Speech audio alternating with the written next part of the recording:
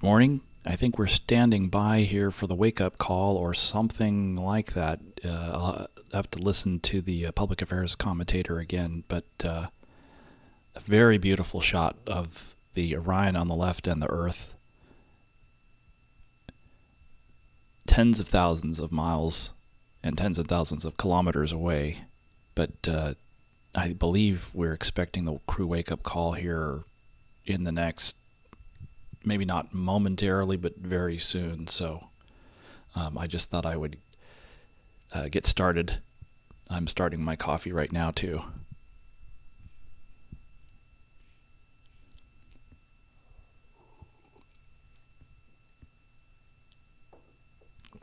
I believe they said that the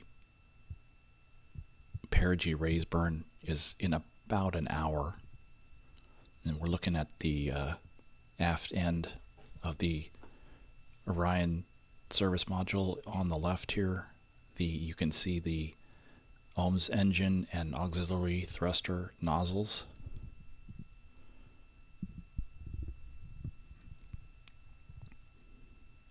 And the crescent Earth. And this is a view from one of the 4 solar array wing cameras. And I think you can kind of tell if you look in the upper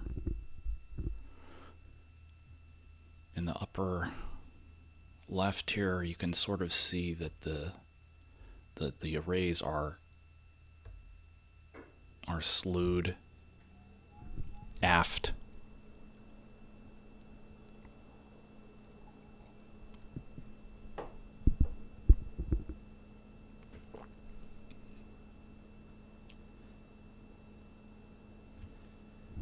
Good morning. I'm sure folks are gonna. You haven't missed anything. I believe we're still waiting for the crew wake-up call here. I was not sure. I was not necessarily getting up to cover the wake-up call, but I at least got up. I wanted to get up for the burn. I don't know what we're going to be able to see, but it's an important burn because otherwise the spacecraft would be re-entering at Perigee later today.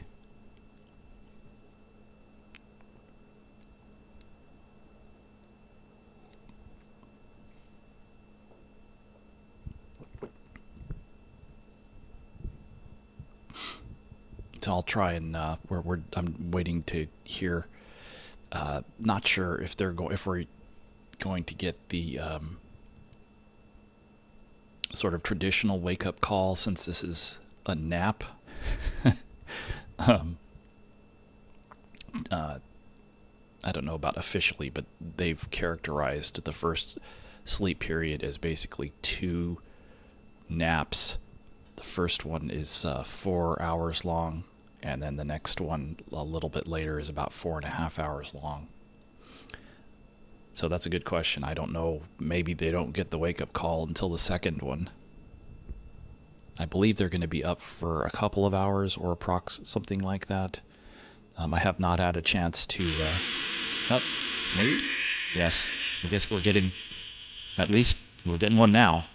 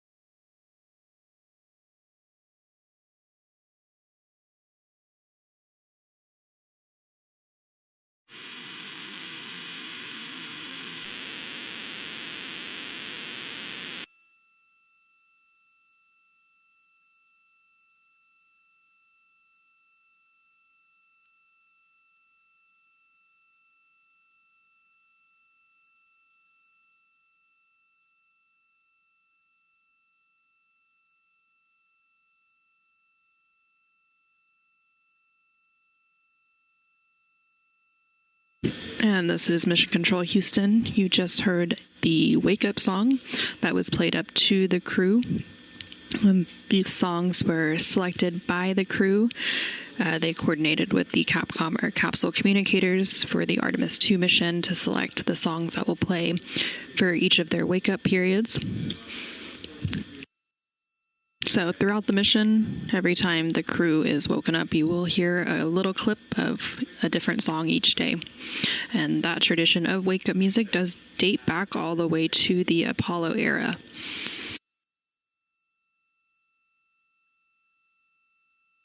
Now that the crew is awake, they are going to step into a brief post-sleep period. And then they will begin preparing for the Perigee raise burn, or PRB burn. That burn is scheduled to take place in just under an hour from now, about 59 minutes until that burn ignition start.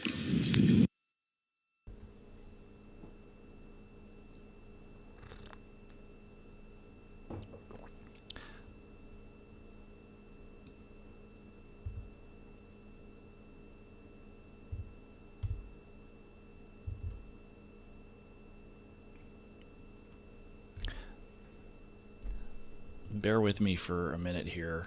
I'm trying to... I guess I lucked out because the laptop that is streaming did not lose its connection. But the one that I'm just monitoring the chat on did. So, having some fun here with the hotel.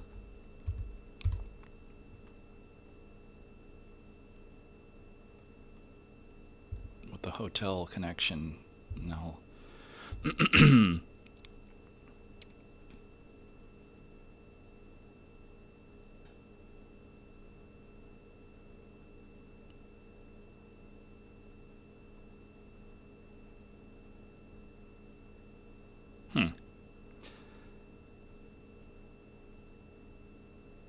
Very odd.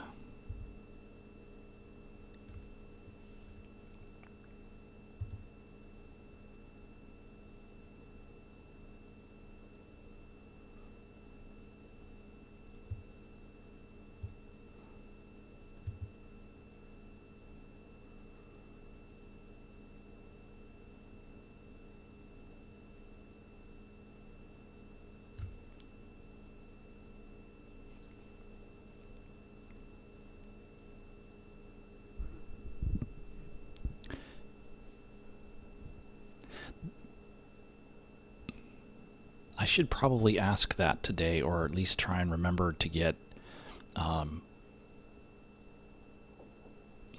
try and get a quick accounting of the number of sort of active flight control rooms there are.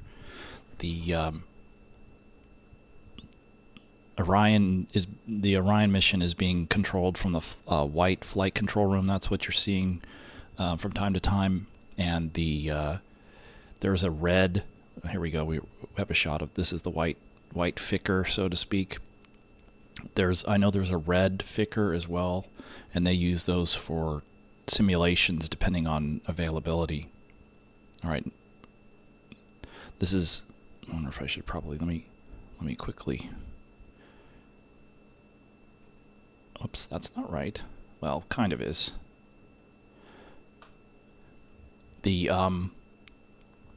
This is nice just because it gives you an idea about distance from the planet right now.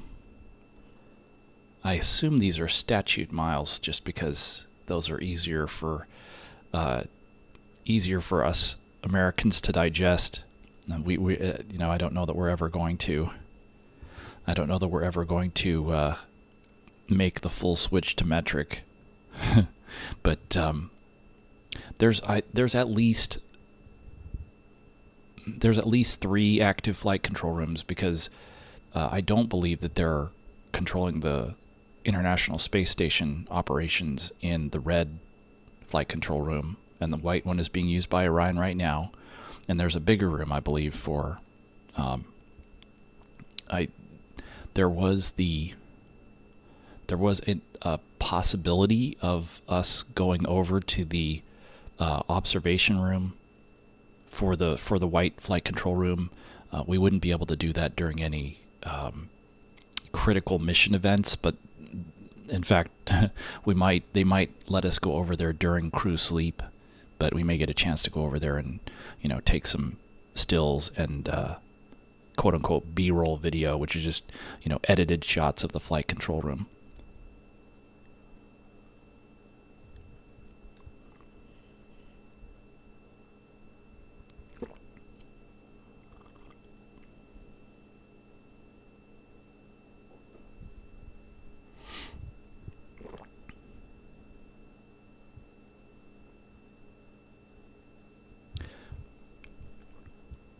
They just typically they will play a wake up rather than an alarm. They will play a wake up song or wake up music. This is Mission Control Houston from the Artemis Mission Control Room. The crew of the Artemis II mission aboard the Orion spacecraft was recently awoken with some wake-up music. They're currently in a brief post-sleep period, and then they will begin preparing for the Perigee raise burn. That Perigee raise burn is scheduled to take place in about 54 minutes from now. There on your screen in the top left, you can see the Artemis real-time orbital website, and this provides the real-time data and telemetry from the Orion spacecraft when we don't have live views outside of the spacecraft itself. The Orion spacecraft, following a liftoff on top of the Space Launch System, or SLS rocket, yesterday, April 1st at 5:35 p.m. Central, 6:35 p.m. Eastern, is now in a high Earth orbit. It is about 43,000 miles away from Earth. For reference, the International Space Station is in low Earth orbit and is typically about 260 statute miles away from Earth at any given time. In the bottom right hand of your screen, you can see a view of the Artemis Flight Control Room here in Mission Control Houston. Currently on console here in the Artemis Flight Control Room is the Orbit 2 team of flight controllers. Similar to the International Space Station Flight Control Room, the Artemis Flight Control Room will be monitored and manned 24/7. There will be 3 orbits of flight controllers for the duration of the Artemis II mission. Those 3 shifts are known as orbits. So the Orbit 1 shift came on console following the ascent of the SLS rocket and the Orion spacecraft, and then they handed over to the Orbit 2 team of flight controllers at about 2:30 a.m. Central, 3:30 a.m. Eastern Time. And then shortly after the Perigee raise burn or PRB burn is complete, the Orbit 3 team of flight controllers will come on console and take the crew through the remainder of their sleep period before they enter into Flight Day 2 and prepare for the TLI or trans-lunar injection burn, which will send Orion and its crew around the moon and back. Again, we are standing by and preparing for that Perigee raise burn. That Perigee raise burn expected to take place in about 51 minutes.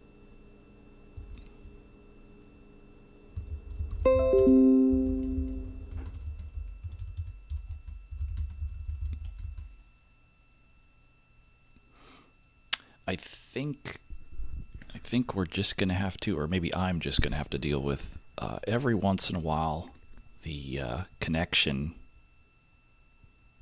as we watch the solar arrays. The solar arrays are moving rather than the rest of the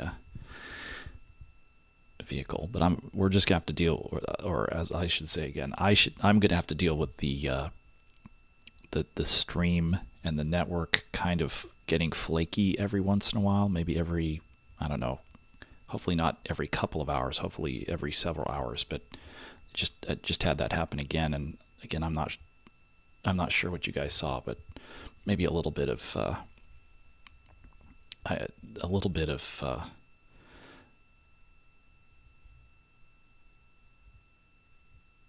slow or stuck stream from time to time. Things are going at a little bit of a slower pace today, so hopefully not the end of the world.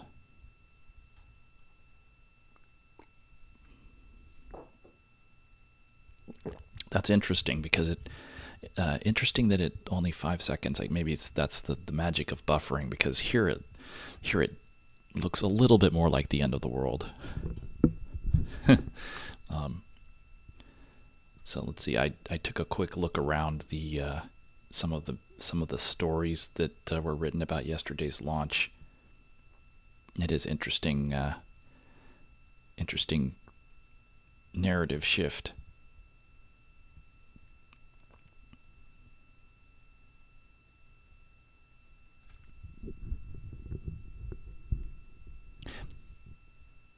Before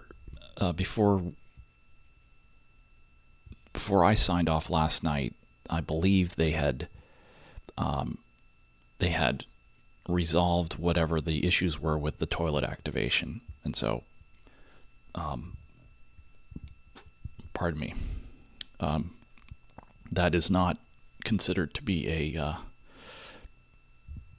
That doesn't sound like it's considered to be a constraint to trans-lunar injection, to the trans-lunar injection burn, which would be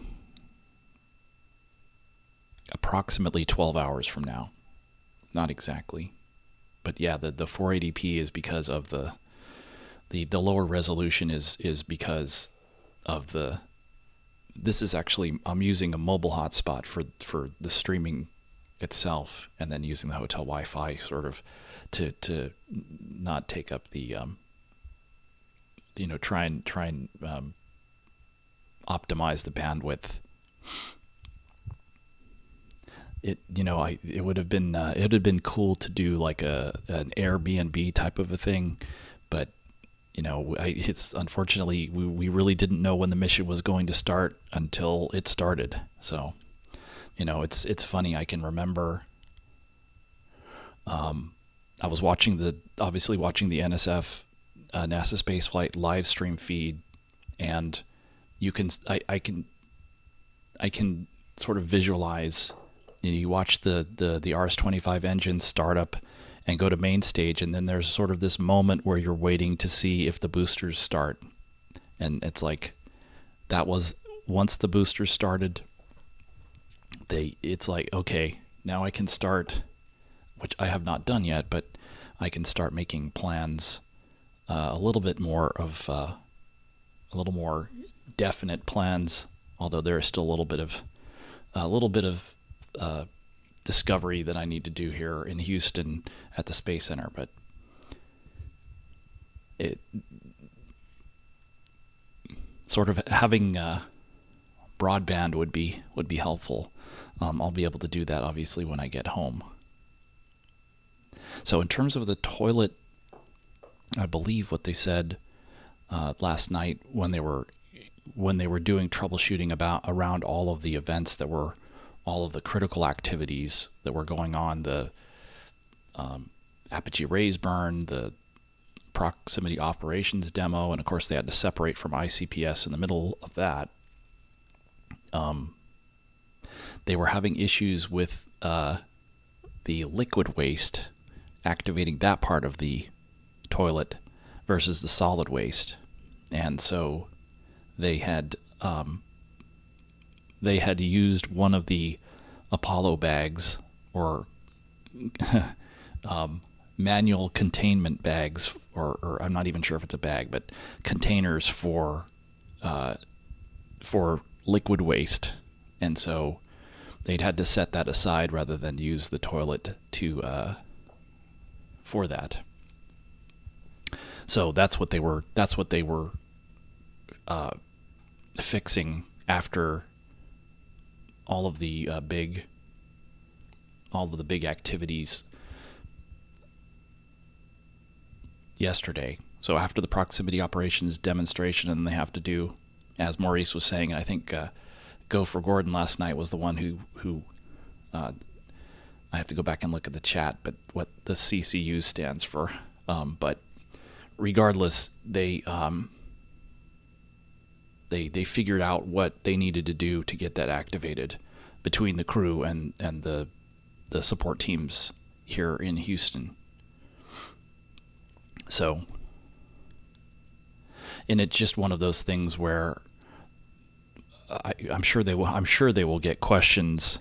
They'll get lots of questions about the toilet because it's the toilet, but also because it's not. I don't know how critical. I'm sure somebody asked them, last year during the pre-flight briefings about how critical it was to making the burn and what would their options be, and so on and so forth. But they really didn't have a lot of time. The crew didn't have a lot of time to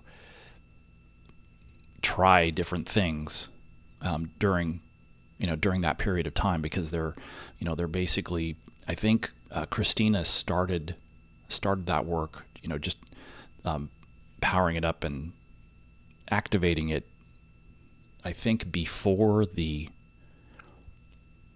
apogee raise burn, so within maybe the first 90 minutes of the mission. And so the point being that I think the support teams here on the ground had more time to figure out what they wanted to try, but then they had to wait until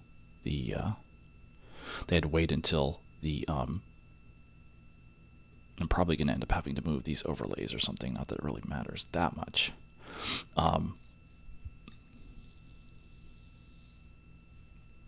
Yeah, I think over on the NSF live stream, DOS talked about why the speed is the way it is, and the orbit has this. It's a very elliptical orbit with a high point out, somewhere around somewhere around 70,000 kilometers, and the low point actually right now is nearly zero. And so yeah, you're trading speed for altitude above Earth. And so as they get, similarly, we'll probably see similar numbers. Pardon me. After when they get out to the moon, relative to assuming they're relative, these numbers are relative to Earth. But as they begin to approach perigee in about 12 hours, we'll see the velocity increase. Probably not dramatically at first, but then similar to entry day in a week and a half, the speed will increase dramatically at the very end. So this is Mission Control Houston, live from the Artemis Flight Control Room. The Orbit 2 team of flight controllers is currently being led by Flight Director Paul Kanya. The Artemis II crew aboard the Orion spacecraft named Integrity is currently awake in a post-sleep period, and then they will begin preparing for the Perigee raise burn, or PRB, operations. In preparation for that burn, again, that burn is scheduled to take place in about 41 minutes. There are going to be some star-fueled maneuvers that take place, and these maneuvers are managed by the GNC, or Guidance, Navigation, and Control Officer, here in the Artemis Flight Control Room. This console is responsible for managing inertial measuring units, global positioning system receivers, barometric altimeters, and the position, state, and attitude health of the Orion spacecraft. And they are also responsible for commanding attitude maneuvers. On your screen, you are seeing views from the Artemis Real-Time Orbit website, or AROW, A-R-O-W. And this website is available to the public on nasa.gov, and we will provide views from this data and telemetry site when we don't have live views from the cameras on board the Orion spacecraft. So currently, the Orion spacecraft is about 43,000 miles from Earth and about 223 miles away from the moon. This is following a launch yesterday, April 1st at 5:35 p.m. Central, 6:35 p.m. Eastern. As the spacecraft completes some of those starfield maneuvers in preparation for the Perigee raise burn in about 40 minutes from now, the spacecraft is using its guidance, navigation, and control system to complete those maneuvers, and that system onboard Orion is responsible for knowing where the spacecraft is and where it is going, and controls the propulsion system to keep Orion pointed in the proper direction and on the correct trajectory. There are several different guidance, navigation, and control systems that can be used on Orion. It does have a star tracker system, and the star tracker operates like a camera but is very sensitive and takes pictures only of stars. And by comparing the pictures to a known star catalog, the sensor determines spacecraft attitude during orbital operations. Once those starfield maneuvers are complete, there will be some final burn targeting that will take place to ensure that the spacecraft is in the proper attitude. For the Perigee raise burn, that final burn targeting is slated to take place in about 8 minutes from now.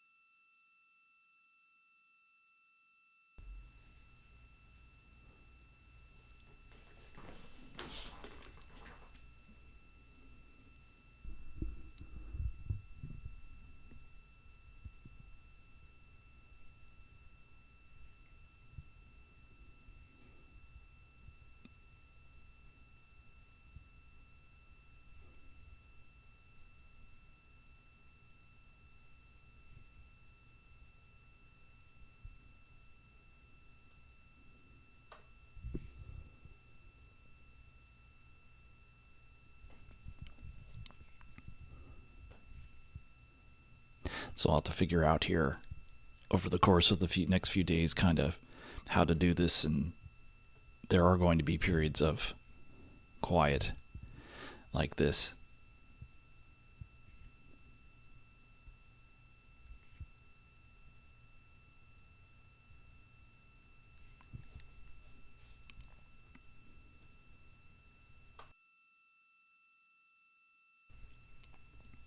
After, pardon me, after the burn,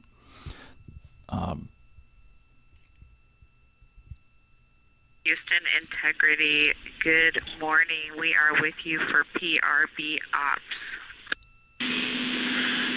And Integrity and Christina, good morning to y'all as well. Things are progressing well with PRB Ops. We can do a quick tag up here shortly once we get our story ready.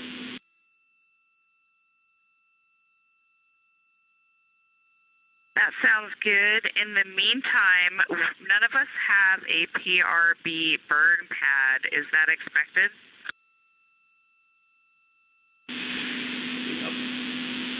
That is expected. We are in the process of uplinking a burn pad right now, and the burn pad will be labeled with a version 2. I'll let you know when we think it's on board.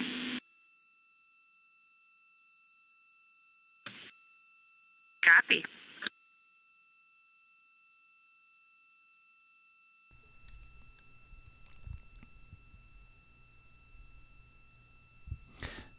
yeah, as I was just saying a little while ago, they're just showing a computer visualization when they don't have TV or live video downlink from the spacecraft, or they either can't or won't show it. But they've been showing really spectacular views of Earth for a while now. When they have it, so. And this is Mission Control Houston. You just heard a little bit of communication there on the Orion to Earth loop, and that is the voice link between the ground and the Orion spacecraft.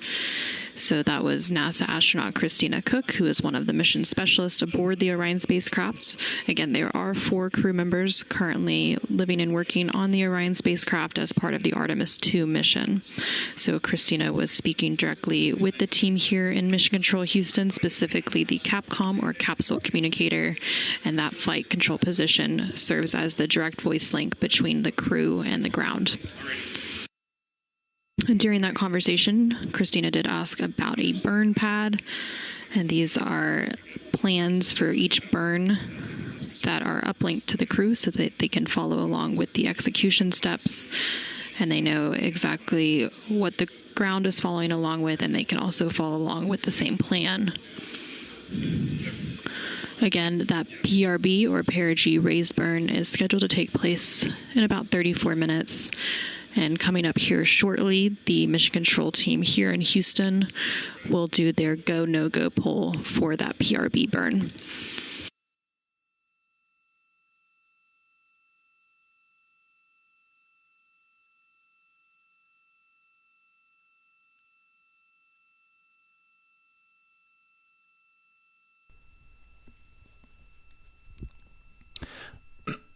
Pardon me. The spacecraft is, it's possible that it's doing that now, or the spacecraft will have to change its attitude from tail to sun to the burn attitude at some point, and so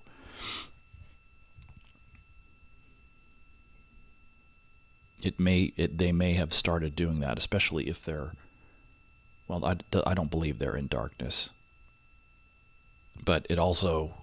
What we may also be seeing is that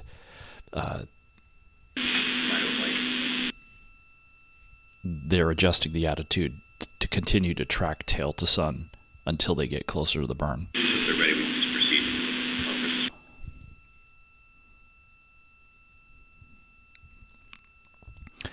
They were talking about the burn pad. Houston integrity for cabin temps. Hey, go ahead, Christina.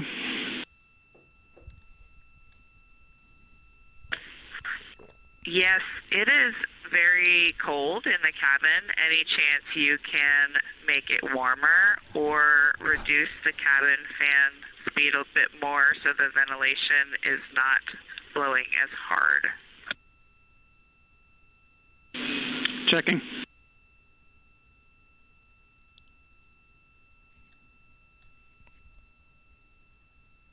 So the burn, hopefully we will get some just double check the burn pad called out. Yeah, Christina, understand, while y'all were asleep, we did turn one of our knobs that we have, and that was the rad loop set points, and we saw a very small increase in the temperature. And so we're going to take a look at some of these shell heaters, and we'll let you know when we start putting some of that in work, and we can see if that affects the temperature in a positive way.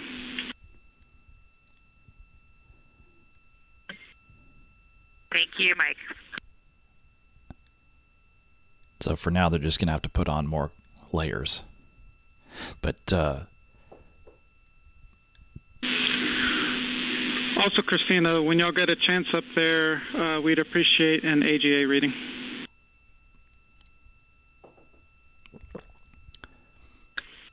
Copy, we'll get on that now. Speaking of post-sleep duties, we did check the avatar lights. It was 8 LEDs on in the top row, 7 in the bottom. Integrity, Huntsville on Orion to Earth 1, we copy for Avatar. That's a good config. Thanks.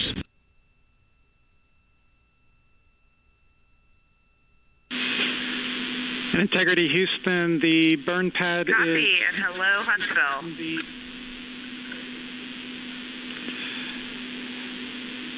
The burn pad is now available on the PCDs, should be version 2, and we'll be ready for a conference whenever you are. maybe we will get the burn numbers from the public affairs officer. We see it and give us a few. But they may, again, they typically will go over the numbers, and I think the big ones typically that we're interested in are the TGO and VGO numbers, the duration of the burn and the change in velocity. This is Mission Control Houston, and you just heard quite a bit of communication between NASA astronaut Christina Cook on board the Orion spacecraft and the Capcom or capsule communicator here in Mission Control Houston. You also heard a little bit of communication with one of the flight controllers at the Huntsville Mission Control Center, and that is in Huntsville, Alabama. That is the Payload Operations Integration Center, and they're typically responsible for managing science payloads. They were talking briefly about the Avatar, and that is a science investigation that is flying as part of the Artemis II mission. Avatar stands for a Virtual Astronaut Tissue Analog Response, and this investigation will use organ-on-a-chip devices, or organ chips, to study the effects of increased radiation and microgravity on human health. Currently, the team here in Mission Control Houston continues to prepare for the Perigee raise burn scheduled to take place in about 29 minutes from now. The final targeting for that burn is currently underway. Ready for the conference. Also, are we go to start our targeting, our final targeting at this time?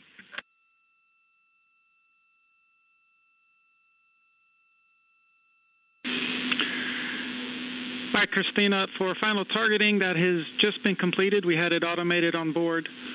We're taking a look at the results, and the results are good. As for the burn conference, I have no comments for y'all. You do see the yellows on the burn pad, but that was just a delta from version 1, which y'all don't have, so you can disregard the color coding.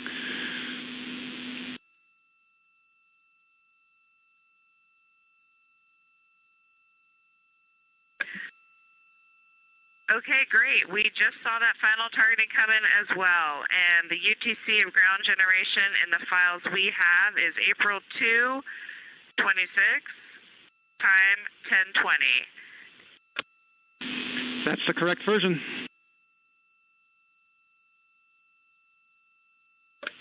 Excellent. Anything else for us in the burn conference?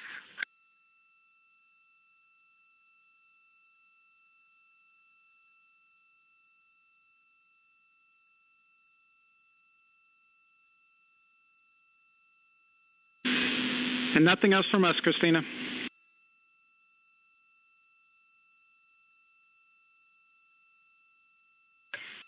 All right, with that, we will continue executing.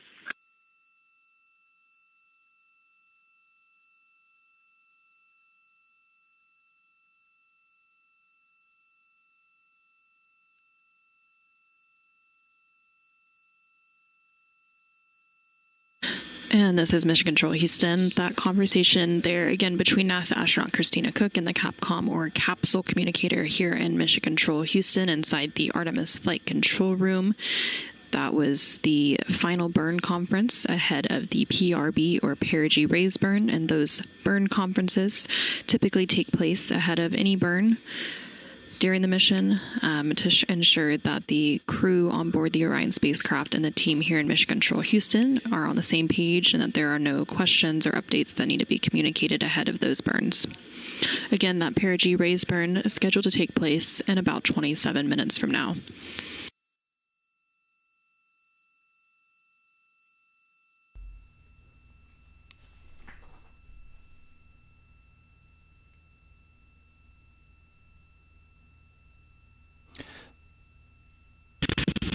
Integrity, Huntsville on Orion to Earth 1 for Avatar.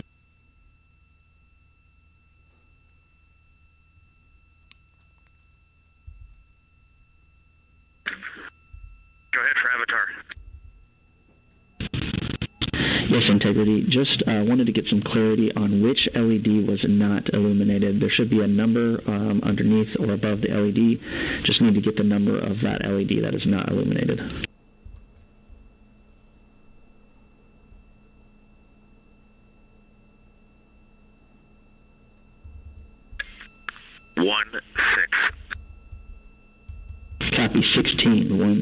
Copy 1616. Thank you. Affirmative, thank you.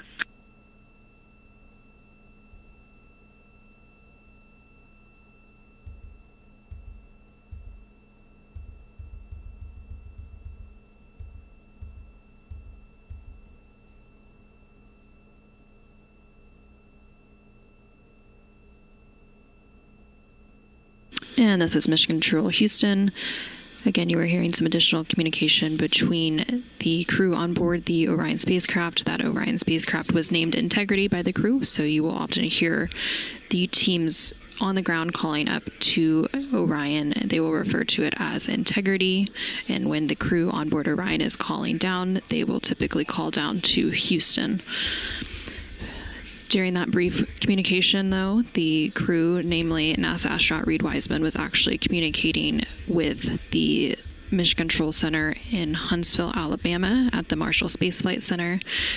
That is specifically the Payload Operations Integration Center, and they are responsible for conducting end-to-end mission operations for science payloads specifically. So they were having a brief discussion about one of the science payloads on board the Artemis II mission, known as the Avatar. And the Avatar is, it stands for a virtual astronaut tissue analog response, and it is an investigation that is using organ chips to study the effects of radiation and microgravity on human health. This specific study could provide valuable information for developing measures to protect astronaut health on their journeys, such as personalized medical kits.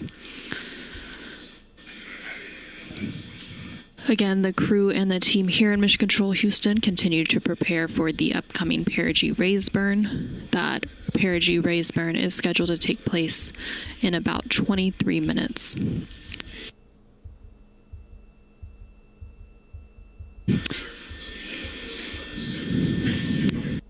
The Perigee raise burn will adjust Orion's perigee, or the lowest point of its orbit, into the correct orbital geometry to then set it up for its trans-lunar injection, or TLI burn, which is planned for Flight Day 2.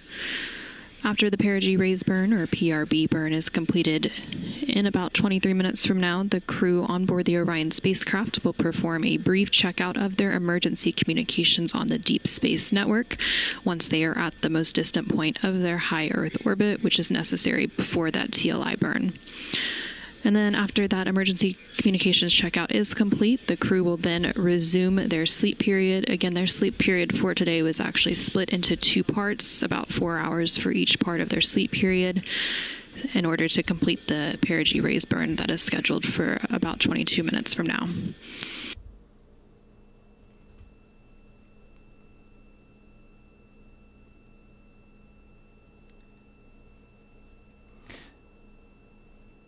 Hopefully we will hear those at least those two numbers and maybe a little bit more.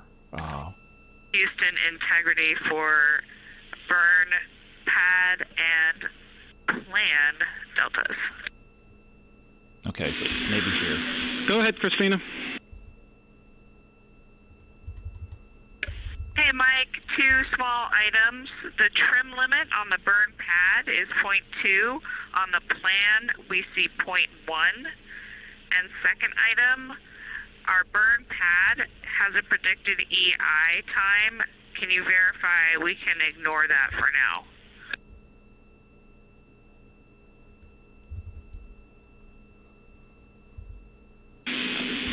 All right, Christina, you can ignore the EI time. We're checking on the term.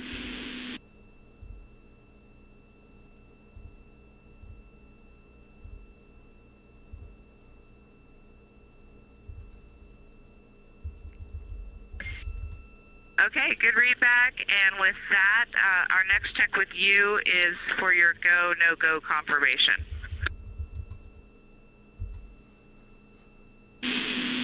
And Christina, Houston is go for the burn. Integrity copies.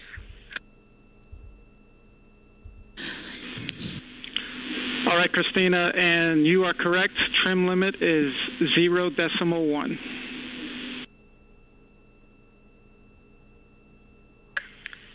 Copy, thank you.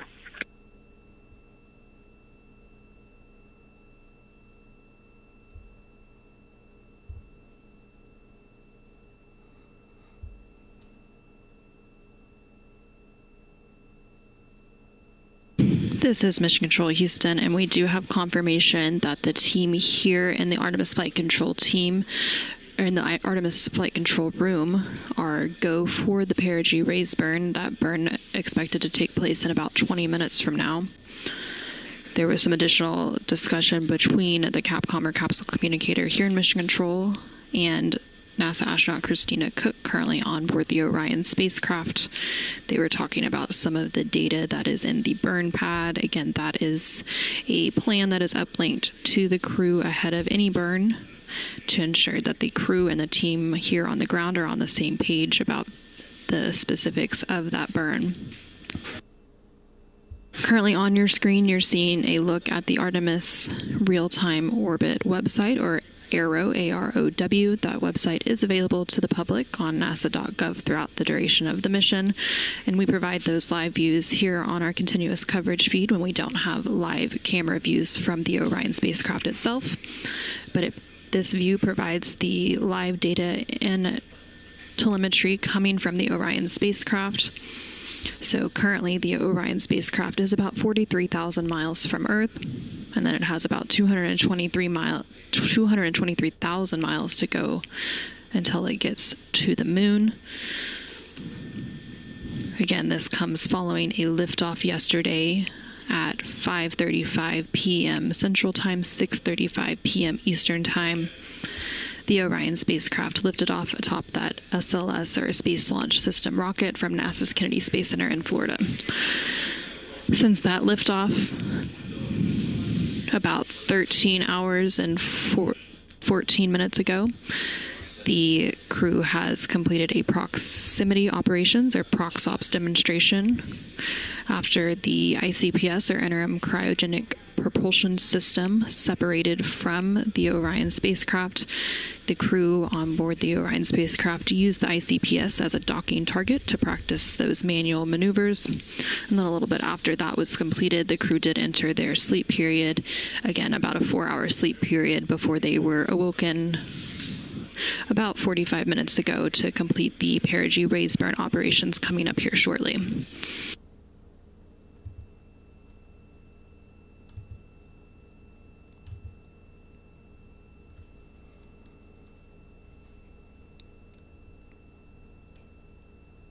I may need to look around for or speak with somebody at the Space Center later today about getting that information about different types of burns.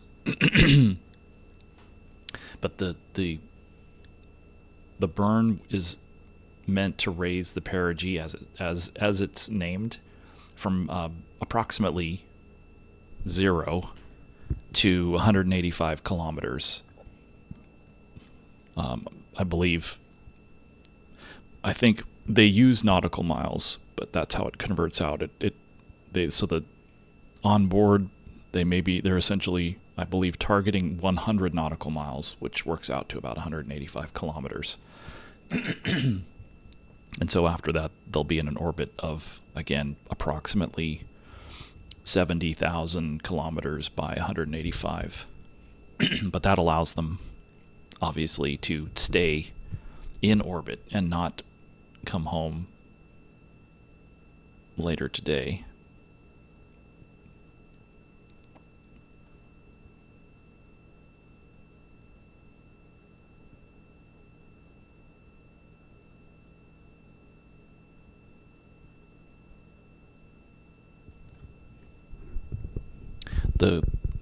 The crew will just monitor the burn. They would only do it manually. I mean, it would probably require I don't think that they would do a critical burn like this unless it was absolutely necessary, and it certainly isn't in this case.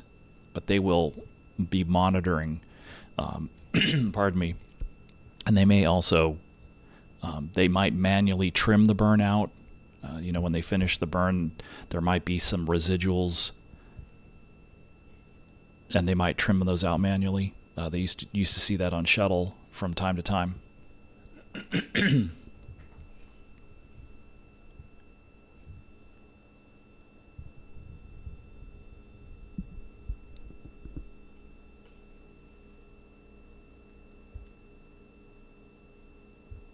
This is Mission Control Houston as the Orion spacecraft and its crew, along with the team here in Mission Control Houston inside the Artemis Flight Control Room, continue to prepare for the upcoming Perigee raise burn, slated to take place in about 15 minutes from now. The solar array wings on the Orion spacecraft, or the SAW, are now in position for that burn. The Orion spacecraft has 4 total solar array wings on the service module. Each solar array is made of 3 panels, and the length of each wing is nearly 23 feet long, or about 7 meters long. These 4 solar arrays are used to convert light into electricity, and they can turn on 2 axes to remain aligned with the sun for maximum power. And on that visualization there in the center of your screen, you can see those 4 solar array wings on the Orion spacecraft.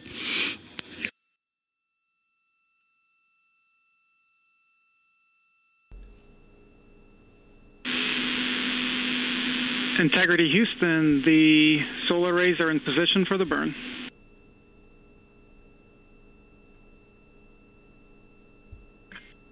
Integrity copies.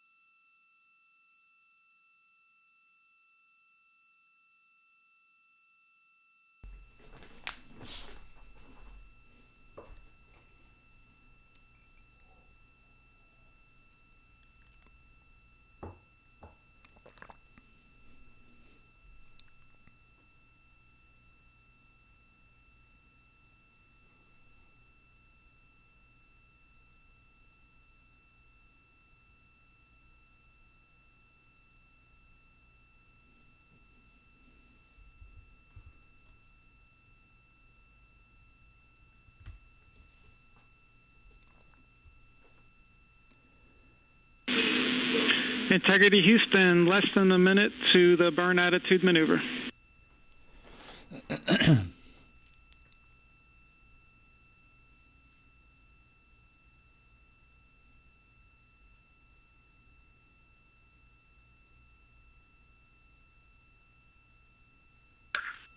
we copy that.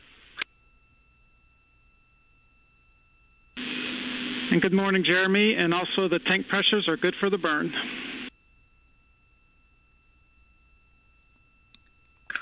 Okay, we copy that. So they were staying in tail to sun all the way up until now. This is Mission Control Houston. Again, hearing some continued communication from the crew on board the Orion spacecraft. That Orion spacecraft currently in a high Earth orbit, preparing for its perigee raise burn in about 11 minutes from now. The team here in Mission Control Houston calling up to the crew through the Capcom or capsule communicator position, confirming that the Orion spacecraft is in the correct attitude for that burn. The attitude is the orientation or the pointing direction of the spacecraft. and it is determined by 3 different rotational axes known as pitch, roll, and yaw. And it is important to ensure that the spacecraft is in the correct attitude prior to the upcoming Perigee raise burn, but also in preparation for any of the burns.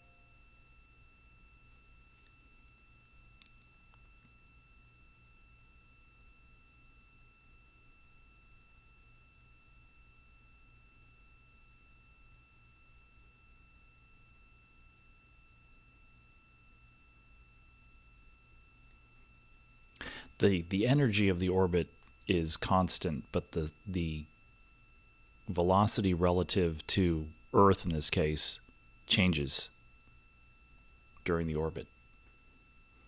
So it's much slower at apogee like this and much faster at perigee. For a circular orbit, for a perfectly circular orbit, the speed would be approximately constant.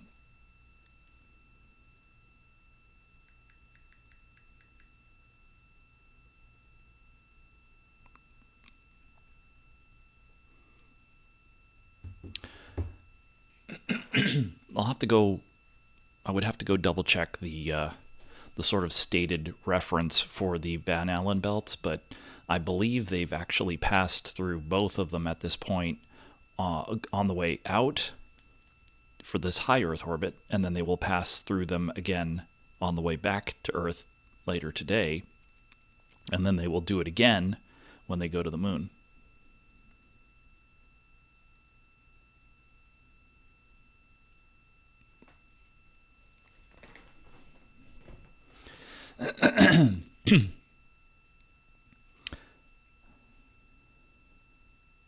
Okay, so we're now seeing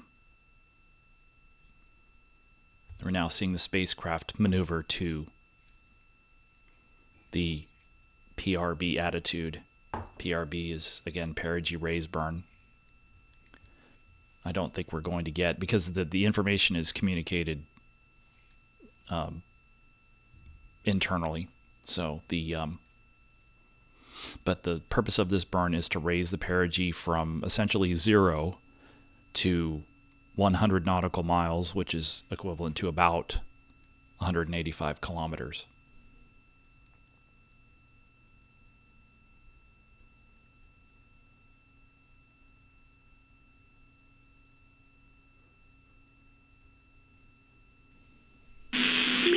Integrity Houston, we see y'all in the burn attitude.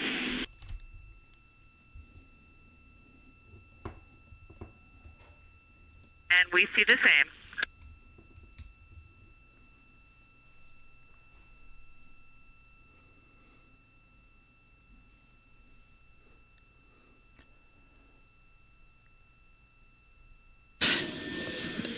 This is Mission Control Houston. We are about 5 minutes away from the Perigee raise burn. That burn expected to last about 1 minute and 4 seconds.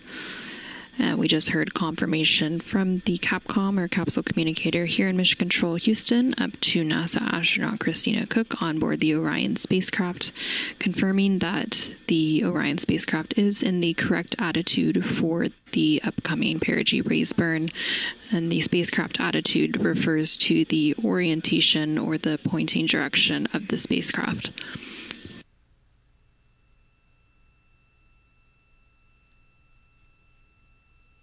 So there we got the time of the duration of the burn. So I think she said she didn't say 64 seconds, but she said 1 minute and 4 seconds.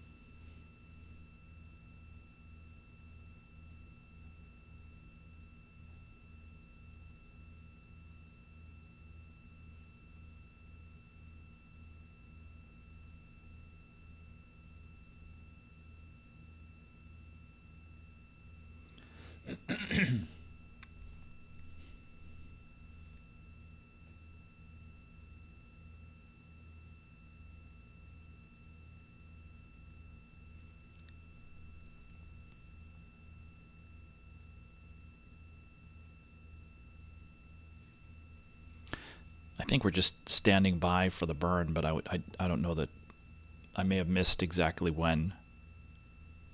I don't know if we got the call about exactly 2 minutes to the burn or how many minutes to the burn.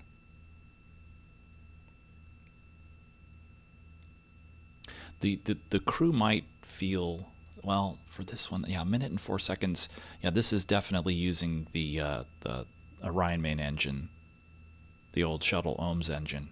So they I would assume they would feel ignition. And then if it's long enough like this, they may feel the acceleration. It's not a lot, but I would imagine that they would feel the ignition.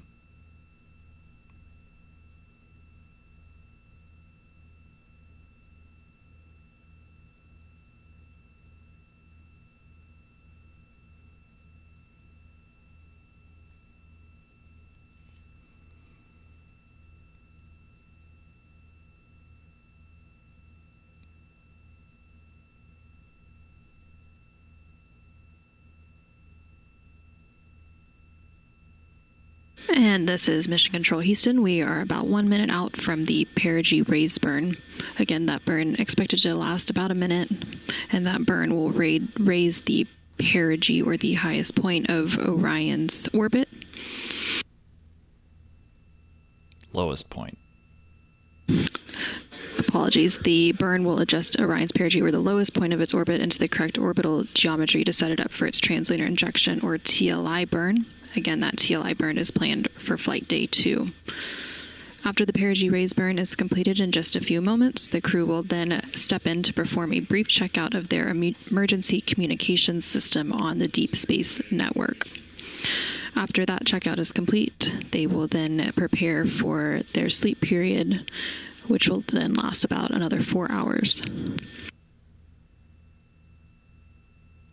Yeah, that's correct. I think optimally you would do your perigee raise burn. Okay, there's the RCS. And that perigee raise burn is It's now underway. burn.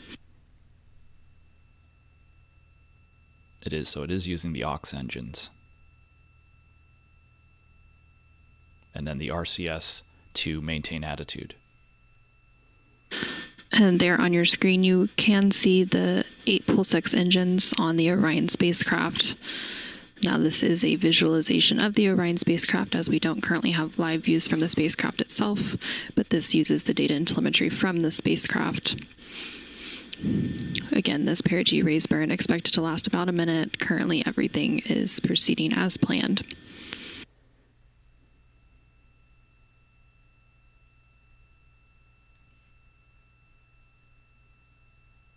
And we do have confirmation that that burn is complete. It was a good burn. We're tracking a good burn.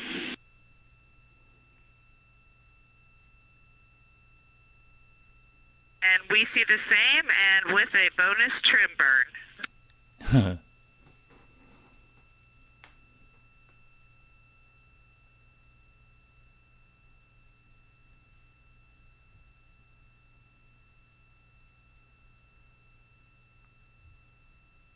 Yeah, this burn basically is just raising the, considering apogee is out around 70,000 kilometers, this is just raising the perigee. And you just heard confirmation from NASA astronaut Christina Cook and the Capcom, or capsule communicator here on the ground in Mission Control Houston, that we did have a good perigee raise burn. That burn lasted about 50 seconds using the 8 Pulse-X engines on the Orion spacecraft service module.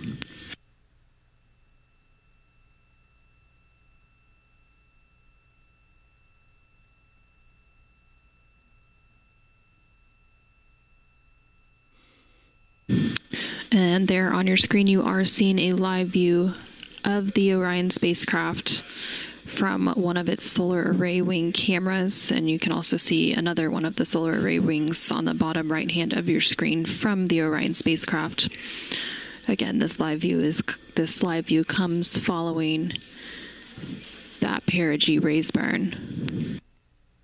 I think this might actually be the aft-facing camera on the crew module adapter. I wonder if that's the moon in the background. But you can see this is the spacecraft attitude is changing. I believe that they're going back to their typical tail to sun attitude, which is, I believe, sort of the optimal thermal attitude. There in the distance, now just going off of the screen, we did see a distant view of the moon following that perigee raise burn coming from that solar array wing camera. Again, the Orion spacecraft is currently about 220,000. Readings when you're ready. And good morning, Victor. We'll take those readings. Good morning, Mike. You have CO2 2.8, O2 19.0, 68.1 degrees, 14.55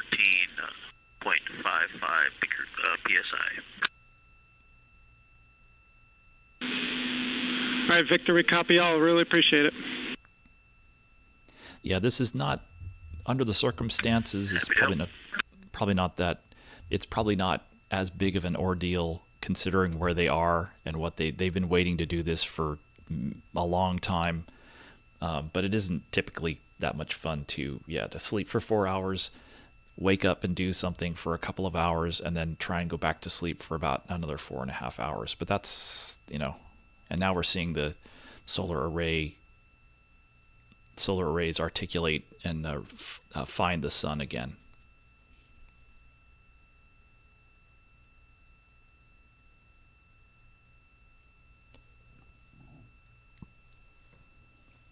So you can see a couple of the solar arrays in this view. So again, that's why I believe this is, you can see another one up here.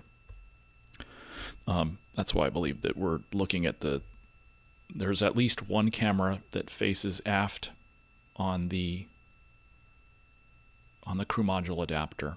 I believe this is the same camera that we saw a few times during Houston, launch. Integrity, we would like to ask you to finish up step 23 of orbit burn execution for us, if that's okay, so we can get position for the EMERCOM check.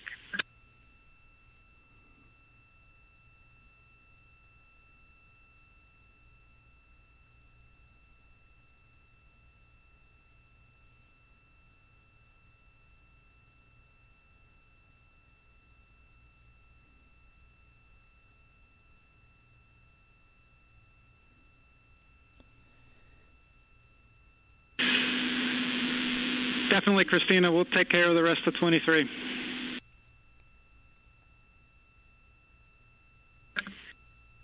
Thank you.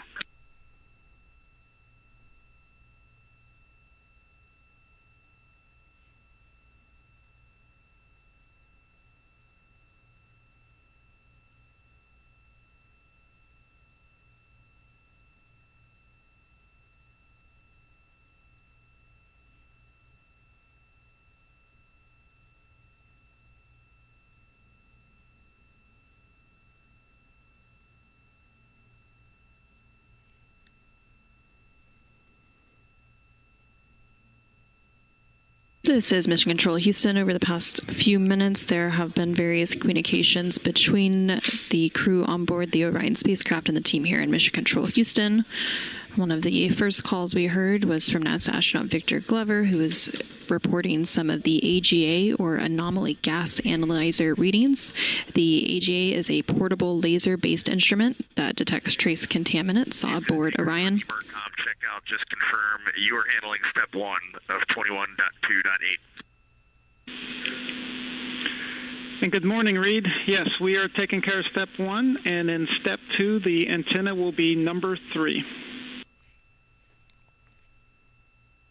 So it does sound like they're doing this emergency communication systems checkout. They are trying. It does sound like they want to do this and go back to sleep.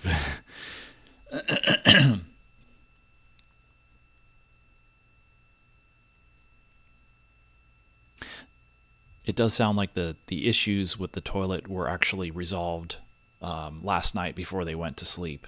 So that, as far as we understand, there's nobody. It's not a constraint to TLI.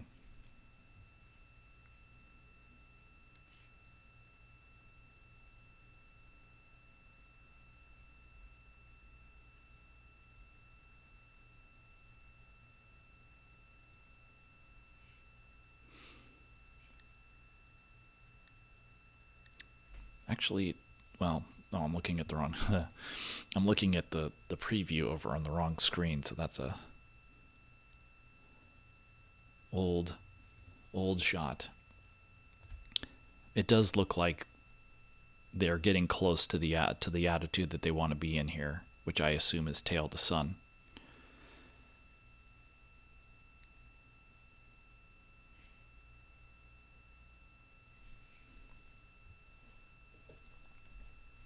And that's the last. And this is Mission Control Houston. The crew is now stepping into their emergency communications checkout using the Deep Space Network. The Deep Space Network is... We're picking up in step 4 of EMERCOM checkout on antenna. Well, we'll get to antenna 3 in a second. Houston copies.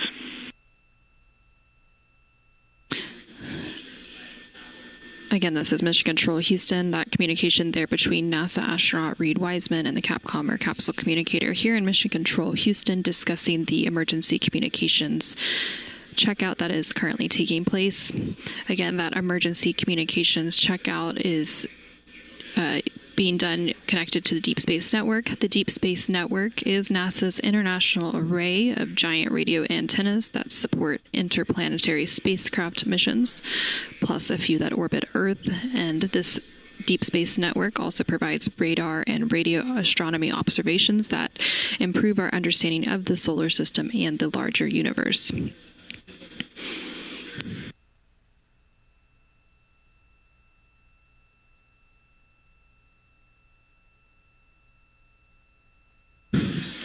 During this emergency communications checkout, the crew will perform various voice tests of the emergency communication system using the Deep Space Network. This checkout is being done to ensure that if the Orion spacecraft was to lose communications, they would be able to regain communications from Mission Control Houston using this emergency comm system in the event it lost that communications. But again, that's not expected. This is just one of those checkouts that is being performed on the Orion spacecraft before that trans-lunar injection or TLI burn slated for tomorrow. There were some additional checkouts of the spacecraft completed prior to their initial sleep period earlier today. They tested out some of the cabin configurations, the environmental control life support systems, and some of those checkouts will continue into the flight day 2 ahead of that trans-lunar injection burn, just to ensure that the spacecraft is in a good and steady state ahead of its outbound trip to the moon.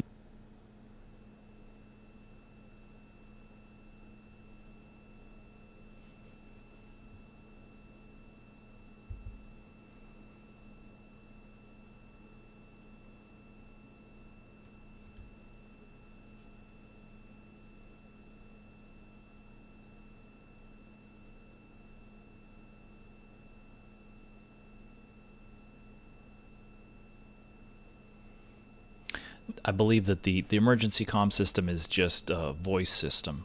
So I believe, again, it's for that it would be a fairly big emergency if they really couldn't use the communication system on the spacecraft is itself a fairly critical system. So.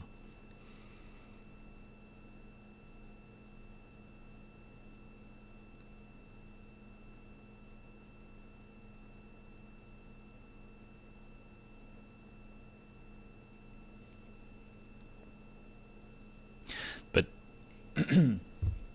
now that the Perigee Raisburn is complete, I think the next major maneuver is one of the last major maneuvers of the mission. Actually, there will be some trajectory correction burns later, but the trans-lunar injection burn would be a little bit less than 12 hours from now. So let me go back to they did release an updated overview timeline based on the April 1st launch. So they have, where did it go? They have the Orion TLI burn at mission at an MET of 1 day, 1 hour, 8 minutes, and I guess that's 42 seconds. That would probably be the ignition. So that would be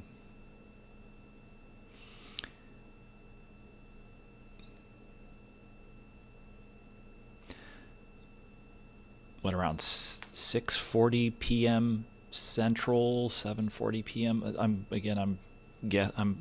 trying to do math in my head, somewhere around there. So it's this evening on April 2nd. I think technically we're still in flight day. Well, they do call it. We're technically still in flight day 1. The timeline here has flight day 2 beginning in the middle of the crew sleep. Their second nap.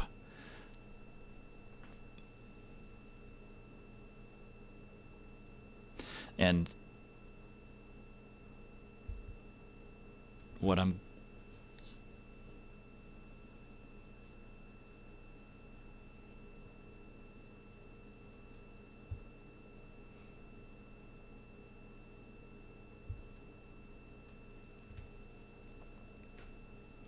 I'll plan on doing is, at least in the near term, I'm going to probably plan on stepping away from the live stream and leaving it up, and we'll just kind of I'll have to experiment here at first with whether I spool up multiple live streams or just leave them up. I think so. For the time being, I'll go ahead and leave it. I'll leave it up. And not necessarily sign off right now, but in a little bit. But leave the live stream up for a little bit. We'll see. Some of it's also going to depend on Houston integrity end of line, comm checks.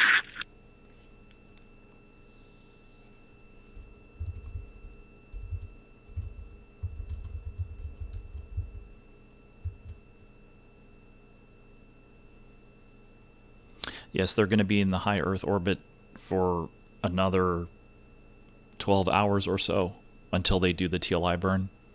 And so they're still up very close to the apogee of the high Earth orbit. You can see they're 43,500 and change miles.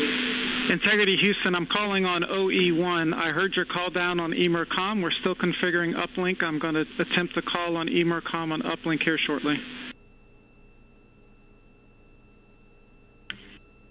Okay, we are in instruction 26. Do you want us to hold here and leave EMERCOM on? Do not execute 26.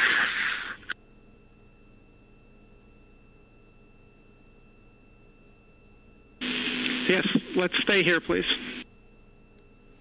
Let's stay here, please. Okay, Mike, we have you loud and clear on EMERCOM as well.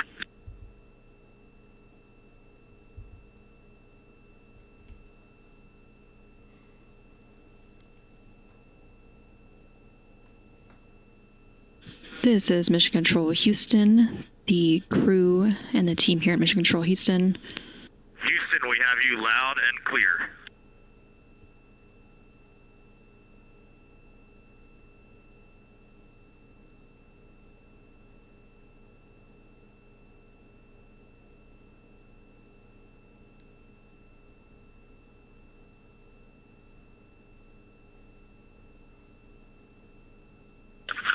Okay, copy that.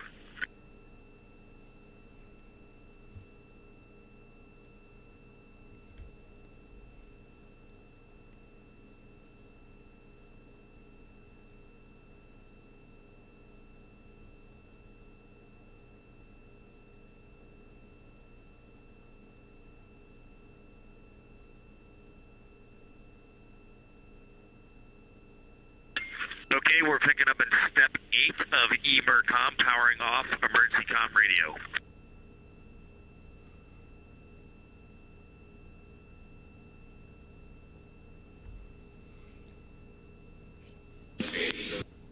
This is Mission Control Houston, the crew here on the ground, along with the Artemis II crew on board the Orion spacecraft, just completed their EMERCOM or emergency communications checkout using the Deep Space Network, and that checkout was successful on both ends.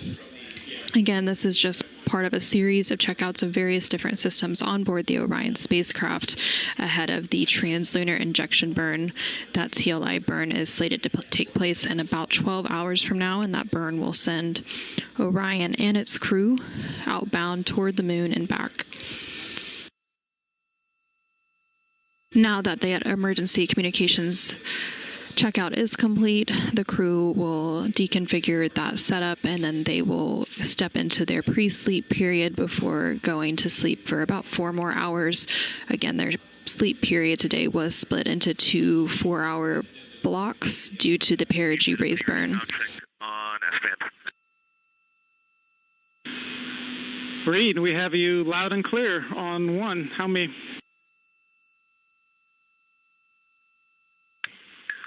We have you the same. We just didn't want to let you go without saying the view out window 3 from about 38,000 nautical miles of the entire half of the Earth is spectacular. I love to hear that so much, Reed. So glad you guys are getting to experience it. I do have 3 quick questions for y'all before we sign off for the rest of the night.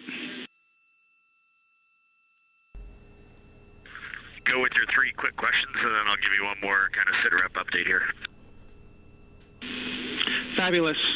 Can you just give us a quick report on the audio quality for Emercom in terms of like clarity and pacing and stuff?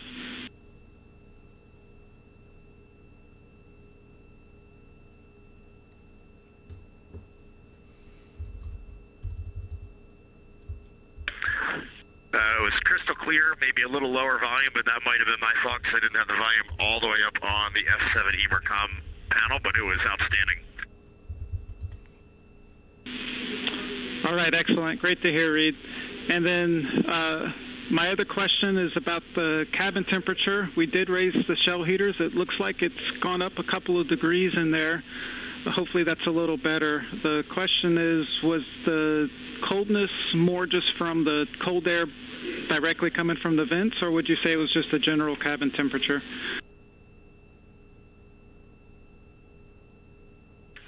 I'd say it is both. The general cabin temperature is low, and then the spacecraft over by the toilet and the side hatch is noticeably colder than the side over by the PWD and the food warmer. It's high airflow volume and just cold air.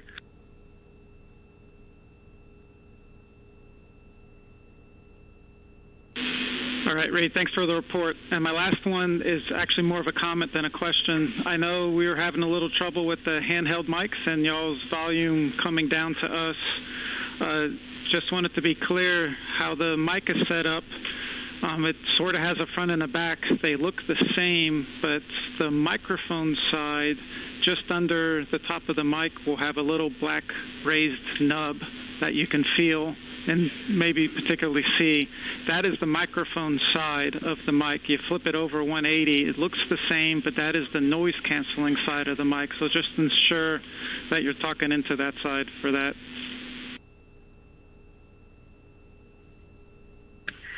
And that is a great note. We've adjusted by how we hold the mic. I do confirm we are speaking into the mic side. And how has the volume been on this operation? Just by how we hold the mic, I do confirm we are speaking into the mic side. And how has the volume been on this operation? Great. Ever since y'all have been awake for this PRB ops, it's been loud and clear. We have no concerns.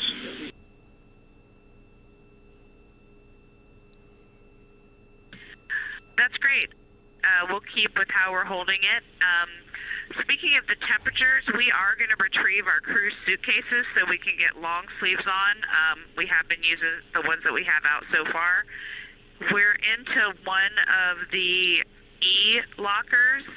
Can you let us know where all of the crew suitcases are? All they say on ours are D and E, and we're wondering if we should open both sides or not. All right, we're checking.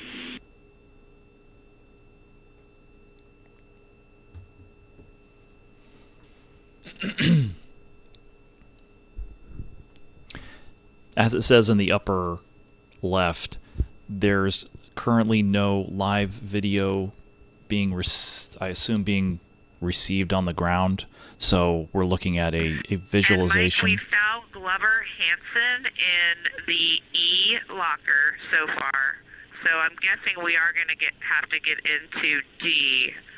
But let us know. Perhaps it's just on the other side of E. So we're looking at the spacecraft attitude relative to Earth. And yes, got confirmation down here. We do expect you to go into locker D Delta to get the other suitcases. And relative to Earth, and you can also relative to the sun. That, Mike. And if you have maybe 2 minutes, I'd like to just talk about some photography operations that might feed into the science team. So you can see the spacecraft is in its sort of normal tail to sun attitude. 2 minutes, Reed. Let's go. And then down in the we're lower. noticing on the GoPros, on video in particular, it's very hard to get the gains to come down. Everything is just very white, bright, and washed out. The iPhones, you have to manually go in and bring the gain down, and even at that, it's very difficult. It's like walking out back at your house and trying to take a picture of the moon. That's what it feels like right now, trying to take a picture of Earth. On the D5 with the window shroud and window 3, D5, long lens, window shroud on window 3. Very easy to maneuver. We're using a 3-frame bracket, and we're getting some outstanding pictures of the Earth. They seem to be pretty crisp, even at 400 millimeters. So on a good first hack, the window shroud with the long lens is a very workable solution. But the more modern cameras are definitely having trouble gaining themselves down. Maybe there's some ideas that can be come up with in the next day or two to help us out on that. That's it.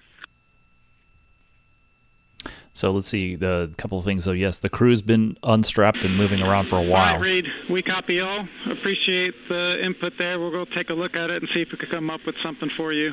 In addition, we are going to go ahead and lower the cabin fan speed by another 1,000 RPMs, and hopefully this helps with it, and we can reassess in the next morning. And again, in terms of the display... Okay, that sounds good. Can you look, do you have the either the ISS tracker, or do you have the world map up in there? And can you tell me, the sun is set just west of a continent. I can't tell what continent it is, whether it's South America or Africa.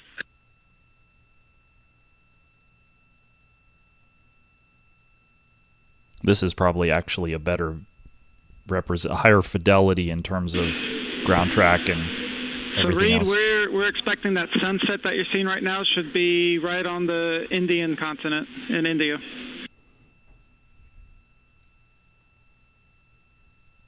The previous visualization, again, probably, well, definitely not high fidelity, at least not completely. Yeah, I just wanted to describe for you guys the beauty that we're seeing. You can actually make out the coastline of the continent. You can make out rivers because of the sun glare.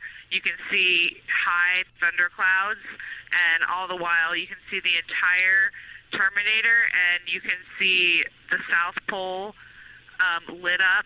It's just phenomenal. This is probably a higher fidelity in terms of... This is probably higher fidelity.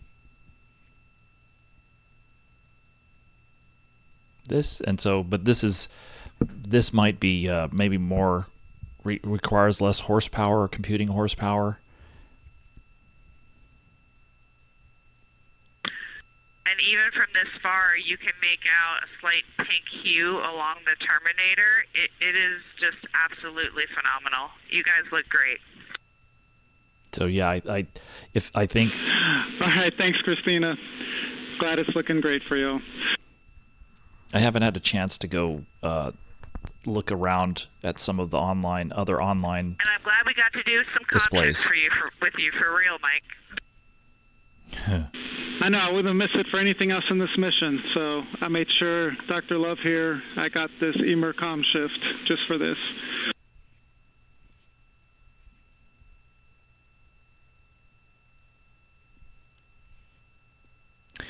This is Mission Control Houston. Speed and distance are in the lower right. Communication there between NASA astronaut Christina Cook, currently on board the Orion spacecraft as part of NASA's Artemis II mission. Overnight support there. We really appreciate it. It's been a good first. Well, it's been 2 orbits of Earth, I guess, and this one's just got a 38,000 mile apogee. We're going to pick up in 26-1-100 pre-sleep checklist, and then we're going to dim the cabin down and get some rest. Thanks for your support. Yes, great PRB day. Excellent flight day 1, y'all. Get some good rest, and we'll be in touch in a couple hours.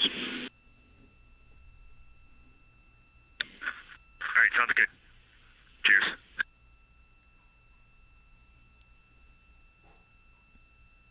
Again, this is Mission Control Houston. Again, that chatter between both NASA astronauts Christina Cook and then NASA astronaut Reed Wiseman, currently on board the Orion spacecraft as part of the Artemis II mission. The Orion spacecraft recently completed a perigee raise burn, and then they completed an emergency communications checkout, and now they are preparing to go back to sleep for a few hours before they prepare to enter Flight Day 2. But during some of that communication, they were talking about the cabin temperature inside the Orion spacecraft, requesting that the temperature be increased if possible. And then they were also discussing some of the views that they are seeing from the windows of the Orion spacecraft, particularly looking back on Earth. It sounds like the view from the Orion spacecraft, about 43,000 miles away from Earth, is quite spectacular, in the words of NASA astronaut Christina Cook.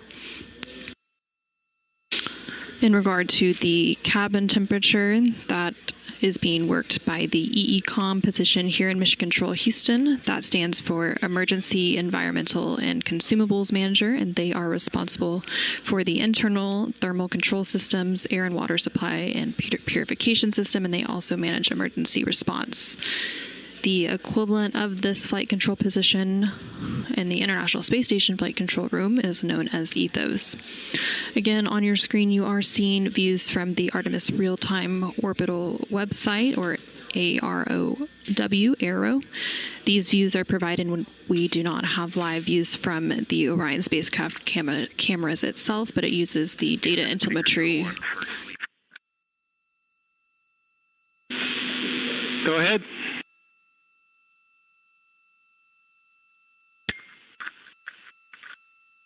Hey, Mike, I just commanded the ARS state to sleep. I just want to let you know, in case you guys are doing some manual commanding on those fan speeds, I might have just overridden you with that.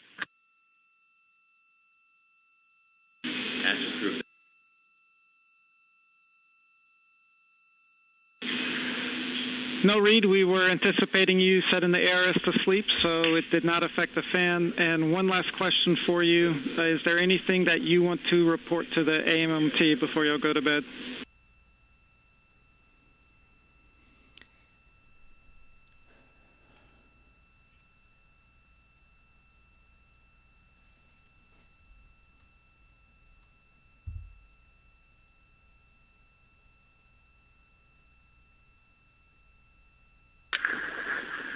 On the technical side, Mike, I'm sure you all are covering it down there. We are getting a lot of SM prop system cautions. We also see on string 2, the string 1 and string 2, some cyan data on the oxidizer pressure, and for a little while overnight I saw the same on the fuel pressure on string 2, manifold 2. Right now, manifold 4 fuel pressure is missing. So we are just seeing some nuances there. That's interesting. We've gotten those CMUS 300 cautions, but I think those are just due to the wrong settings in the system. And other than that, we got a few things.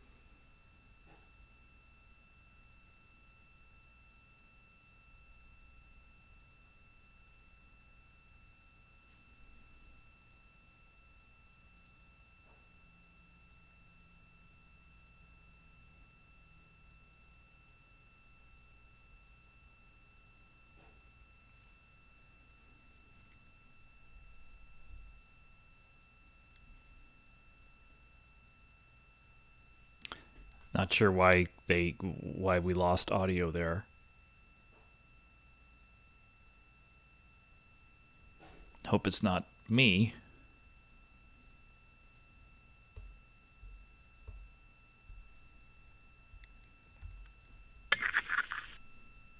Integrity on 1 contact. Nope, wasn't me. Reed got you loud and clear. Sorry about that. We were just going through a data rate change. Snuck up on us. I copied all the way. You were talking about the cautions, and then I said, other than that, we've got a few things, and then that's where you cut off.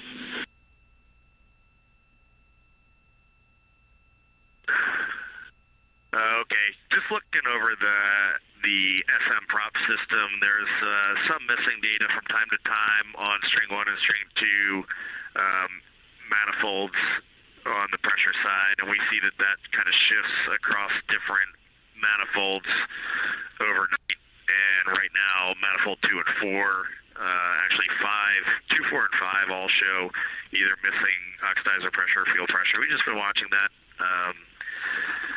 And And then cabin temperature is probably the biggest one impacting crew habitability right now. And but honestly, a few other things we would talk to Jeff about on ascent and just some post-MECO items, but none that would be a lean against the AMMT.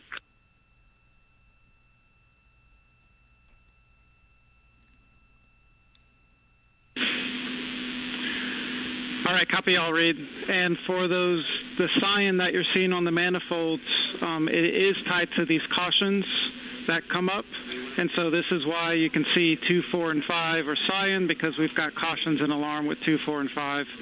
The data changes a bit when the cautions come in. So we're working on that to get that changed. All right, Mike, sounds great.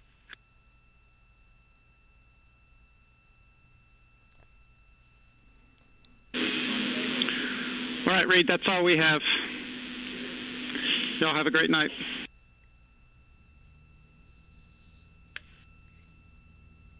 You as well. Good night, Earth.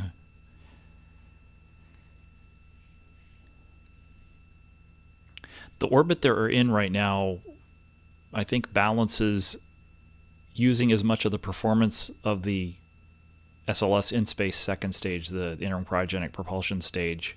So they get a good deal of the performance that they need to eventually complete the TLI with Orion.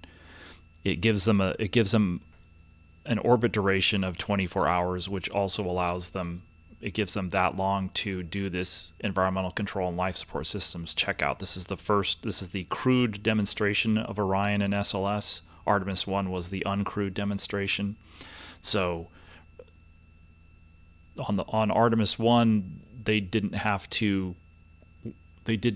the crewed systems on board, and since they didn't have a crew on board, they could take a little bit more risk on the first flight of the all up, or not all up, but full crew module and service module Orion spacecraft. So they went all the way to the moon with the ICPS burn. They did the full TLI burn with ICPS. Here, this gives them a little bit of a risk reduction. If something was to have come up, or could still come up, I suppose, in the next 12 hours, they could just come home. Or they could, for instance, wave off an orbit, do another 24-hour orbit, but they're always essentially 24 hours from coming home. Once they perform the TLI burn, the return time will increase very quickly. So they may be able to do a direct abort. I think they said they may be able to do a direct abort for the first maybe 36 to 48 hours after that. But once they get out that a couple of days out from the TLI burn, it's going to be less risky for them to go all the way out to the moon and come back. And that's probably a good week's worth of time.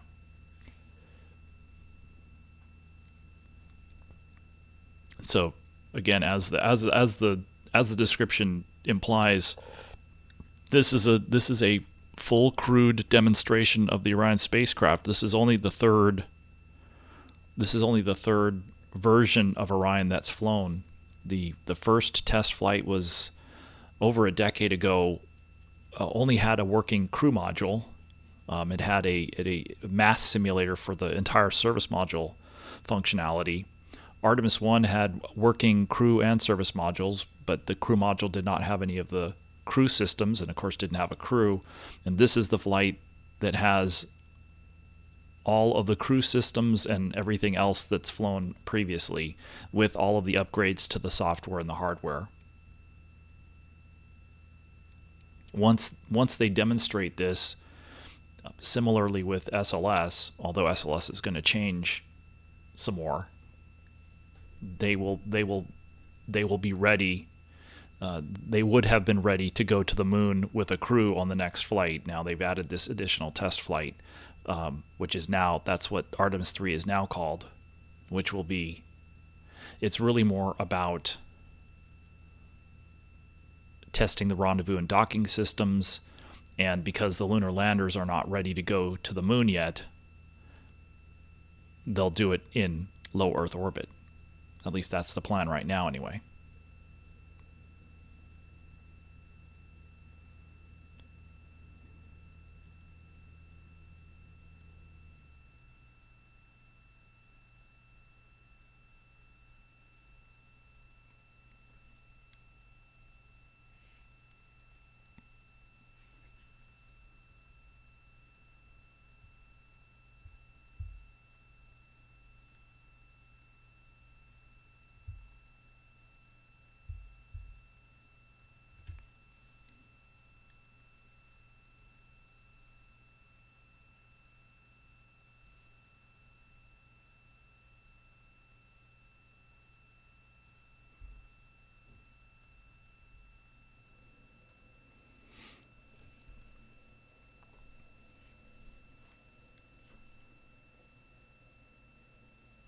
So I think what I'm going to do is, at least for the moment, we'll see. Because yesterday when I left the tanking commentary and came back, it looked like somebody had left some stuff all over chat. So I'll have to see how that goes today. If necessary, I can always stop this live stream and do another one. I'm going to sort of experiment here with how many of these I need to do on a particular flight day now. I don't know. This is still, I guess, technically not flight day 2 yet. That won't begin, I think, for a few more hours, but there's going to be a little bit of there will be differences between the calendar days and the flight days, because the launch was in Central Time was about 17:35 Central, 5:35 p.m. Central. So, and the cruise workday was aligned along that. So,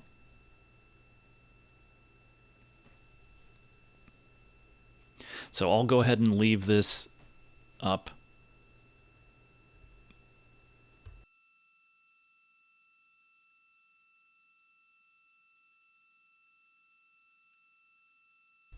All right, getting ahead of myself. So you guys can, if you want, you don't have to watch. You don't have to watch this live stream. You can go watch the NASA live stream directly. But I will come back and provide some more commentary in a little bit. But I'm going to take a chance here for the time being and basically get up.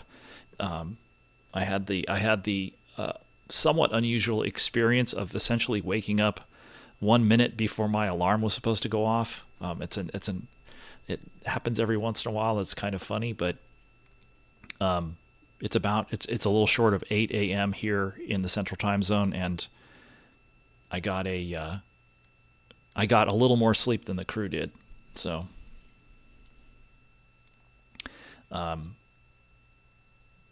and I also don't have to work as hard as the crew. So so I'll go ahead and mute, and we will, and I'll come back here, but I'm going to kind of get up and get moving around and probably get some more coffee. And this crew sleep period, I don't think the crew has actually started their sleep period yet. So it's supposed to be about 4.5 hours.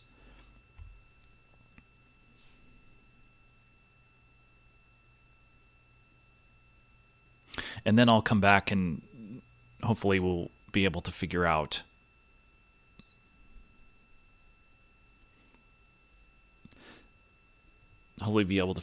what there's a mission status briefing after the TLI burn, but I mean that, the TLI burn is still it's still 11 hours. It's a while from now. So anyway, I'm going to sort of get up and get going here, and I'll come back after I've gotten a little bit more of a wake up. But I guess just to recap where we are right now, the crew monitored the Perigee raise burn. So Orion is now. It was actually a relatively small change to the orbit, but an important one, because now Orion will not re-enter at the end of this orbit. It will pass 100 nautical miles or 185 kilometers above Earth, and around that time they will perform, at least the plan is to perform the trans-lunar injection burn and go to the moon. But they needed to do this Perigee raise burn around this time of the orbit up near apogee, and so now they're going back to bed, and for about 4.5 hours. But now the orbit is about, again, approximately apogee of approximately 70,000 kilometers, and now the perigee is about 185 kilometers.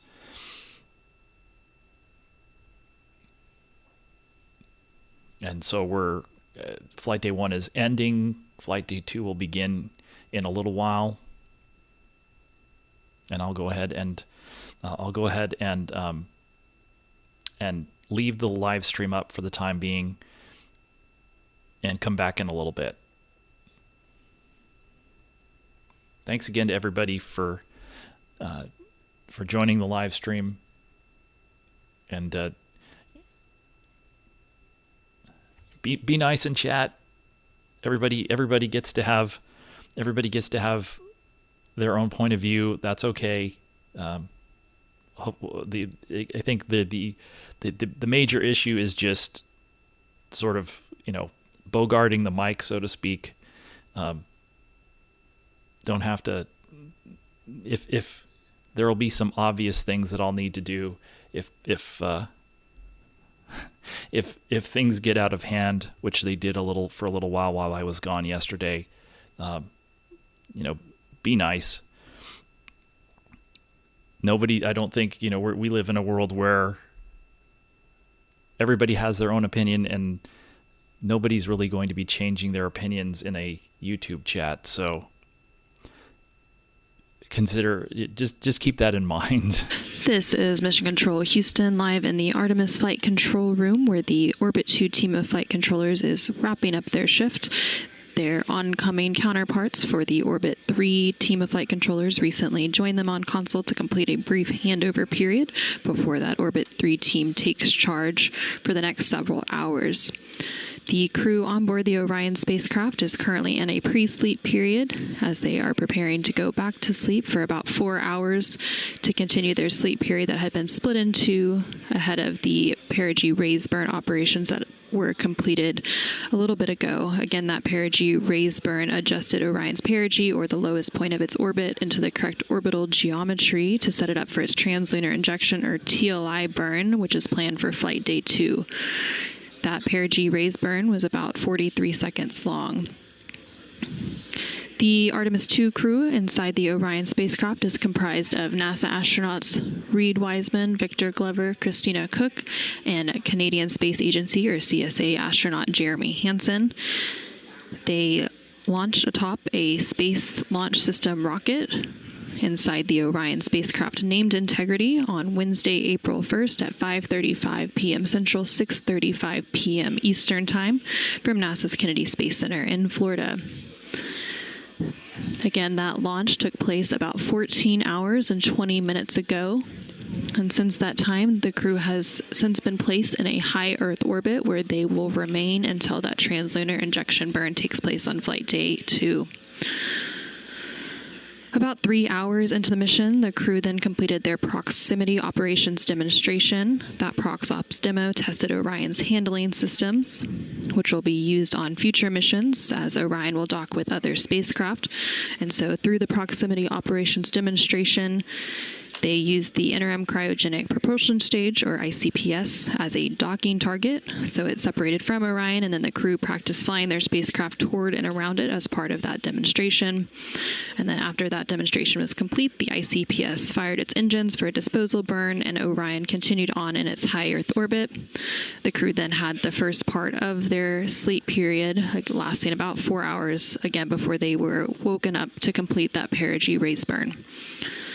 And with that, and with the Orbit 3 team of flight controllers now coming on console to begin their shift, I will be handing over our live continuous coverage of the Artemis II mission to my colleague Nilofer Ramji, who will continue providing updates of Orion and its crew over the next several hours as we continue the Artemis II mission.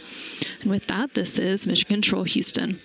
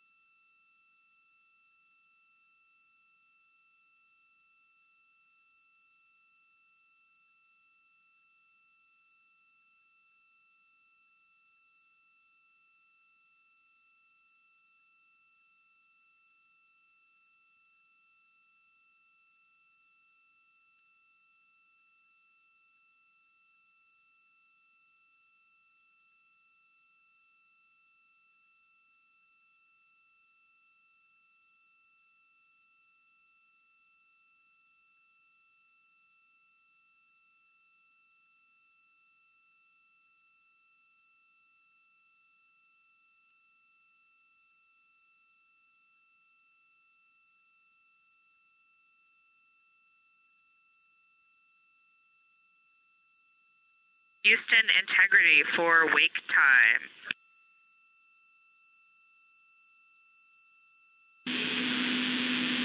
Go ahead, Christina.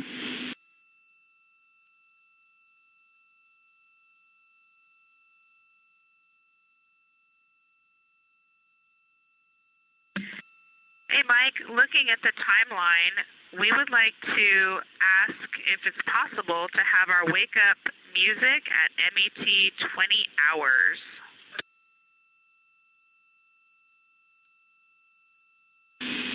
We will make that happen at MET 20 hours.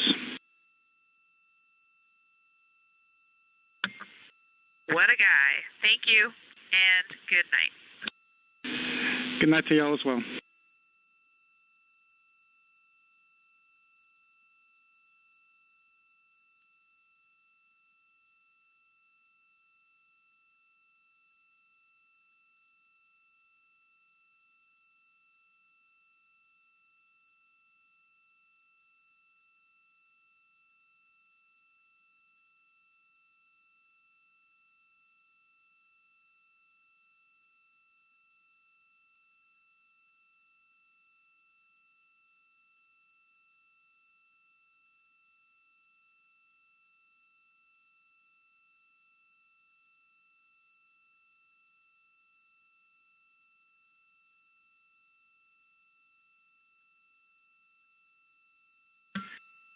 Houston Integrity 1, go back on wake up music.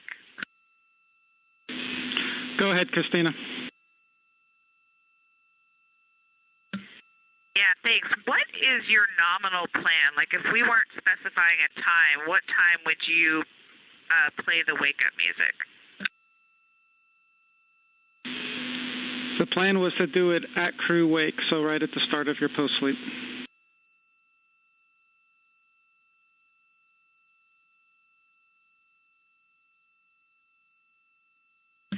Okay, great.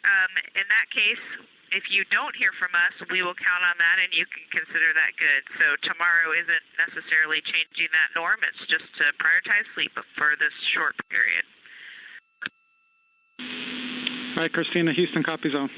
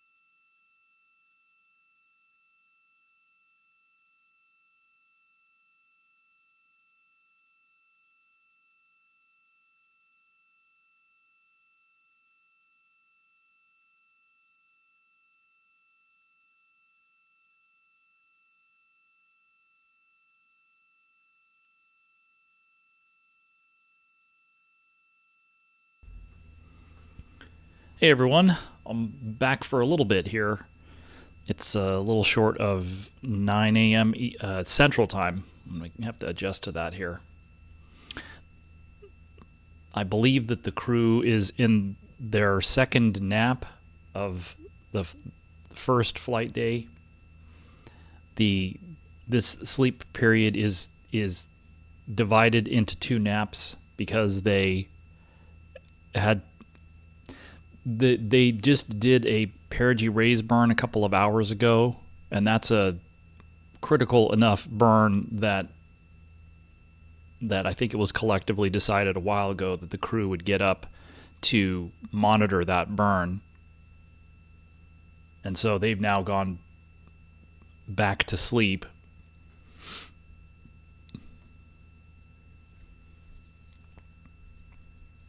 I believe they were, pardon me, I believe they were talking about another wake up around an MET of 20 hours. So that would be another maybe 5 hours. So that would be a little longer of a nap period. But they also have what's called sort of pre and post sleep. If you think about when you get up and when you go to bed, it's not an instantaneous thing. Probably more so for when you get up before you're ready to go. So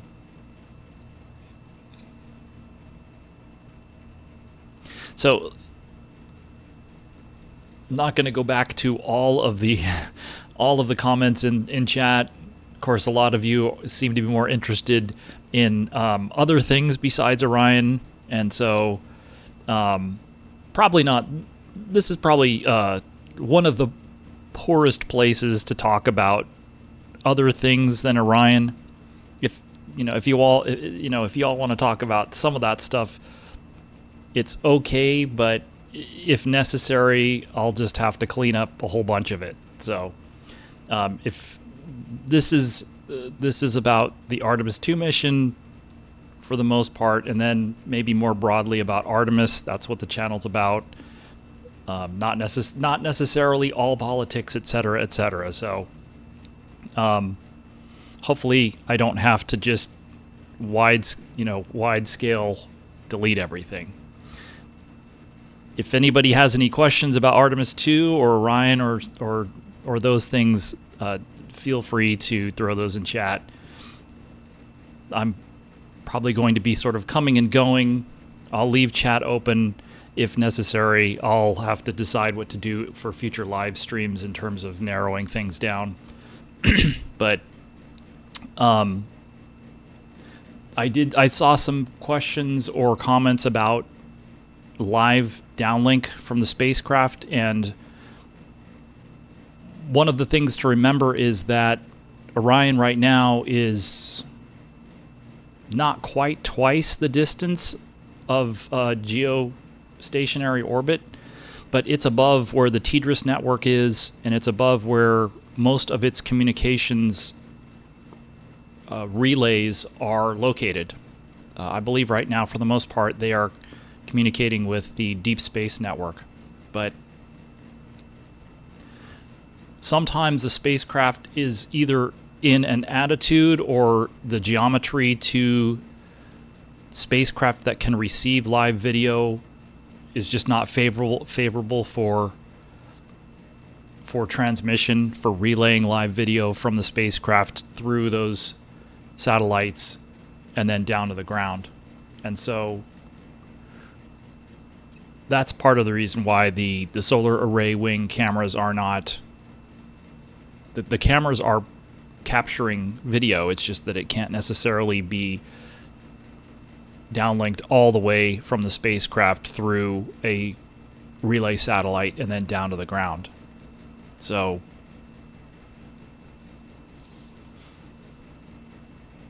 that's one of the reasons why we don't see continuous live coverage. And when the spacecraft goes out to the moon here beginning this evening, the farther away they get from Earth, the more complicated it's going to be to get especially higher resolution video.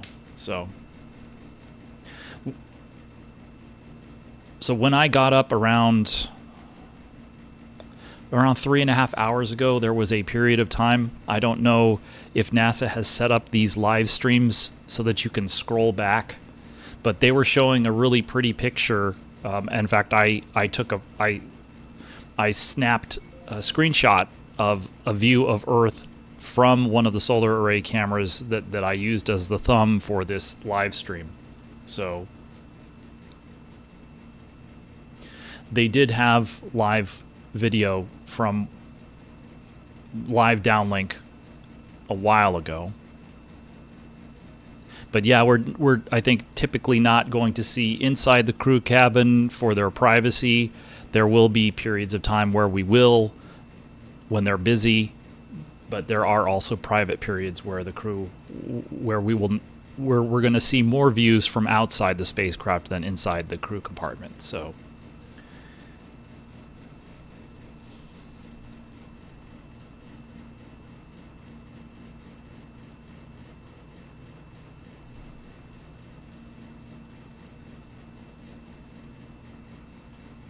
and so right now, I guess we're still technically in flight day 1, and flight day 2 will be starting soon. And I don't know whether the definition is at crew wake up or before that, but somewhere in the next few hours, NASA did release an updated overview timeline. So that is based on the launch on April 1st, i.e. yesterday. And it's showing flight day 2 again. I don't know that that's necessarily an official, but that they're showing flight day 2 beginning at around an MET of 17 hours.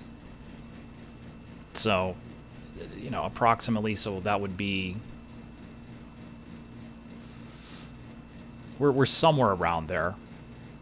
It's not terribly important. It's just that right now, during the mission, they are okay. We do have some live commentary.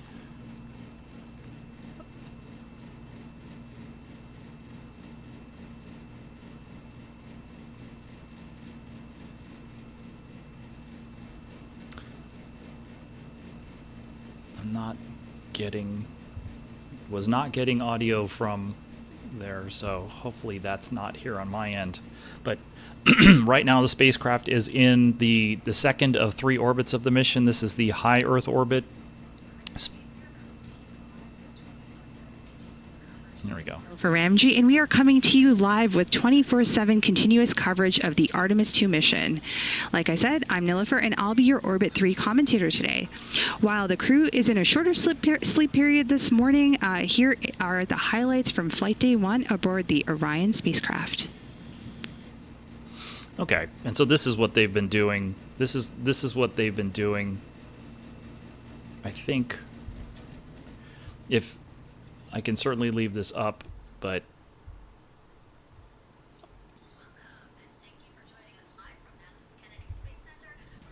Welcome, and thank you for joining us live from NASA's Kennedy Space Center, where we are beginning a new chapter in America's human spaceflight story. We are so humbled to have thousands of people here in person to witness this, and the many more watching online from around the world. I'm NASA's Megan Cruz, and this is NASA astronaut Nicole Ayers. Thanks, Megan. What a historic day to be here. What a historic day to be here. Obviously, for what we see right behind us here, the SLS rocket and Orion spacecraft on Launch Pad 39B. Artemis II is a nearly 10-day flight test to prove NASA can safely fly astronauts around the moon before attempting to land on it in just 2 years, hopefully. Yes, like you said, it's a test flight, so we're going to put humans on this rocket for the first time ever, and we're going to test out the systems on board and hopefully get around the moon.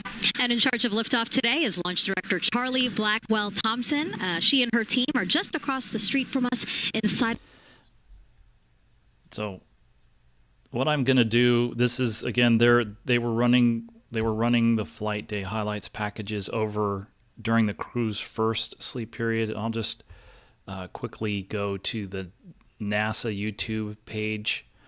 So that's another comment that I've seen. So there's a couple of live streams that NASA is providing, basically 24/7 live coverage of the of Artemis II, of the Artemis II mission. So we were just on the live mission coverage official broadcast stream, and so I've seen some remarks about the blue screen when they're not getting live downlink, and that's in this stream. It is possible, again, it is possible that this is live. It's actually kind of interesting if this is live, but I don't know why they wouldn't be showing it, other than maybe it's a little blown out, but I'm going to go ahead and use this. Actually, you know what? One thing I wanted to check, I'll come back to this, is I hope they're going to just put the flight day highlights up as a video, a discrete video. I guess that might be something to ask.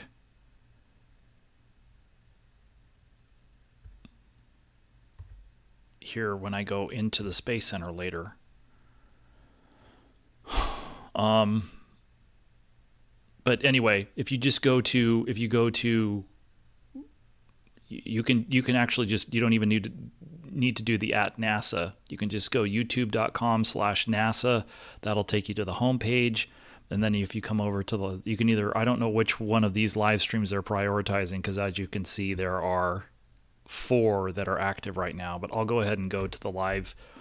I'll switch to this since it is in theory live. They've got the noise up. I don't know if you can hear that or not, but they've got the noise up pretty high here. Pardon me. I'll go ahead and move this over.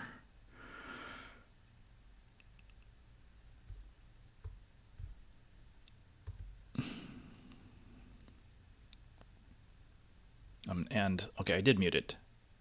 It's just sort of attenuated white. I guess it's white noise, kind of. But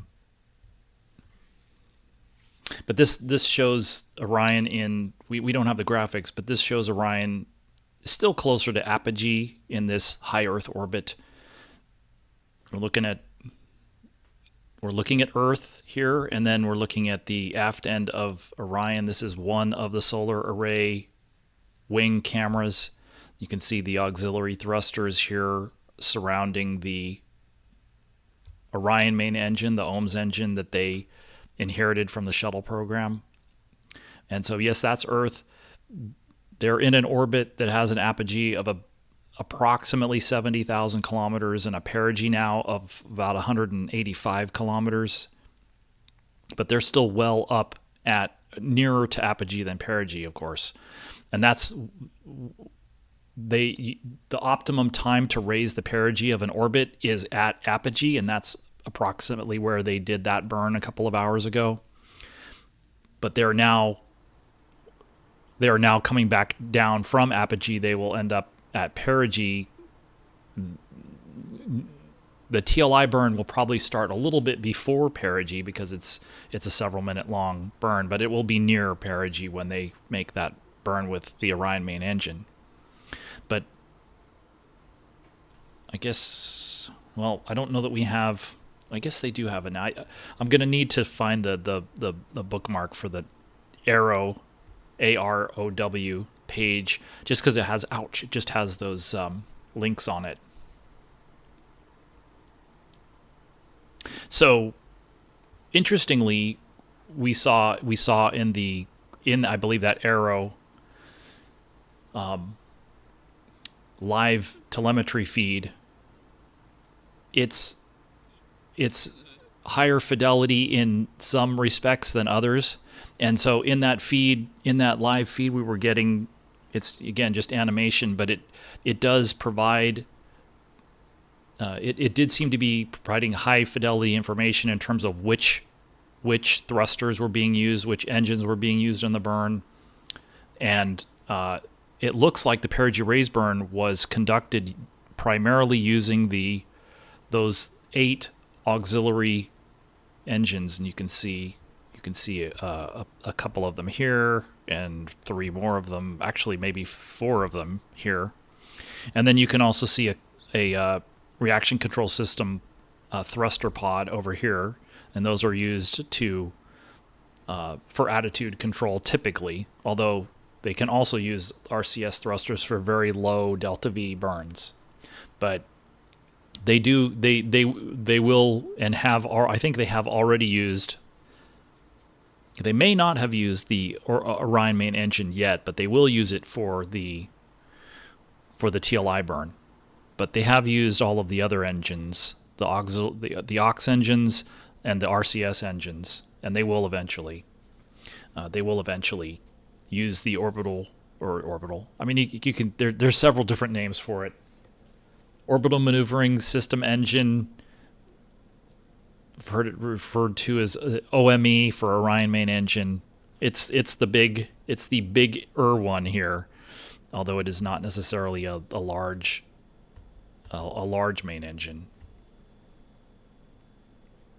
But apologies. I know I'm not a Spanish speaking person, unfortunately.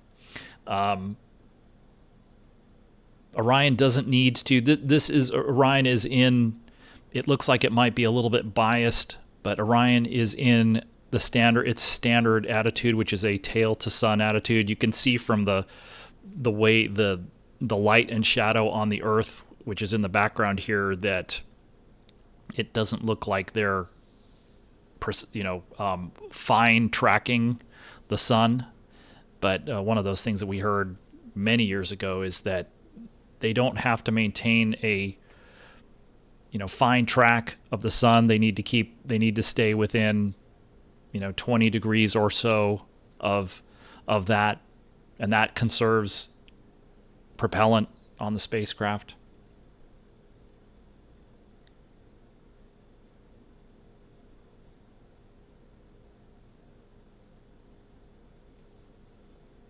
So, actually, I'm going to take off headphones because there's no.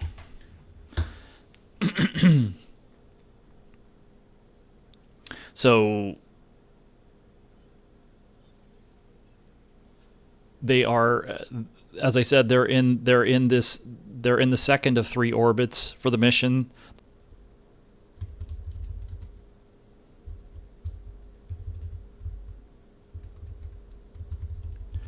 That's probably something I should mention again, which is it seems like every 3 or 4 hours, if I have a stream long enough, the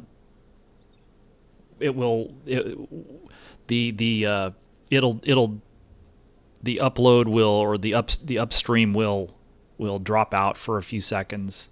So hopefully it's not too disruptive. But again, they're in the second of 3 orbits on this mission. The first orbit is kind of a low Earth orbit it had an apogee of about 2,200 kilometers and an initial perigee when the core stage main engines cut off of suborbital, so about 2,200 by 30 kilometers, give or take a few.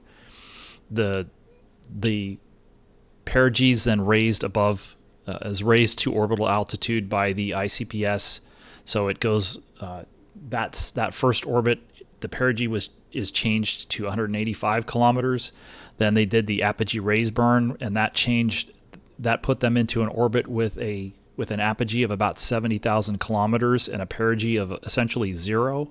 So once again, going to a high apogee and a suborbital perigee, and then they just raised the perigee on that second orbit back up to an orbital altitude, so 100 nautical miles or 185 kilometers. When they get down to perigee on this second orbit, they will do the TLI burn, and that will put them on their third and final orbit of the mission, which will have an apogee out at lunar distance and essentially, again, a suborbital perigee. And so when Orion comes back to Earth on that, they will re-enter and splash down. So in terms of the tail to sun attitude, that's what they do. That is their most favorable thermal attitude. And so they do that, and they do not need to do a barbecue roll like the Apollo Command Service Module did.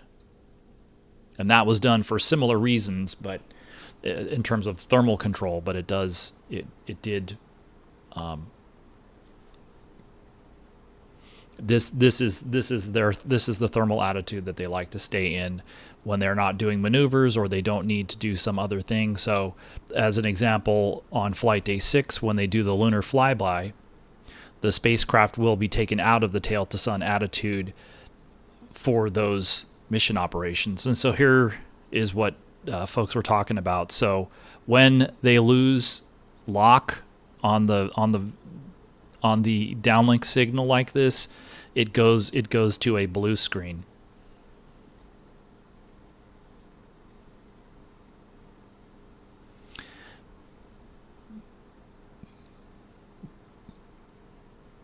There's just not a lot. There's not a lot of deep space communications infrastructure. So this would be like having all the cell phones that we have, and like maybe like in Houston, I have no idea how many cell phone towers they have here, but it would be like going down to one cell phone tower for everybody. It's not a perfect analogy because there aren't that many people with cell phones. So if using this tortured analogy, there aren't that many people with cell phones in deep space right now. So the TLI burn will be broadcast live.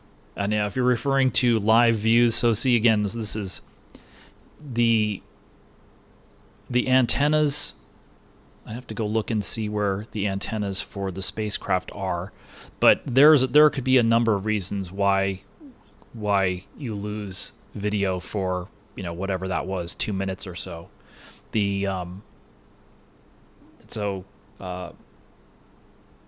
Marge 45B, thank you for joining the channel.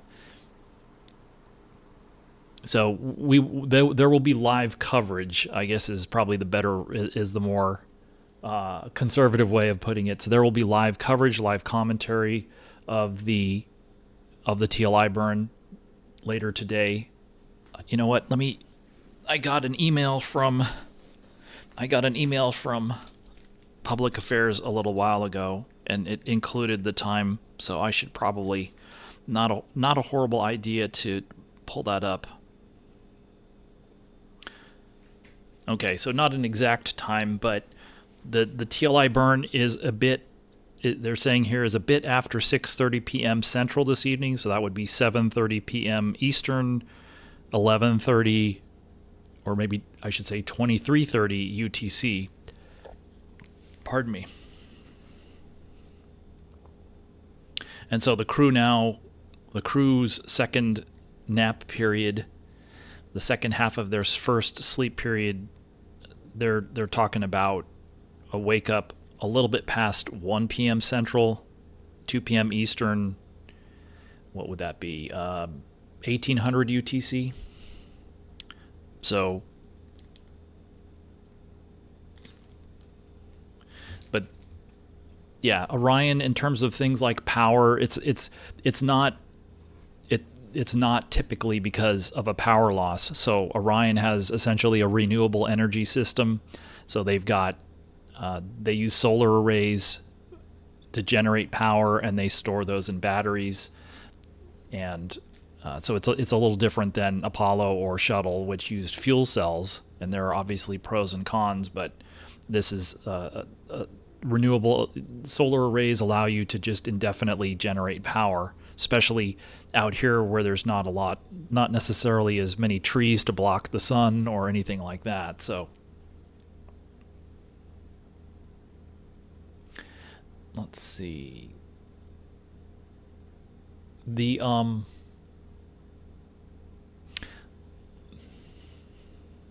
I was looking for a reference for the delta V for this TLI burn. It's I think they will still end up having over half of their propellant and delta V potential, I think, after the TLI burn. the ICPS is still essentially providing a significant percentage of the TLI burn.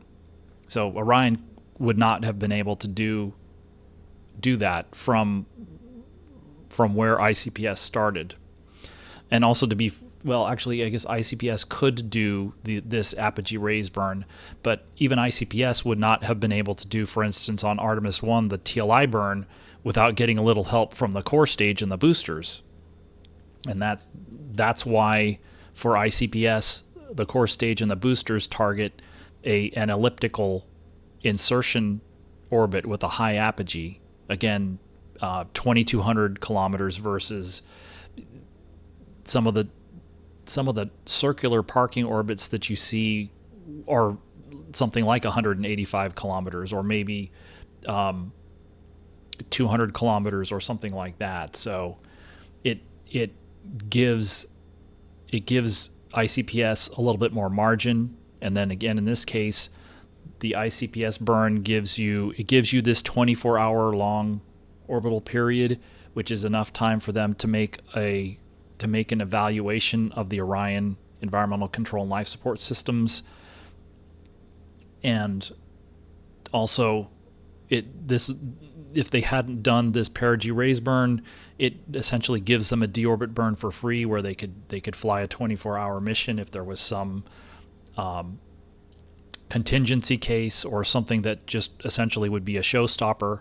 That's not the case here. They did do the PRB, and they are now, at the moment, we're not hearing of any sort of showstopper for doing the TLI burn later this evening. But this is the first crewed demonstration of Orion, and in terms of that two mission sequence that we saw, for instance, with the Dragon spacecraft for International Space Station commercial crew, they did a very similar thing with the demonstration mission 1 was an uncrewed demo, and then DM2 was the crewed demo back in 2020. And so we're seeing, again, obviously different dates, different times between missions, but Artemis 1 was the uncrewed demo, and now Artemis 2 is the crewed demo of the Orion SLS system. And that's why they're doing this risk reduction 24-hour high Earth orbit rather than just going straight to the moon.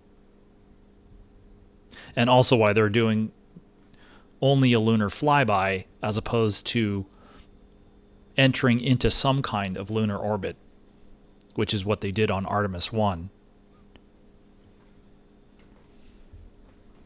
So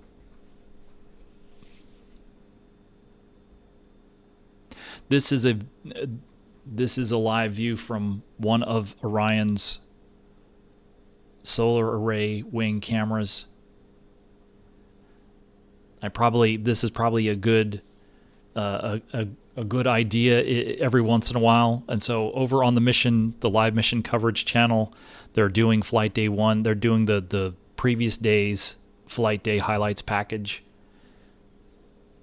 I think at this point it would be kind of cool, and I need to remember, actually, I do want to ask about that, which is, can they put a recording of the flight day highlights up on YouTube?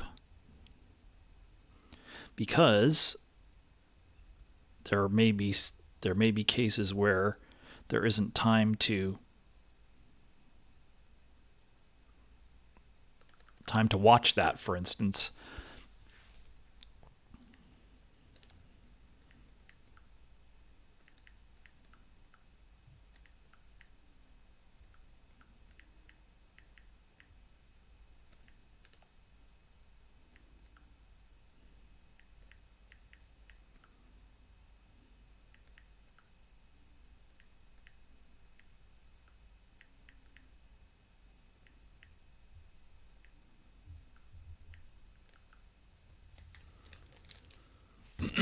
But this is kind of blown out,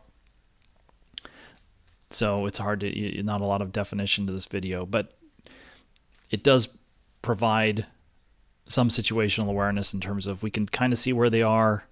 It's not particularly easy to eyeball exactly, distance to Earth where they are in the orbit, but you know where the sun is and where the Earth is.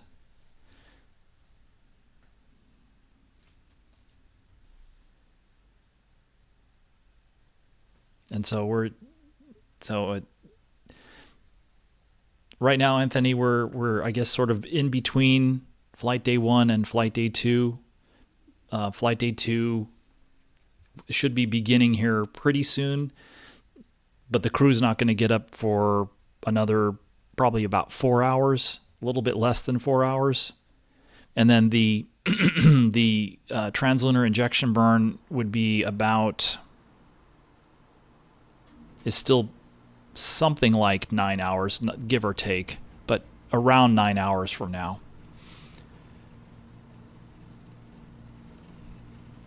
So I should do that. So the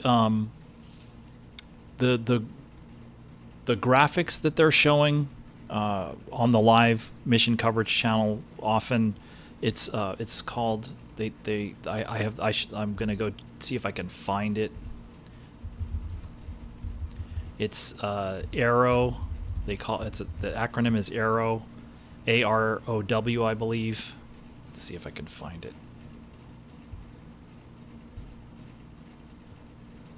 Which the acronym stands for Artemis Real-Time Orbit Website.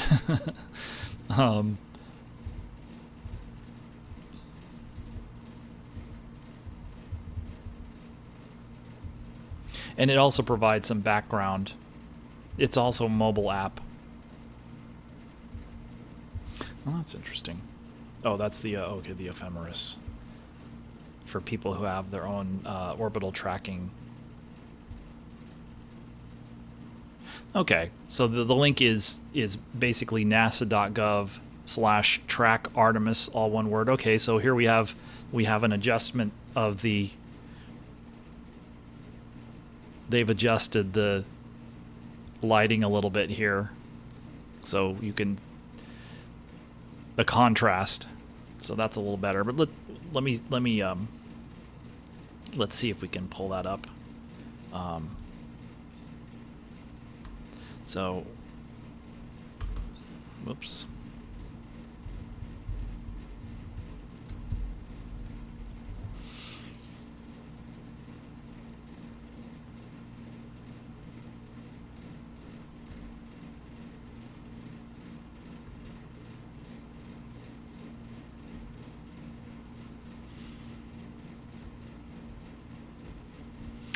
It seems to be thinking. Okay, and so there's the okay.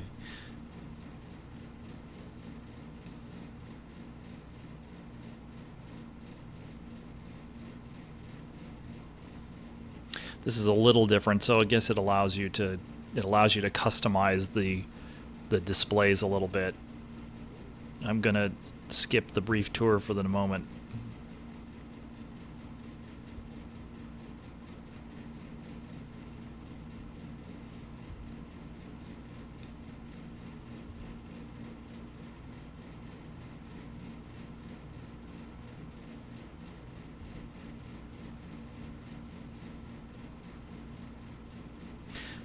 This is interesting, but there was also another. Yeah, that's actually kind of interesting too. But this at least gives. Well, let's see if I can. No, I don't want to do that. Not exactly.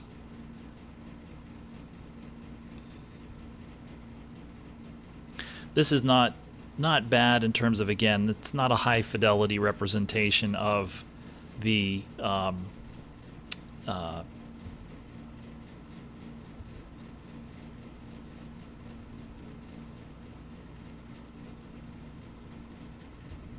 I lost the sun. Let me try. Let me see if I can. Oh, what I need to do is I need to. Oh, that's too much. First time use. Oh boy.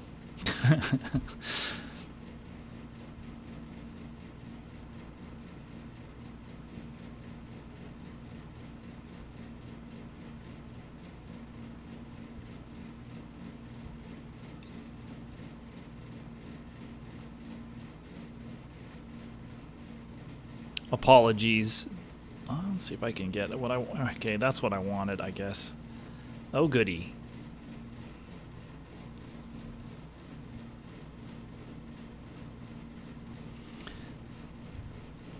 Let me...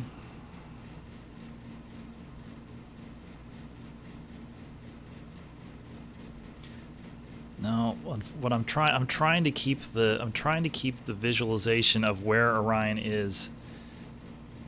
I believe the dot represents where it is in the orbit relative to apogee itself.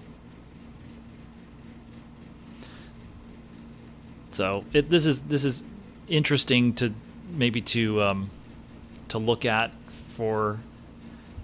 just to get a sense of where they are in their orbit today and where they are relative to the Earth is over here, Sun obviously, and you can if that dot is accurate, that's where Orion is relative to apogee.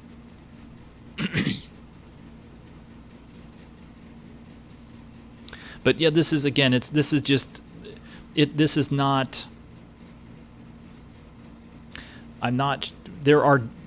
This is not sort of high fidelity in terms of some of the things that it's showing, but it provides information and it gives you a sense of where the spacecraft is in its orbit and relative to the moon, relative to the sun, and it gives us a little bit of information, numbers, and it also includes the mission elapsed time. But I think, generally speaking, I think the live view is probably more interesting, assuming it's still going. And so, as we were talking about earlier, there will be periods of time, short and long, where they're not able to relay video from the cameras. They can see these views from inside the spacecraft all the time, because again, this would be like. But there will be periods of time. So, for instance, again, I've got a live streaming setup here, primitive as it may be, but even if I didn't have internet access, I could see what the camera I have plugged in is showing, and I could be set up to stream without internet access. It's just that I wouldn't be able to, nobody else would be able to see what I was seeing. And there are periods of time where the signal cannot be relayed all the way from Orion through the orbital relay satellites down to the ground. And so we had a loss of signal for, it seemed like maybe a couple of minutes a little while ago, and it's possible while I was fiddling around with the real-time visualization website that it dropped out and came back again. So like now. So again, these are just little, it could be a number of factors. So as an example,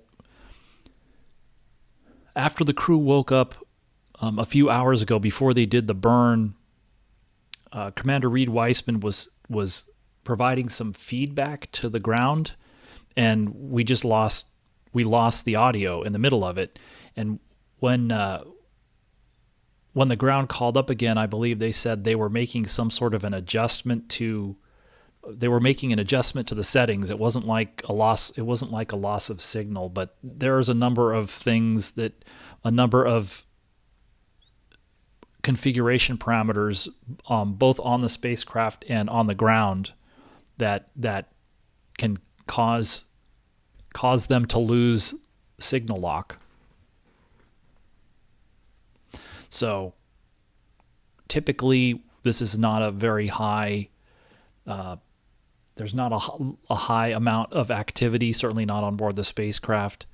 The spacecraft is being watched by the flight control and support teams on the ground here in Houston, and around the sort of around the country. I know Lockheed Martin has facilities here in Houston, but then they also have they may have also have a support room in the Denver area. Lockheed Martin is the prime contractor for Orion. There's a mission evaluation room here at the Johnson Space Center that's supporting, and they also have, I assume they still have the MIPS, or the what's it, multi-purpose, if I'm spacing on the acronym, but multi-purpose support rooms. But sort of the front rooms would be the flight control room that we see on TV, and then again, that I'm old, so I'm going to say TV from time to time. Live video, live stream. And then there are backroom controllers that are nearby but not in the same physical room. And then there are support teams at off-site, but maybe still in Houston, or off-site, maybe still in the United States. And so they're all watching the spacecraft 24/7 during the mission, and they will operate in shifts. And so they have the ability to command the space.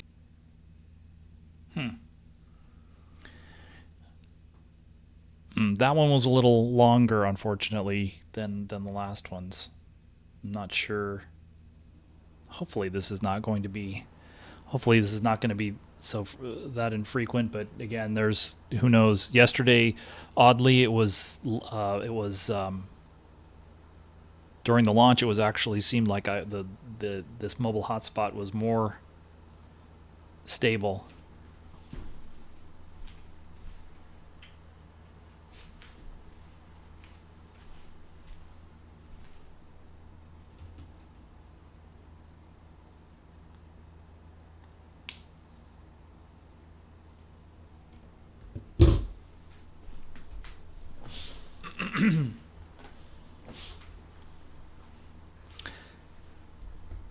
So I have not tried that, but I'm not having a power issue here. I think it's basically a broadband issue, so to speak.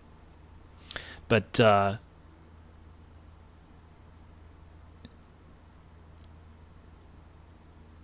no, it was me. So yes, the whole feed dropped again. Hopefully it's not too bad.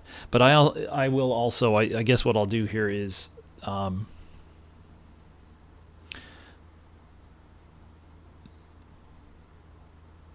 let's see, how long have we been? Okay, so this is 3 hours. Now I guess I'm gonna try and leave this up for a little while. I'm gonna need to I'll probably go here until the top of the hour, so another 20 minutes or so, and then just leave this up. So the crew's not going to wake up for another 3 hours and change.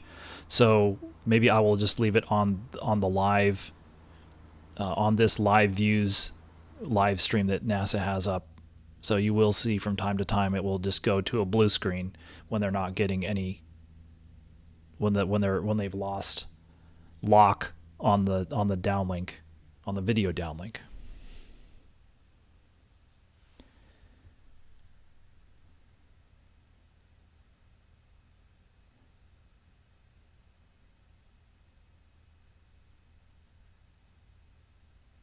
So yes, that was the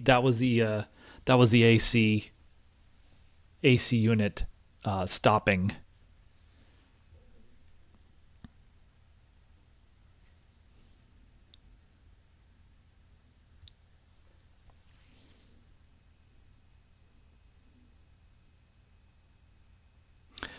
The crew was recently, they recently added, I believe, their iPhones as opposed to the other ones. But my understanding is that the iPhones were the iPhones were configured so that they're not really. They were sort of deconfigured from a fully functional phone to basically just a camera with some local storage on them. So I don't believe that they're not communications devices. And again, it's possible that they can't even pull the pictures off of the cameras or off of the phones until they get back to Earth.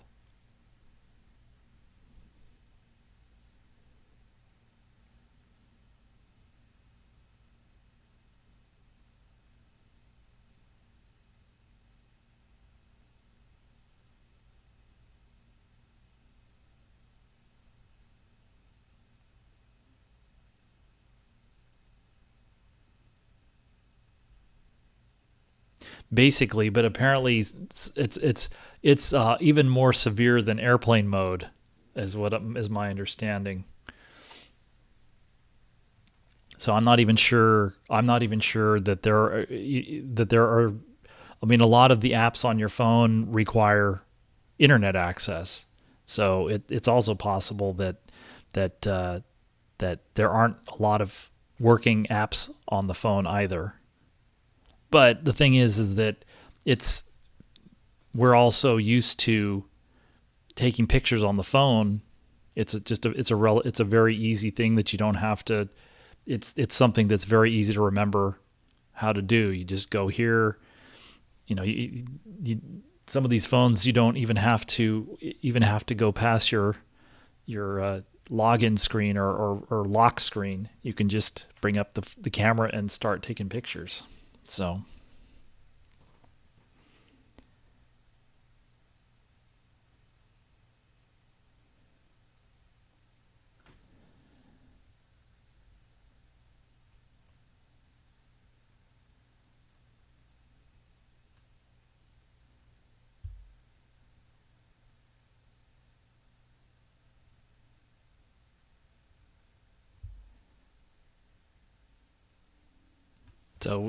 we can see here they are having sort of intermittent outages of the signal.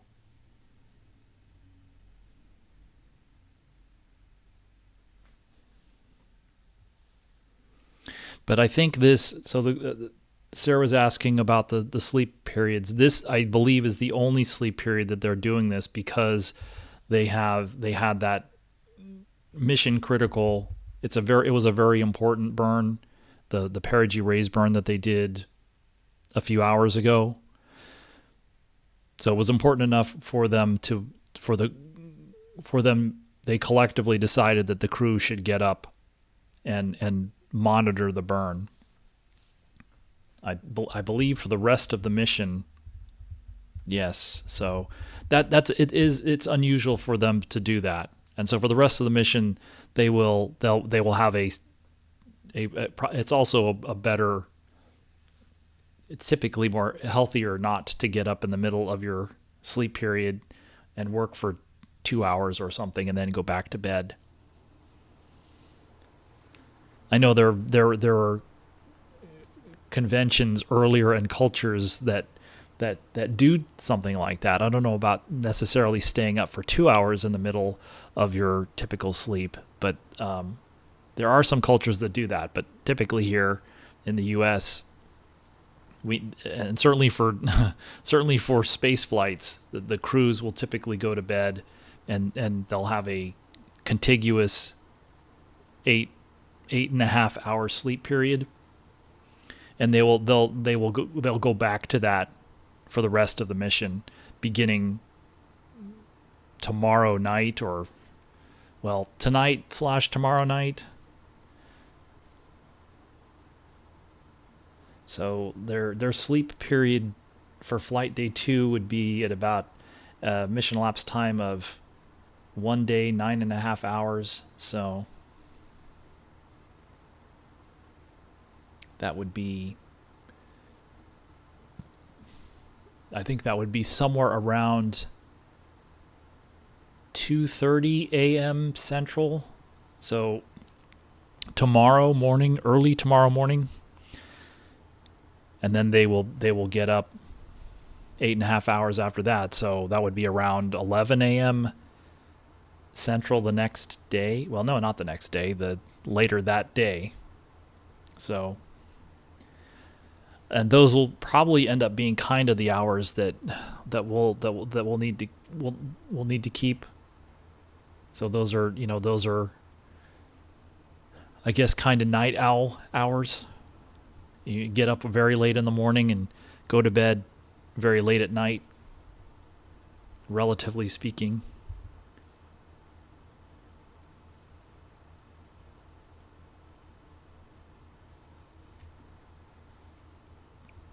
But that was the idea today, is because the Perigee rays burn, because they're in an orbit with a period of about 24 hours, and they have to do the Perigee rays at apogee.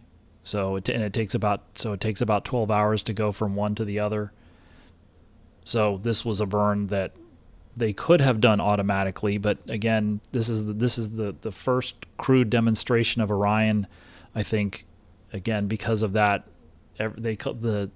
all of the teams, including the flight crew before the launch, collectively decided that the crew should be up and monitor the burn just in case.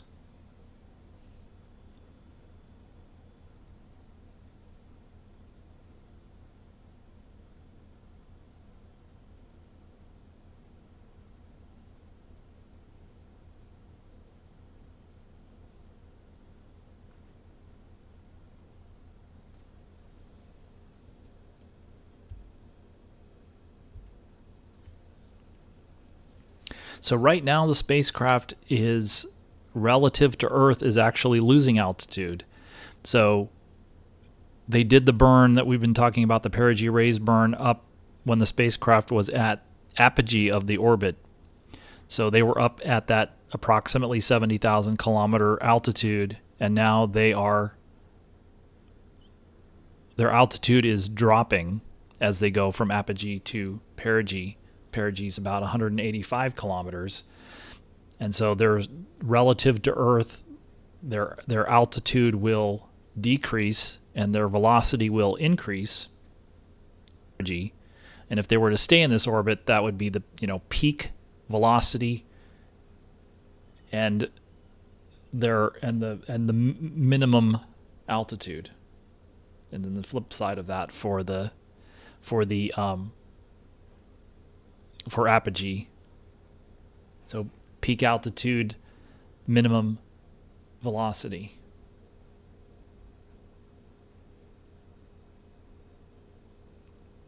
But the orbit, they would stay in this orbit for a little while, probably without having to do anything.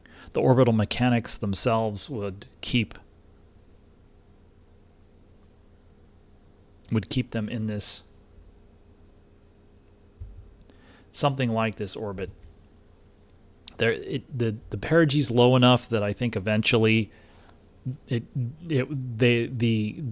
atmosphere of Earth at perigee would tend to, the drag, even though there's not that much atmosphere, would tend to slow them down and bring the perigee down lower. So eventually a spacecraft in this orbit would probably re-enter. And so you see here, I don't know if these are RCS jets firing. It's possible that they are.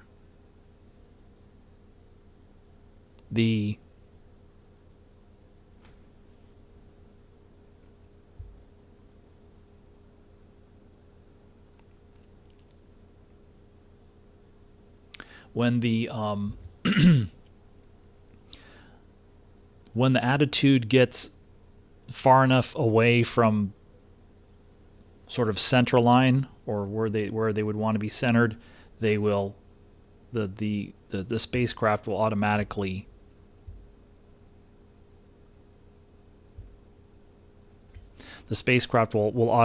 make some corrections. And so it's possible that there was a little bit of a few RCS thrusters firing just to bring the spacecraft back to or at least have the spacecraft begin to sort of drift back towards the middle of the steering box, so to speak. And so that's why we see a little bit of why we may see a little bit of shaking of the solar arrays.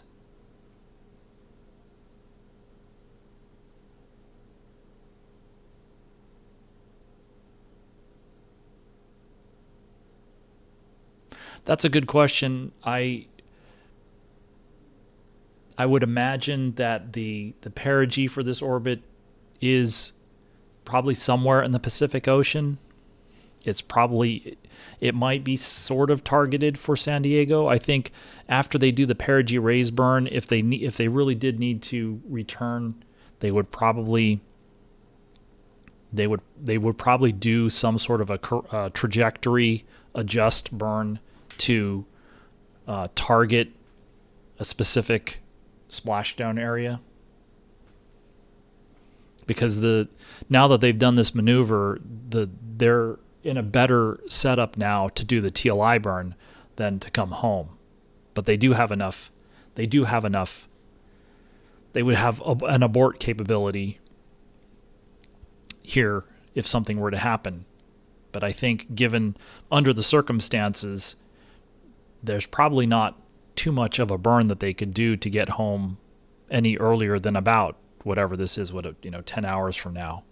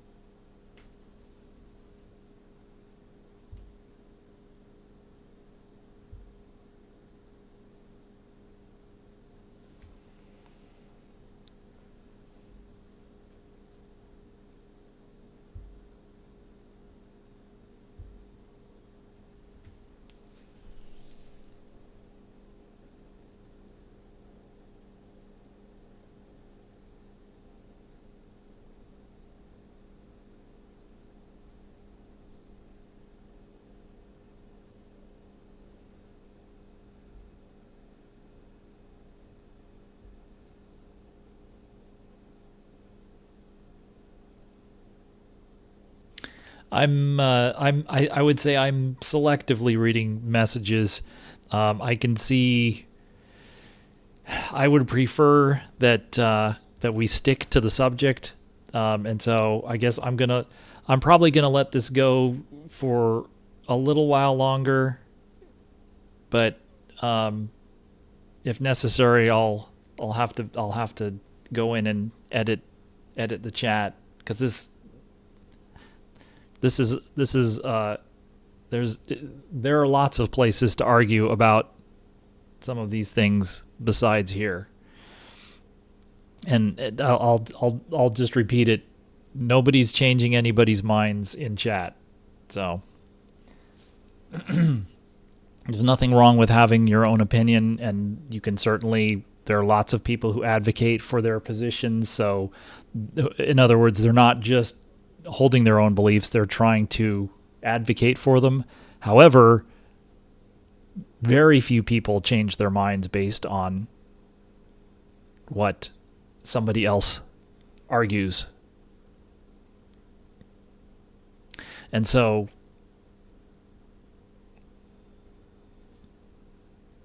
if the chat just gets filled up with off-topic commentary, then I'll have to do something about it.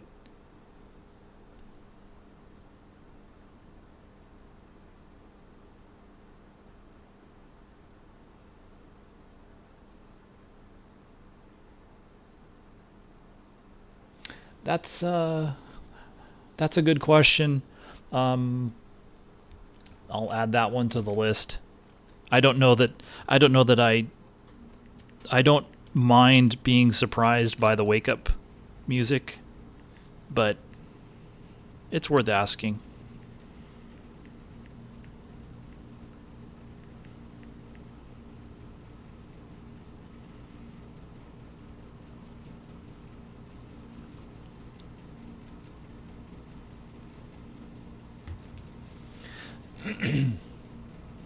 So I probably hear the air conditioner kicking in again. I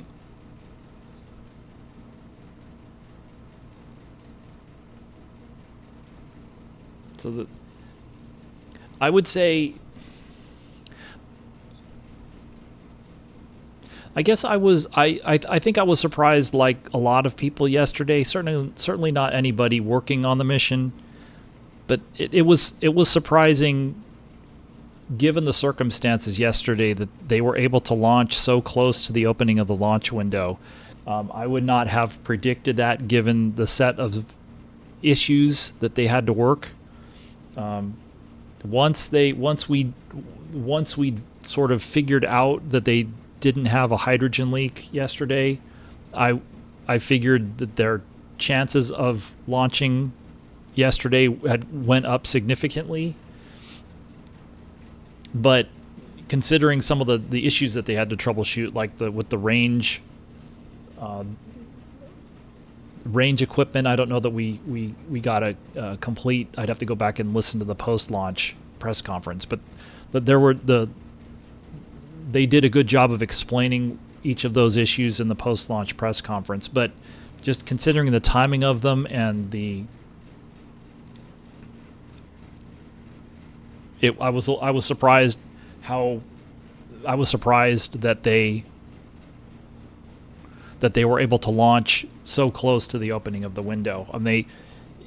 If the weather, I think, helped in the sense that the sea breeze, the weather sort of turned out as predicted, and because they didn't need to launch right at the opening of the window, the weather was going to be good, not just at the opening of the window, but into the early part of the window. So they didn't necessarily need to be ready right at the opening of the window, but still, nevertheless, they were able to launch, I think, less than 10 minutes after the window opened. And then I think, so nothing major. Nothing majorly surprising. I just think it was just, I think the daylight SLS launch was, I think, even better than, it wasn't like it was advertised, but I think a lot of us were expecting and hoping that we would get some additional views. We didn't get real long looks from some of the onboard cameras, but we did get a couple of flashes, and so it was nice to see some of those live. And of course, it does help that because they were because of the lighting, we could see. So as an example, we did not see the actual separation of the ICPS from the core stage and the launch vehicle stage adapter, but we did see it moving away from the LVSA, and that was kind of cool to see.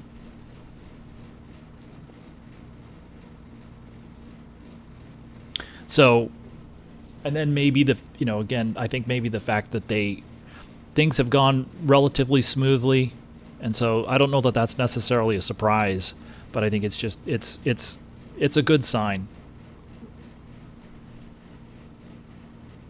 So the reason that we're seeing the blue screen on this feed is because they've lost lock on the downlink signal. So we're sort of in a loss of signal for the video downlink from the spacecraft.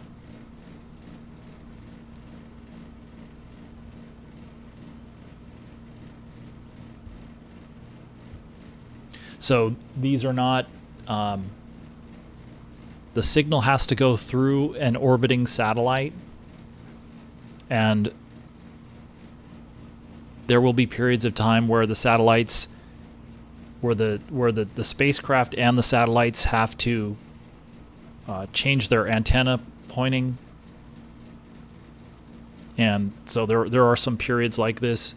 Some of them can be short, and some of them can be, some of them can be a couple of minutes. Some of them can be longer than that.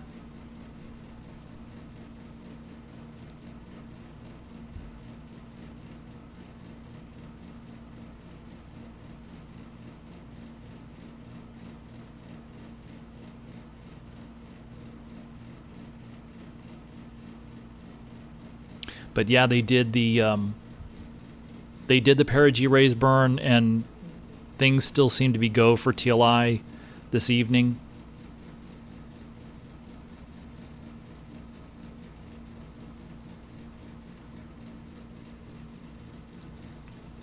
Yeah, it is difficult to see. We're too far away from Earth still. And these cameras are I'm not sure if these are high definition cameras or not. They may not be. So that makes it more difficult to resolve features. Before we lost signal for a minute or more than a minute, you could see some contrast between clouds and what I guess I would take to be unclouded. I don't know if it would be ocean or land, but you could see some differences between clouds and not clouds, I guess.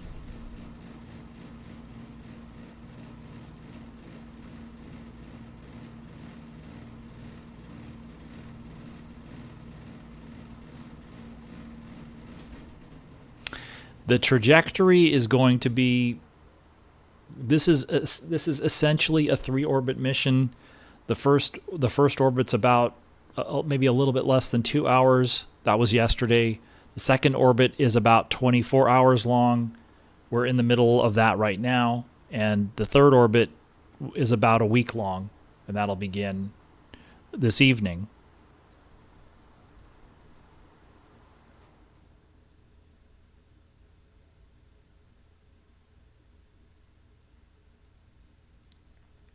Yeah, you might be right about the cameras on the solar arrays are modified GoPros. But I guess then there's a couple of things. First, we don't know what vintage they are. I don't know if if GoPros were minimum high def. It's possible, but then also they're then going to get fed through the communication system, and so they may be down converted within either the imagery recording or the imagery system on the spacecraft, or maybe just the communication system.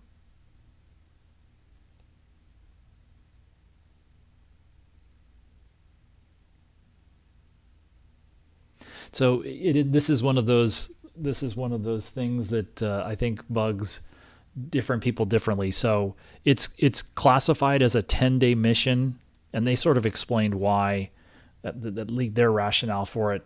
But the duration of the mission is maybe an hour or two more than 9 days. So the nominally the mission started on April 1st, with launch splashdown would be on April 10th. I believe.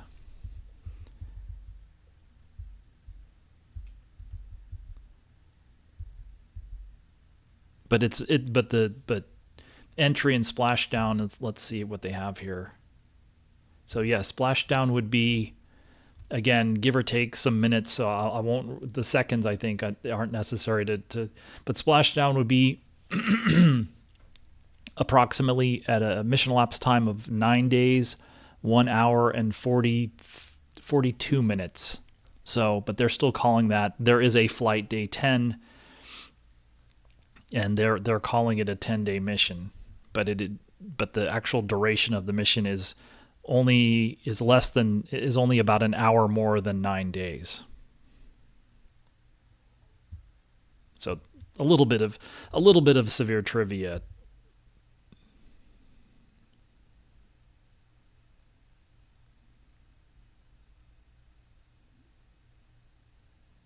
They measured, I mean, the space weather is similarly, but not exactly like weather here on the planet, but space weather changes from time, from one one point in time to another. So they measured the space weather on Artemis I. They'll do the same thing here on Artemis II. They do have a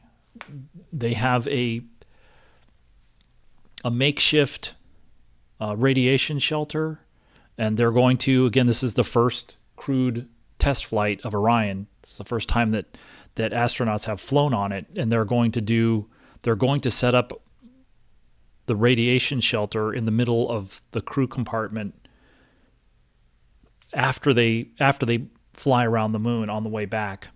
They'll demonstrate doing that, but that would also be what they would do if they had a particularly energetic solar event.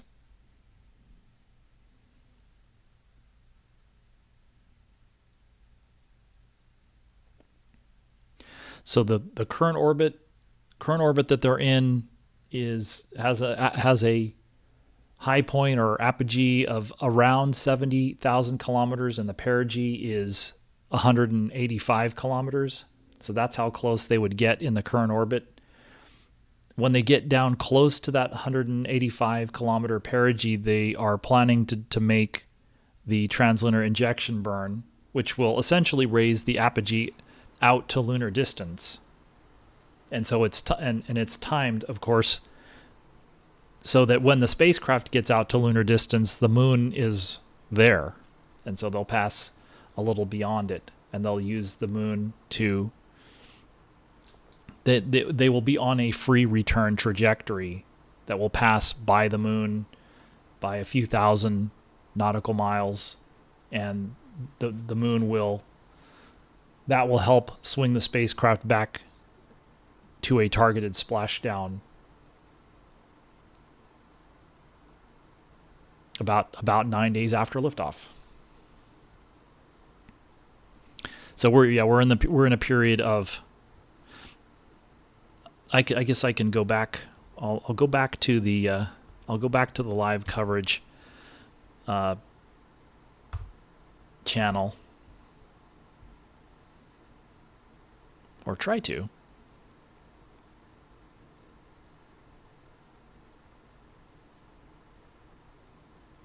No, they're okay. No, they're continuing to do. They're repeating the flight day highlights. So I'll stick with the blue screen for the time being.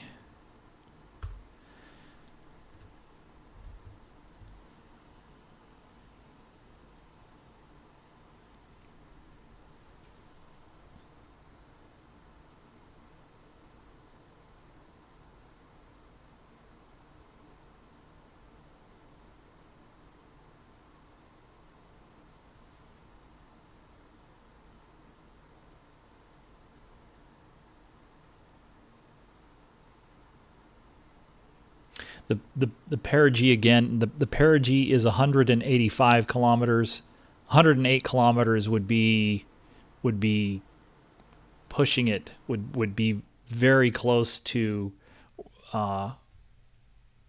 possibly being suborbital. So the perigee right now is 185 kilometers or 100 nautical miles. And the apogee of this orbit was somewhere around 70,000 kilometers. So that's I think it was about 38,200 nautical miles. And so they passed that a few hours ago when they did the perigee raise burn. So they're now returning from apogee to perigee on this orbit, on this second orbit.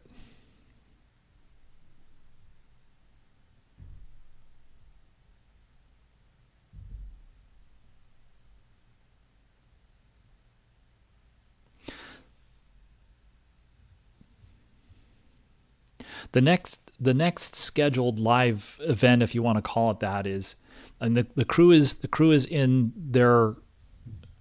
the second half of their first sleep period.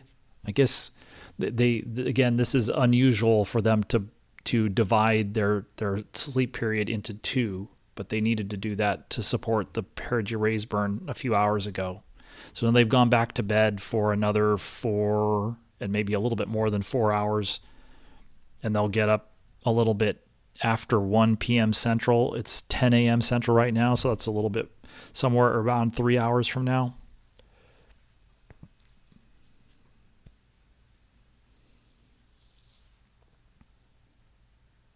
So once the crew wakes up, I will probably, before I duck out again, I will probably put the change the feed back to the live mission feed.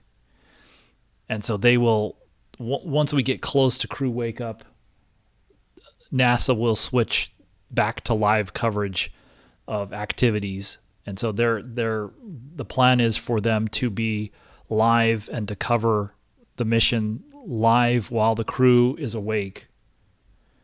And so the crew will be up for many hours after that today.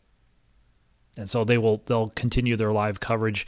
There will be, like many live broadcasts, they will run some recorded material from time to time, but they'll typically stay focused on live, the live activities that are going on Orion and communications between Houston and the crew.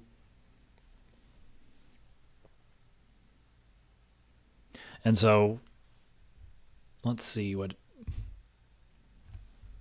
so the crew wake up would be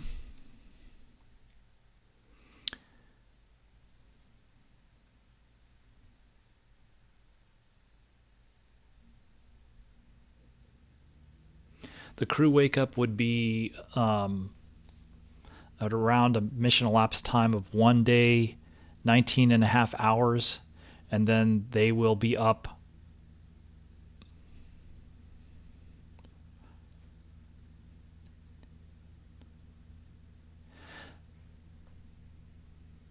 for about 15 hours, although a couple of those, at the end of that period, they will be in their sort of wind down. So they won't necessarily be working that entire 15 hours.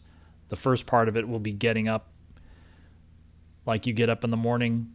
They won't necessarily get out of bed and go and immediately start racing into their workday. They'll wake up,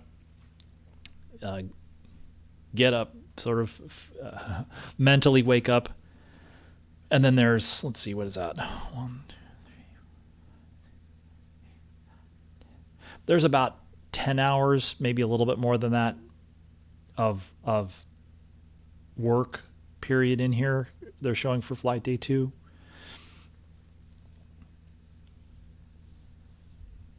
And during that period of time, NASA will be providing live coverage of what's going on.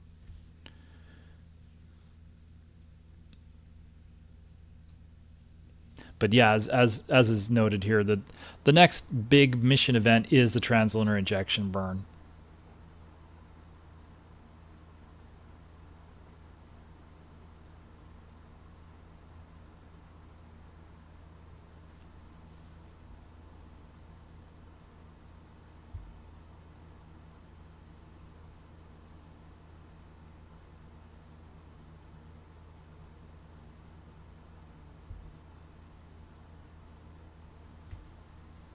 So the Artemis II is the crew demonstration. It's of Orion, and SLS, and Exploration Ground Systems too. But it's the first crew demonstration. It's a test flight. They chose to do a few risk reduction things to a standard lunar mission. So the first one is to do this high Earth orbit, a 24-hour checkout orbit for the Orion environmental control and life support systems, because those are new to Orion on Artemis II. So that reduces the risk of if something went wrong, rather than being a week away from home, they're only about a day away from home. So that's one part of it. And then the other part of it is that a free return trajectory doesn't necessarily require any additional maneuvers. And so if you, as somebody's noting here in chat, Apollo 13 moved back to a free return trajectory after the accident, but that accident disabled the capability for the command service module, the Apollo service module, to make burns. And in this case, they don't have another spacecraft docked to them that they can use as a backup. So the TLI burn also essentially serves as a deorbit burn. And if they were to have some sort of an issue after the TLI burn that prevented them from making additional maneuvers, they would return to Earth and splash down. But they will make some additional maneuvers after that, assuming that the propulsion systems are working, to just refine and fine-tune the splashdown location. But if they went into a lunar orbit, you're taking some incremental risk that if you were to have, as an example, using Apollo 13 again as an example, they were incredibly lucky from a timing standpoint, because if the failure that they saw on Apollo 13 had occurred maybe 48 hours later, if it had occurred after the lunar module was on the moon, for instance, I believe they would have lost the entire crew, because the command service module would have run out of power, within a couple of hours, and it would take more than that amount of time for the lunar module crew to get back up there, and they would eventually run out of consumables, and so everybody would have died in or around the moon if they had just had that same accident with a little bit less fortunate timing. And so they were incredibly lucky just from a timing standpoint when that happened. Now, you could also argue the issue that they had maybe would not have that it would have been not impossible, but very unlikely for it to let go that far into the mission. But again, it's the point being, if you go into a lunar orbit and then have something serious happen, again, perhaps to your propulsion system, you could end up in a position where you can't get back out of lunar orbit, and then you're dead. So, unfortunately, not fun to talk about, but it is something that they think about. And so that's why they talk about the trans-lunar injection burn being a big decision point, because you're committing yourself, for the most part, to being up to a week away from home when something happens.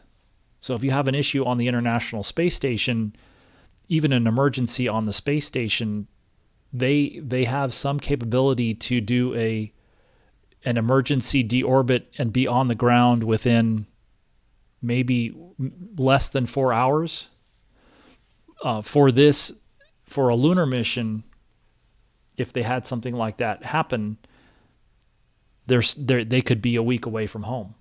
And so there may be situations where you don't have anything like a week to deal with particular situations. So they want to go through a full test flight, see how Orion is performing, and get and sort of confirm, validate their confidence in the design and the operation of the systems, so that they're then willing to take that additional risk to go into lunar orbit. You have more confidence in your propulsion systems and all of your other systems, your life support systems, that the spacecraft is going to be safe for this. Orion is designed to support 4 astronauts for 3 weeks, and so rather than just do that, they're being a little more conservative here. They're going to do essentially about half of that 21 days and test the systems out in a more conservative manner for a shorter period of time, and that should give them enough data to validate that they can meet that requirement in a safe manner. So similarly, for instance, for Dragon, for that first crew demonstration, even though Dragon is certified to fly, I think, on a standalone basis for, I think, up to about a week, and it's also certified to stay in space, docked to the space station for 6 months. On that first flight, I think they only stayed there for maybe a week or so, docked to the space station. And so there are a couple of different durations that they talk about. So for Dragon on International Space Station missions is only a free flyer for, maybe 36 hours, maybe 48 hours. I'm sure it could do more than that for an ISS mission. And then on those Polaris Dawn missions and the free flyer missions that they do, we've seen, I think, 5 days, maybe a week. So it can do something like that. But now we're talking about, for Orion, we're talking about a lunar mission where the transit times from Earth to Moon they're longer typically than the Apollo missions, which tended to be about 3 days. The transit times for Orion can be 4 or 5 days in one direction. So this flight is a test flight, and it is about just verifying and validating that the spacecraft will be able to meet the full requirements eventually. And they won't necessarily now have to do that on Artemis III.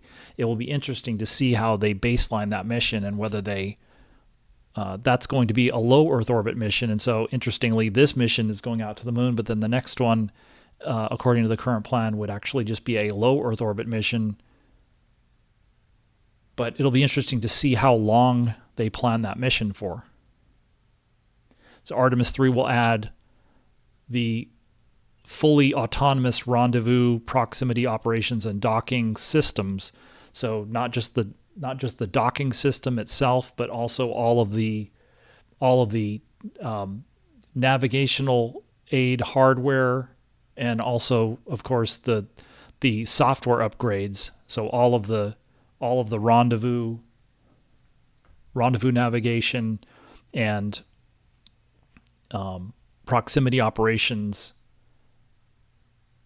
and docking software will be those modules will be they will upgrade the software to the version that supports everything that they're flying now, and the additional modules that they're developing for Artemis III and beyond. And they'll add that additional hardware to that Orion. But this is the first time that they've flown crew, not just on Orion, but for the most part, it's the crew only was on SLS for the crew was on the SLS core stage and boosters for less than 10 minutes. They were on the ICPS, which is a Heritage Delta IV upper stage. They were on that for a little while longer, for 3 hours, 4 hours in flight. And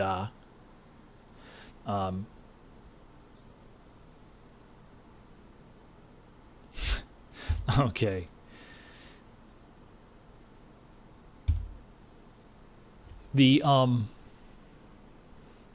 I guess at some point I'm going to have to do a little bit more heavy moderation of chat, but I think for the time being, I'm going to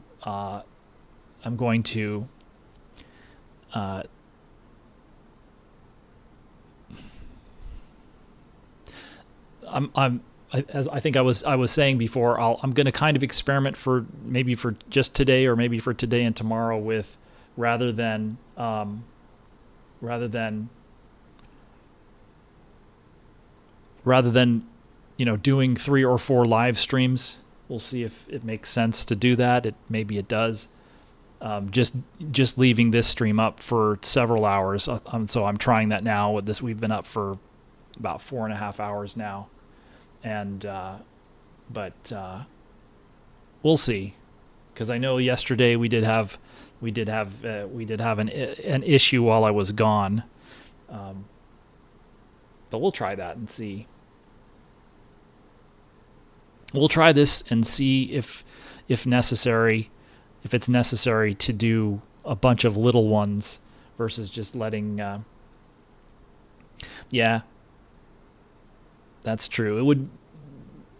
I don't want to imposition anybody or force anybody to do moderation stuff. So, and again, to be fair, most of the time, this channel's not interesting enough to. Most of the time, we don't have to do that. I guess the other thing I could do that would not be sort of labor intensive would be to either do a members only live stream or restrict the number of people who can chat. I don't want to do that though, because I do think most people are just watching and wondering about this or that from time to time, and that's kind of all we're doing.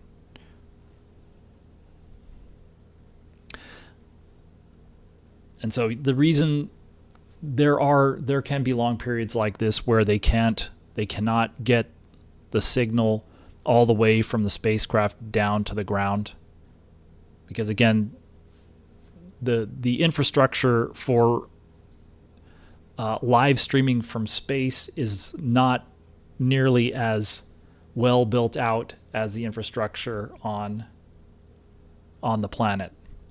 So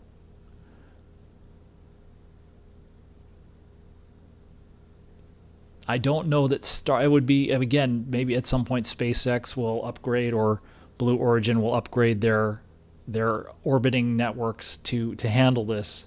But right now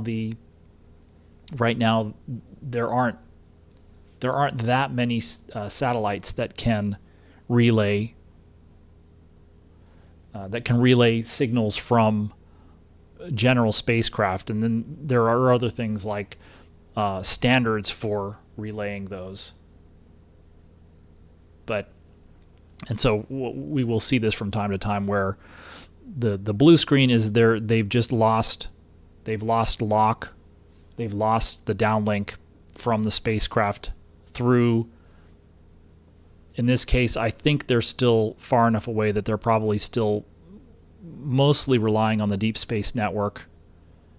But then they will get down. Once they get down closer to where the TDRS network is, that they'll probably have better coverage, and then we may see more. But we have seen long stretches with live video too.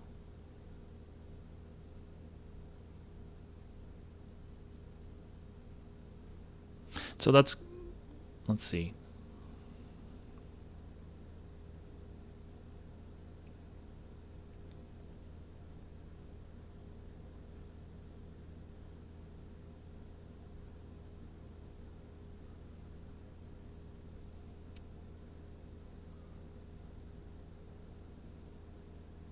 Don't know if I have. Well, let me do that for a minute. I'll go ahead and switch back over to the live. No, this still looks. No, that still looks like the main mission broadcast looks like it's still on the other thing. So I'll just keep it on I'll keep it on here for the time being.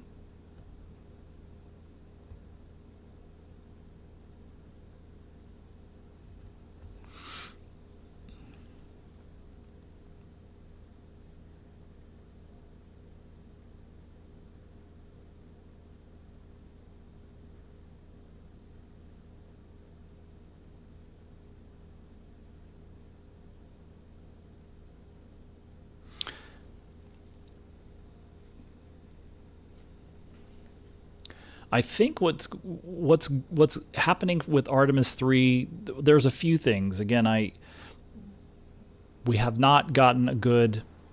Well, you know what? I guess it's not a horrible idea actually to just leave up the flight day 1 highlights versus the blue screen, especially for a long period like this. I can just mute the, or I'll just leave it muted for the time being, and try and unmute later.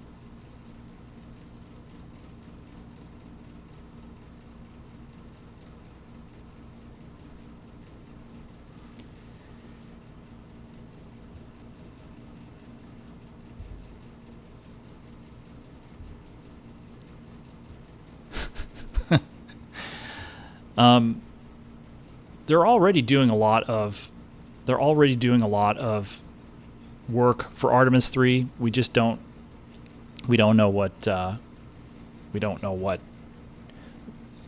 have as good of an idea about what's going on with the lunar lander development right now. But we learned in the last several days that Orion is getting the Artemis 3 Orion is getting close to being fully stacked. So maybe by the end of the summer, the crew module and service modules will be fully integrated, and they'll be getting close to I'm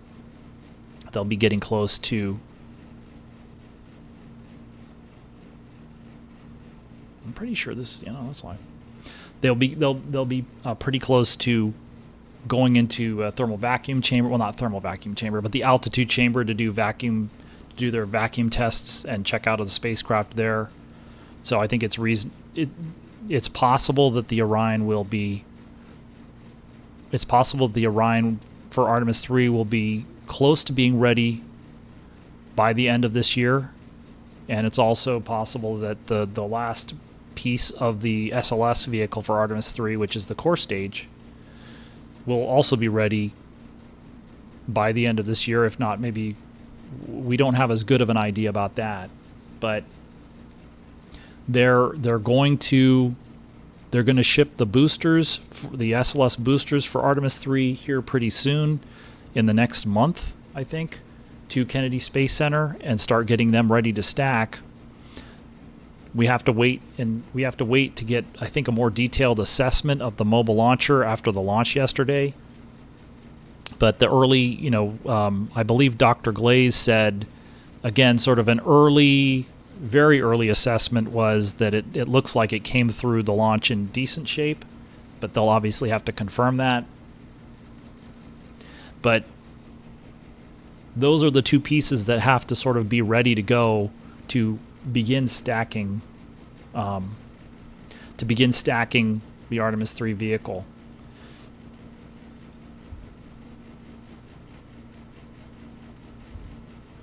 The which is the mobile launcher and the aft assemblies for the solid rocket boosters. So the so at least from what it sounds like, and we'll probably be asking about this over the next, even during, while this mission's going on, maybe not right away, but is to see that they're going to continue to press with the Artemis 3 preparations. But there will be some work.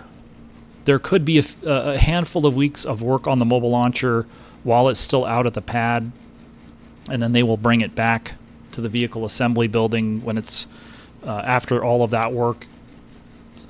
Some refurbishment work, and they still have some systems that they want to do some verification and validation testing on, and it will take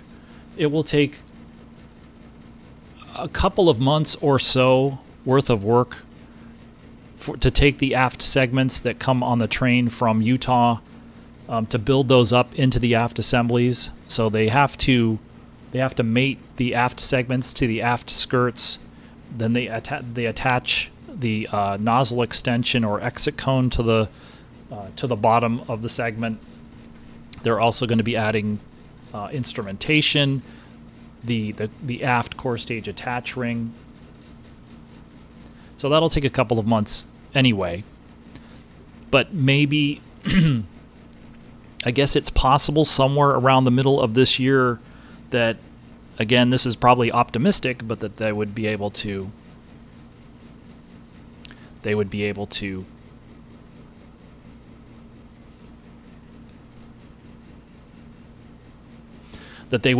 begin stacking for Artemis III. And I think at that point, if not earlier, there's going to need to be a checkpoint about where everybody else is.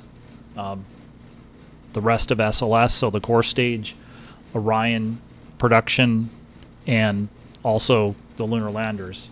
And so in the next couple of months, we should see the Starship version 3 begin to fly. So we'll get at least a little bit of an idea about where they are, but they haven't been as forthcoming about lunar landing in particular. We don't know where the propellant transfer demonstration for Starship is on the calendar anymore. And so there are those types of things we need to find out about.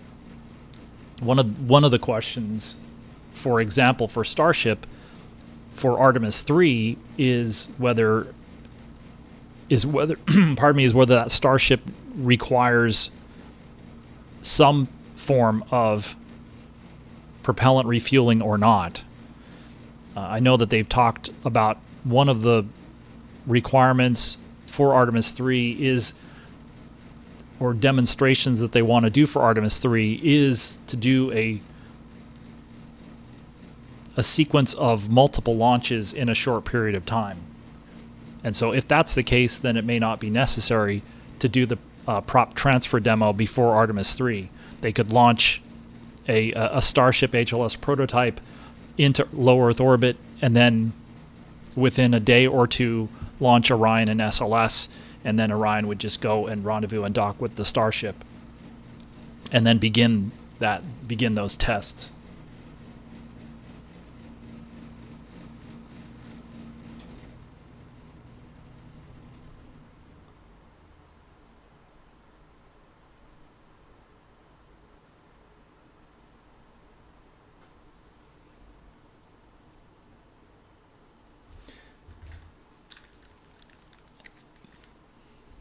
So let me go and it looks like, I don't know if live mission commentary has resumed.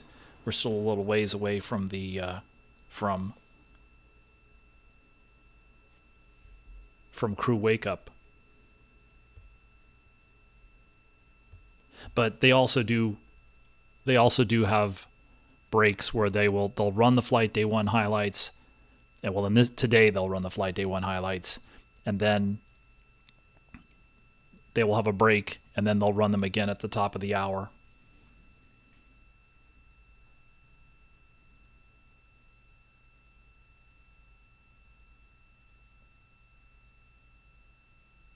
So they have not done. So Todd was asking a little while ago, have they done the slingshot yet? That I'm assuming you're referring to the trans-lunar injection burn. They have not. They're going to do that burn in about 8 hours from now, maybe a little bit less than that. That'll be the burn that will send them out to the moon, and they'll do the lunar flyby and come back. So that burn will be tonight, and then they will get to the moon on flight day 6. Let's see, let me see since I have that timeline up. The closest approach to the moon would be almost exactly 5 days after launch. It would be 5 days, 0 hours, and 30 minutes, essentially.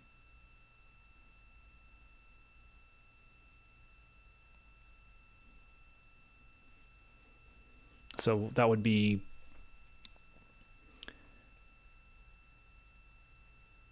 6 p.m. on April 6th, 6 p.m. Central, 7 p.m. Eastern, somewhere in that time frame, not exactly. So that would be what, 2300 UTC on April 6th.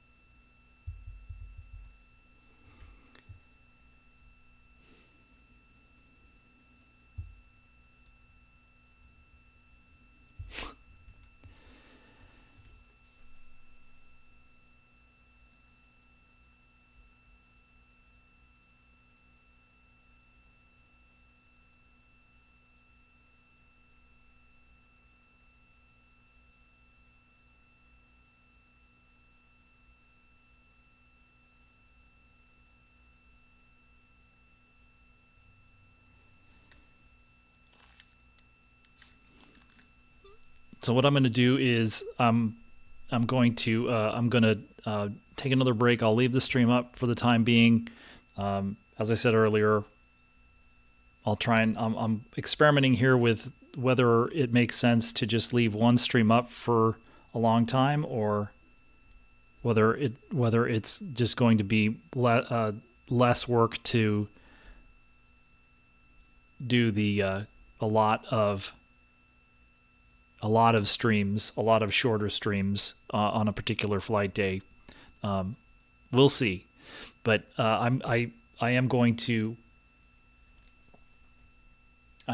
get ready to go over to the Space Center in a little while, and then later on we'll definitely be over there for the mission status briefing. So for TLI, I may leave a stream up, but I probably will not be providing commentary. And again, just as a reminder, you can watch these NASA live streams. You can just go directly to the NASA YouTube channel and watch these streams without just a essentially clean feed of those feeds, if you would like.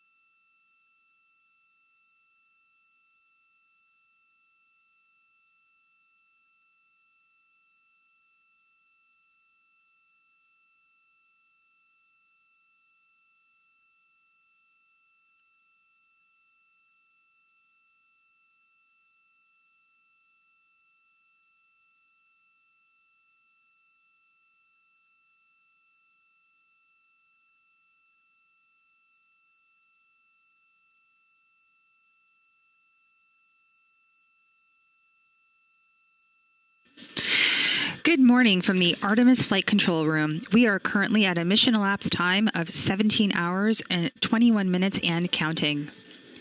The Orion spacecraft is just over 40,000 miles away from Earth and over 231,000 miles away from the Moon. While we're on the air with you right now, the crew is taking a short nap after having completed the scheduled activities for Flight Day 1.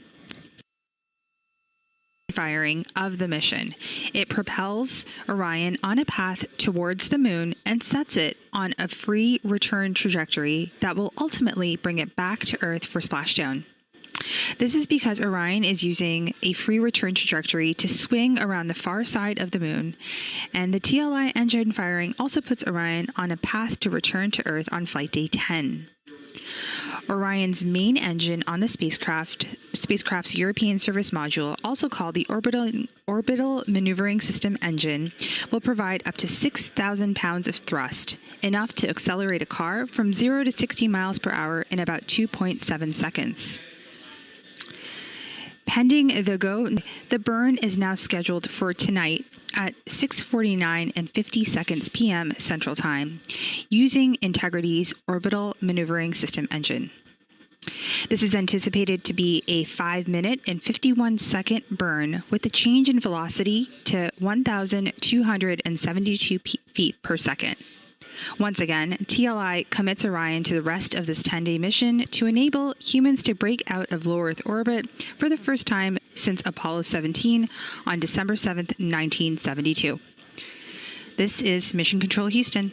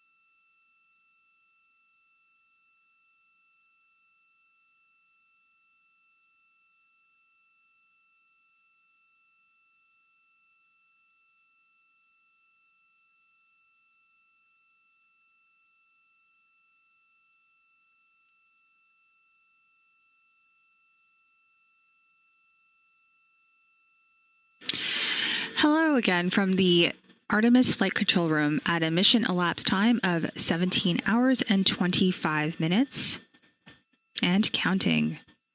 The crew is taking a short nap, as I mentioned, after a busy day aboard the Orion spacecraft. Let's take a moment to look back at some of the activities that have taken place over the last day. Here are your flight day highlights.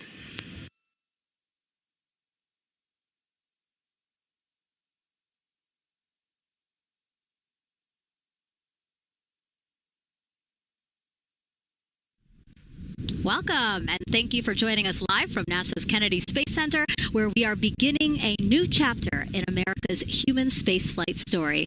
We are so humbled to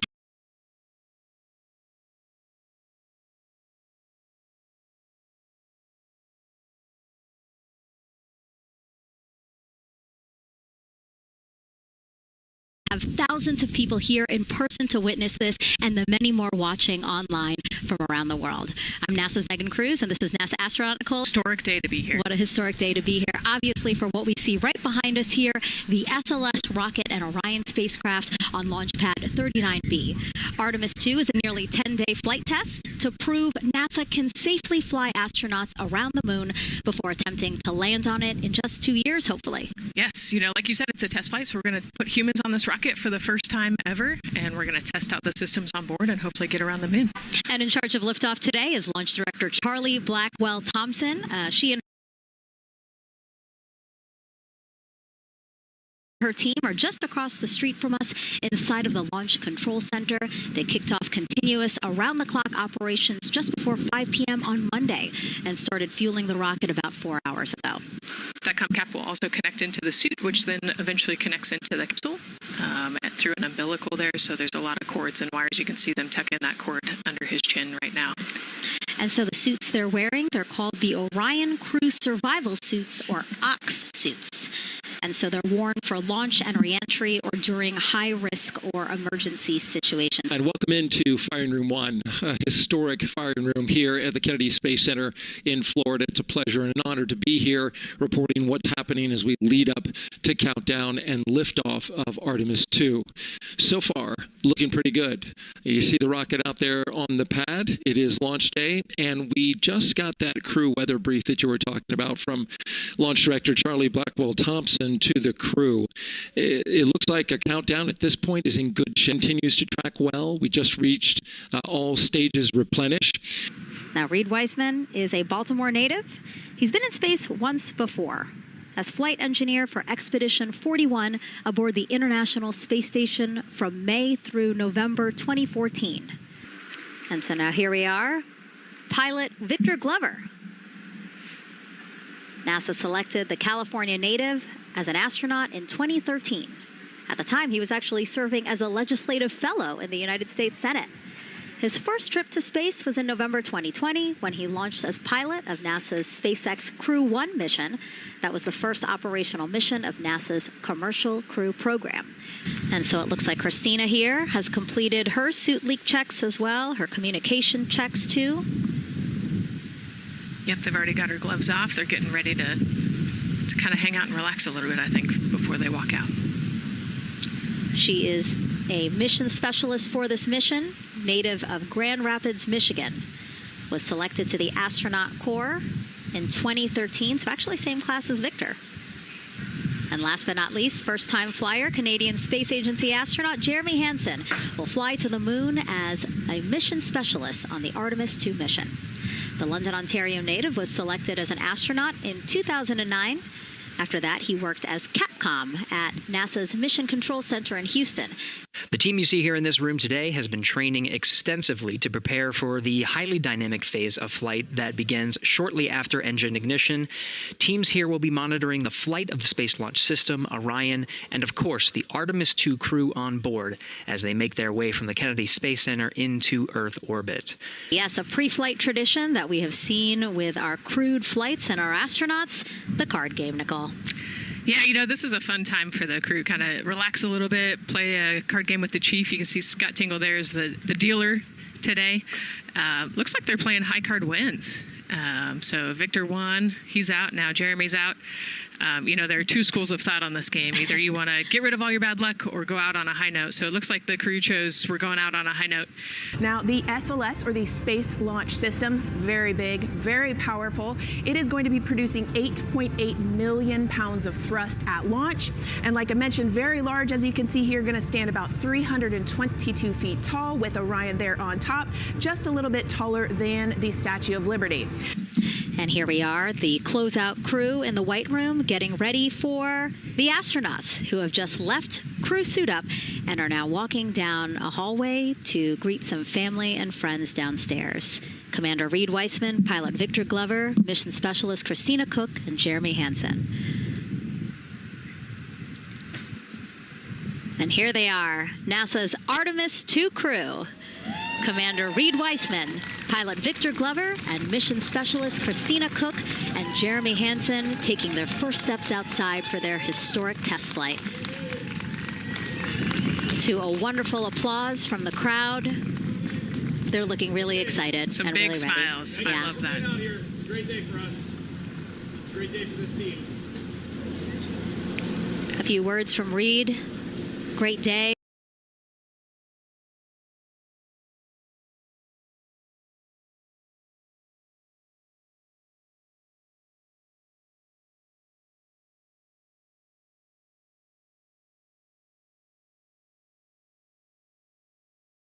For us, the team, he said. Thumbs up, more thumbs up. Of course, a lot of pictures. We hear some camera shutter clicks back there. I love the energy of this crowd. Let's go. And so now the crew walking over to each of their pens. The first people closest to them, of course, their family members who got to quarantine with them, correct? Yes.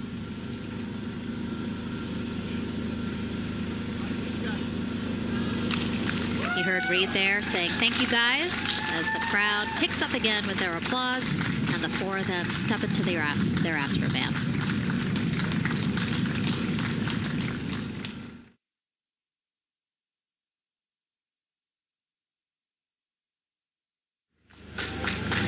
And there they go. And off they go. Reed, Victor, Christina, and Jeremy now on their way to launch pad 39B, where they will fly to the moon. Something no human has done in over 50 years. They may also set a new record as the farthest humans have ever been from Earth, a record set by the Apollo 13 crew almost 56 years ago today. Yeah, you know, we talked about how tall this rocket is earlier. Wow. Look at that. Yeah, look at that point of view, yeah. And now we're watching the crew walk across the crew access arm, getting a beautiful view of Kennedy Space Center. From 274 feet. Woo. Nicole laughs because Nicole is also, like Reed, does not like heights. I do not like how open that crew access arm is. Oh, and he's already turned around and walking in. You can see Dre's protecting his helmet and his visor there from all that metal. Yeah. It's a tight squeeze, but they've done this a lot, so Reed's already all the way across the capsule. Yeah, that was fast. Impressive, Reed. Impressive. That's why you're the commander. Oh, a heart there from Jeremy again. Yep, Canada. Yeah. Canada is about to get into Orion.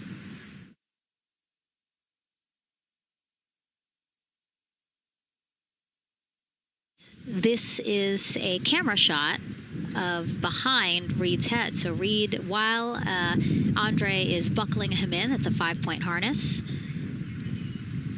Reed was configuring his control panel. Yeah, the displays. We're getting the displays ready so that they can monitor all of the systems and monitor the launch as they go. Christina there signing the wall. That they're working there. And there's a heart from Christina Cook. Great to see that as she gets ready to get into the Orion spacecraft, one that they named Integrity. It certainly fits. Termination system. It's the system that the Eastern Range here uses in order to send a destruct signal to a rocket in case it veers off path. So it's a very critical, important safety component. The bottom line of all this is, at this moment, the range is no-go. But that is not stopping us from moving forward in the countdown. We can continue to process and work the countdown. The closeout crew will continue to do their work, and the launch team will continue to do their work as well. We're just getting an update, in fact, about what I was about to report out on the range, and the good news is the range is go. As we see now live inside of the White Room at the launch pad, the closeout crew has closed the launch abort system hatch. You saw there, we took it live. Took a lot of them, I think all of them, except for one. I think it took 3 or 4 of them to push that hatch door close, and then they felt around the perimeter of the door to make sure that everything was sitting just right. We currently are hearing the launch team is working an issue that was reported out with the LAS. At least there's an issue apparently with a battery on the LAS. The engineer who is in charge of the launch abort system sits on console here, reported that a temperature for one of the two last batteries is out of range. And although it's not a constraint for launch right now, it would be when that temperature is checked inside of T-minus 6 minutes, which is inside of terminal count. So right now, the team is working some troubleshooting on this issue. Going to follow, of course, along closely with what they learn. But again, a battery temp for one of the two batteries on the LAS is out of spec, and the team is working to understand, first of all, whether or not this may be a sensor issue, or is there an issue with the battery itself. We're one big NASA team, one big NASA family, and we have one major message before we launch tonight. Okay, guys, what are we going to say? 1, 2, 3.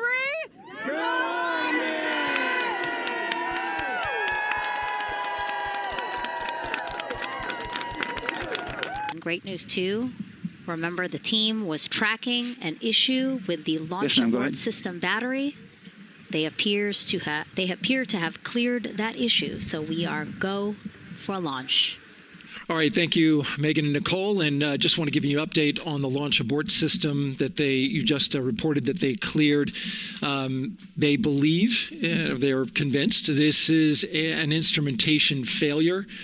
So there are two batteries on the LAS. The LAS, of course, and with the help of my 2-year-old son's model rocket, Daniel said I could use this, so it's okay.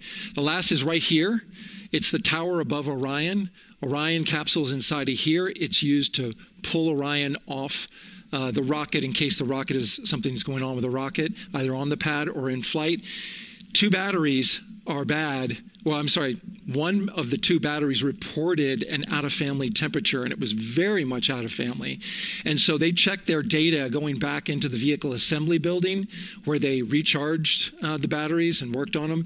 And they have good, solid data, they reported, that tells them that this is an instrumentation failure, that there's something wrong with the sensor. And so they took it before the mission management team, which has to accept the risk, any changes to launch commit criteria, which this would be one, and they all fully accepted it. So now we are clear as far as that constraint is concerned. NTD COSE hold requested. Copy that.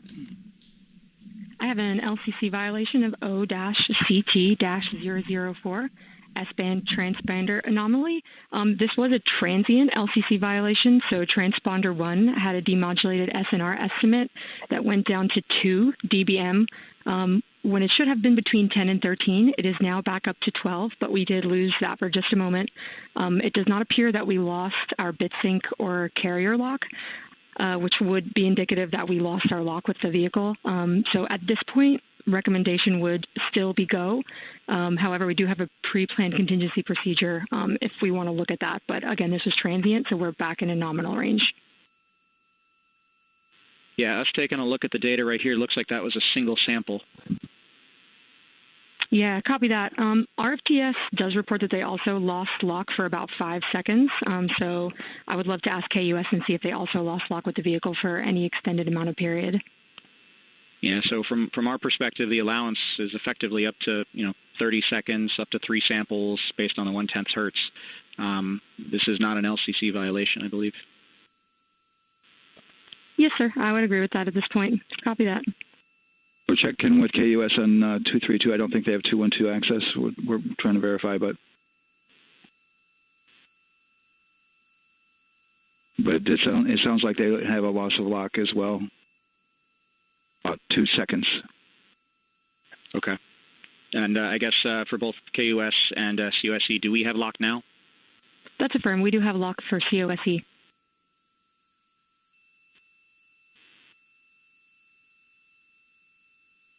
Yeah, so from the integration console perspective, we did have a temporary loss there within the allowable, and per the requirement, let's go.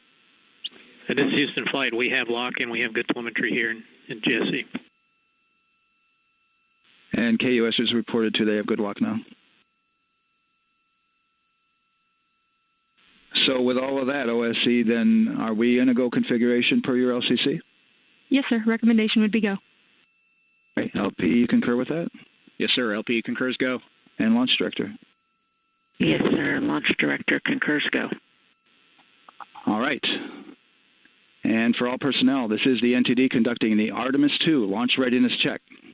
Verify ready to resume count and go for launch. OTC. OTC is go. STC.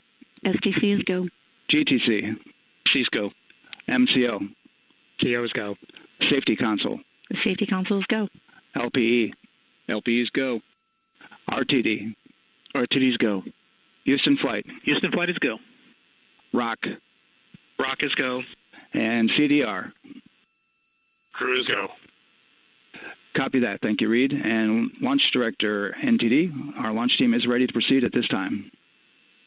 All right, NTD, I copy all. At this time, I'll perform my poll. Attention on the net. This is the Launch Director performing the final poll for launch. Verify no constraints and go for launch. EGS, Program Chief Engineer. Artemis Chief Engineers are go. Copy, thank you.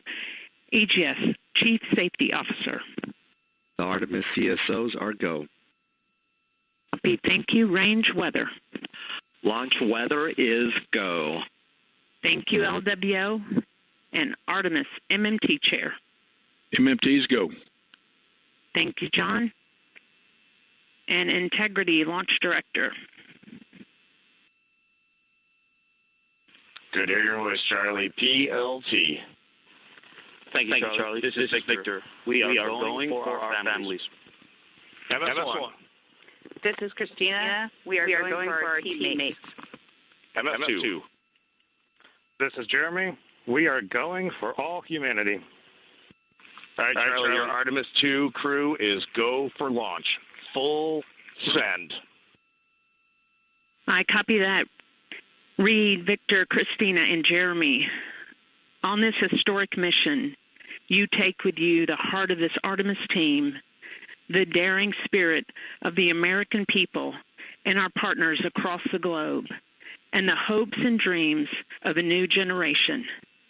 Good luck. Godspeed, Artemis II. Let's go.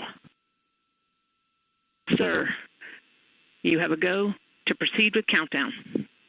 Copy that. I'll put it in work. CDR, NTD. Go. Gear risers and initiate short purge per your EPROC 10.1.1, steps 8 and 9. 10.1.1, 8 and 9 going to work. Copy.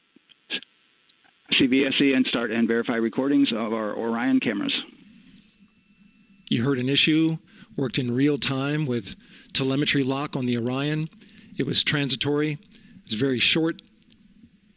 They checked the data, confirmed that they had a good lock. This was with the S-band transmitter on the Orion. Worked through that issue, looked at the data, and cleared it. All with the world watching. All right, and we're clear from cutouts. And with that, we're going to resume the clock momentarily. And CGLS, you can resume the clock on your mark. GLS copies. 3, 2, 1, mark. GLS mainline has been initiated. T-minus 10 minutes and counting.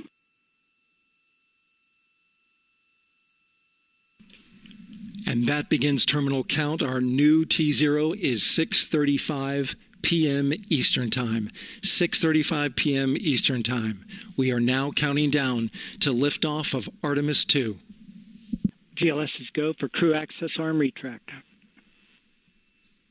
And there you see the crew access arm moving away.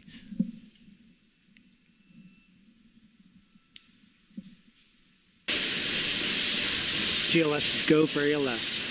Great call out. The rocket is on its own. 4 brave explorers ready to ride the most powerful rocket NASA has ever launched. Sound suppression water is flowing. 15. And here we go. 10, 9, 8, 7, RS-25 engines lit. 4, 3, 2, 1. Booster ignition. And liftoff. The crew of Artemis II now bound for the moon. Humanity's next great voyage begins. Good roll pitch. Roger, roll pitch. Houston now controlling the flight of Integrity on the Artemis II mission around the moon. Integrity, AMT high. AMT high. On time, passing 30 seconds into the flights. Integrity passes the alternate MECO. Target milestone. Mission Control Houston seeing good performance on the 4 main engines. Space Launch System core stage. Integrity, 3 miles in altitude. Traveling more than 1,200 miles per hour.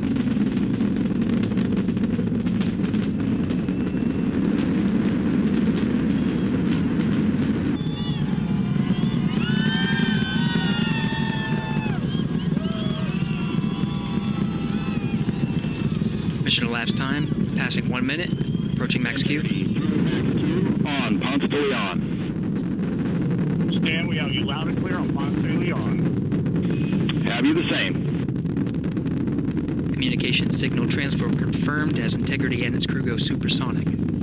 Approaching 90 seconds into the Artemis II mission. Integrity is 14 miles in altitude, 8 miles downrange, traveling more than 2,600 miles per hour.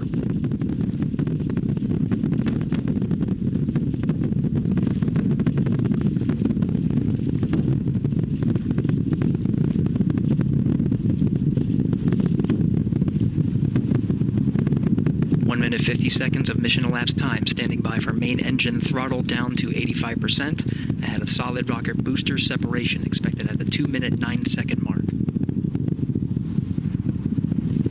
We see throttle down.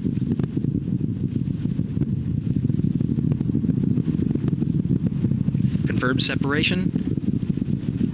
Main engine's throttling up, guidance converged.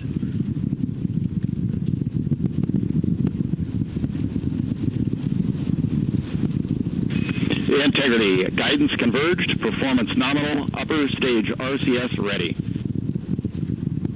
Copy all, Stan. Integrity, SM priming complete. SM priming complete. 3 minutes into the flight, Integrity 49 miles in altitude, 78 miles downrange, now passing 5,000 miles per hour.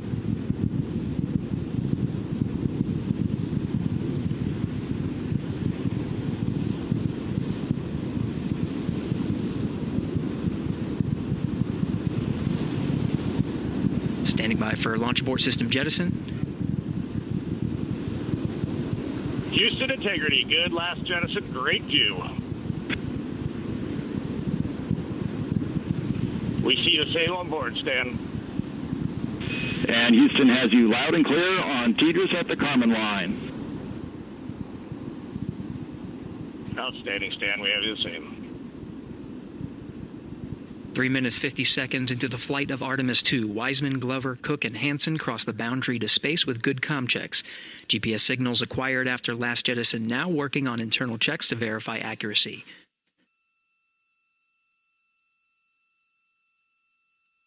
Integrity, GPS processing.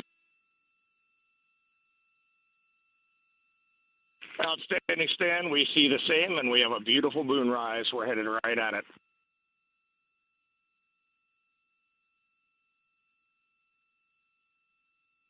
Integrity and nominal MECO, core stage separated.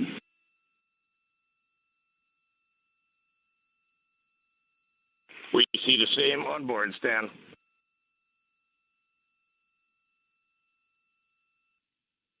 Nine minutes of mission elapsed time. Integrity crew of Reed Wiseman, Victor Glover, Christina Cook, and Jeremy Hansen now in orbit around the Earth at the beginning of their journey to the moon.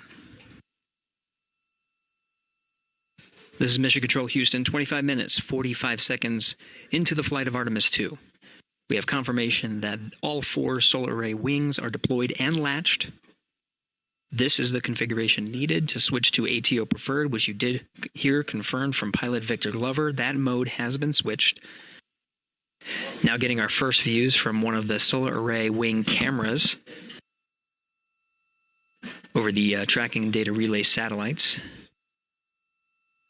We are in a night pass as we are about a little more than 1,300 statute miles above the Earth, just east off the coast of Madagascar.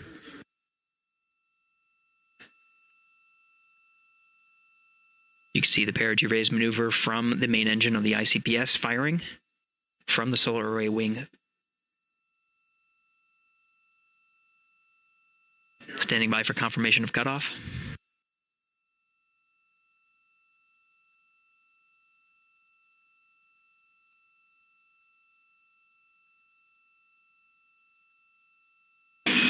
Integrity, good PRM, and 1 minute to Teeter's handover. And with the regain of comm, we're starting to get some views aboard the Orion spacecraft. Integrity Houston, voice check on Teeter's.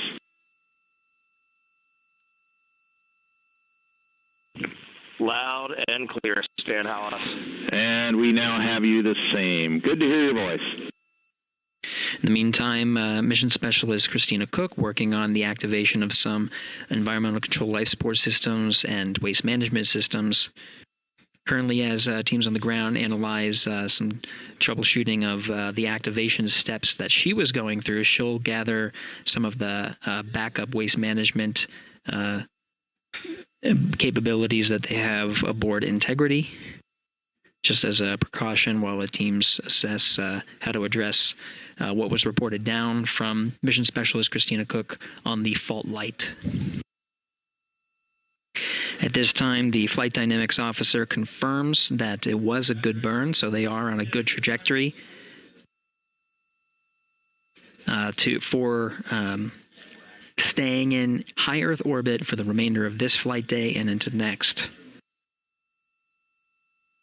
The high Earth orbit puts them into a 43,730 by 0 statute mile orbit, which orbits the Earth approximately once a day. It's a 23.5-hour orbit. For the first time since they arrived in space, you're looking at a live view of the Artemis II crew in the Orion spacecraft.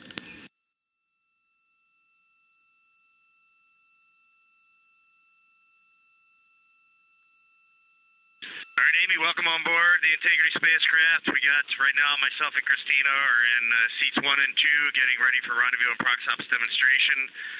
Victor's just finishing up getting out of suits and getting suit drying going, and Jeremy is hard at work in cabin configuration. It was an amazing ride uphill. The views, we've got 2 moon rises that we've had so far, and the views of planet Earth. We've circled it completely, and we forgot how beautiful it is to look down on Earth. We're hearing some comms from the crew as they are preparing for their proximity operations demonstration. And we have just had, for the first time in over 50 years, humans join the Deep Space Network. Now, we're used to people being on the Near Space Network, the tracking data relay satellite system with the International Space Station. But again, first time in 50 years that we will have crew traveling far enough to be on that Deep Space Network. This view coming live from Orion, now just 3 hours and 10 minutes since liftoff today from Kennedy Space Center.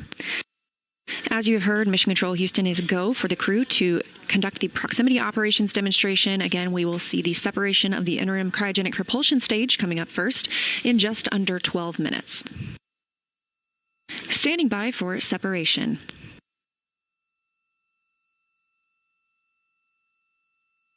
Yeah, we have good separation, good motion. We are ATP go. Confirmation, separation from the interim cryogenic propulsion stage. Good motion. Go for 180 pitch, confirmed. Separation confirmed, Houston. Houston copies. All right, here comes the pitch rate.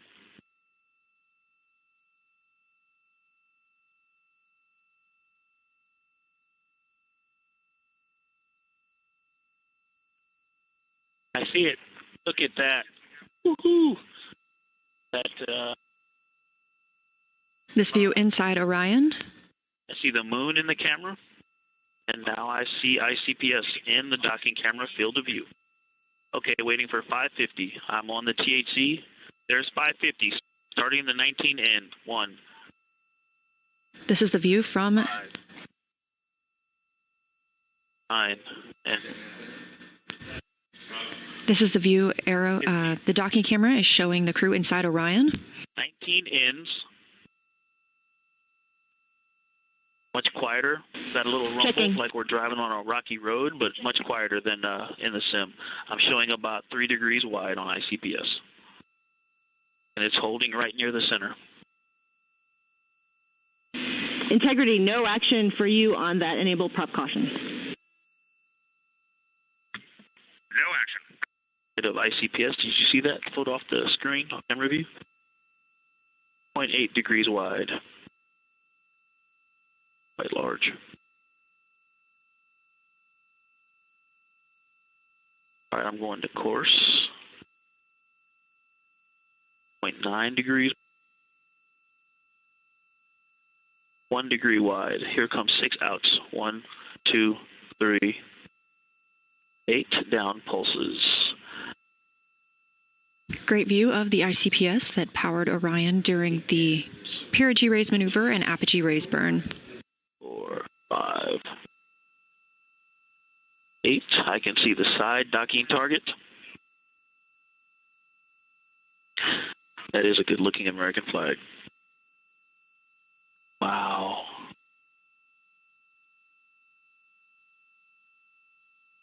Copy. Going off, Fox. Great flying with you, Houston. Nice vehicle. Great job, Victor, and to the entire crew, and we enjoyed your excitement at seeing ICPS out the window. With proximity operations complete and the upper stage separation burn complete as well, we are now looking to the ICPS, or interim cryogenic propulsion stage disposal burn. We will not see this or get data on it. It will burn up upon reentry over Earth's atmosphere over the Pacific Ocean. And it actually looks like a crescent Earth there in the background. This view coming from one of the solar array wing cameras aboard Orion.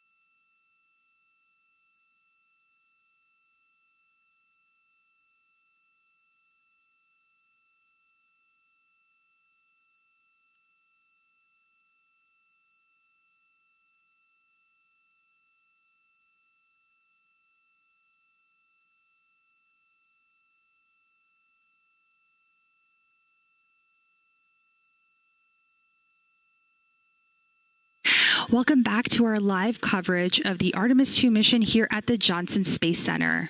I'm Nilüfer Ramji, and I am your Orbit 3 commentator. So as we continue to track the progress of the Orion spacecraft on its journey around the moon, we're in a relatively quiet phase of the mission, giving us a great opportunity to take a closer look at the work that's happening behind the scenes.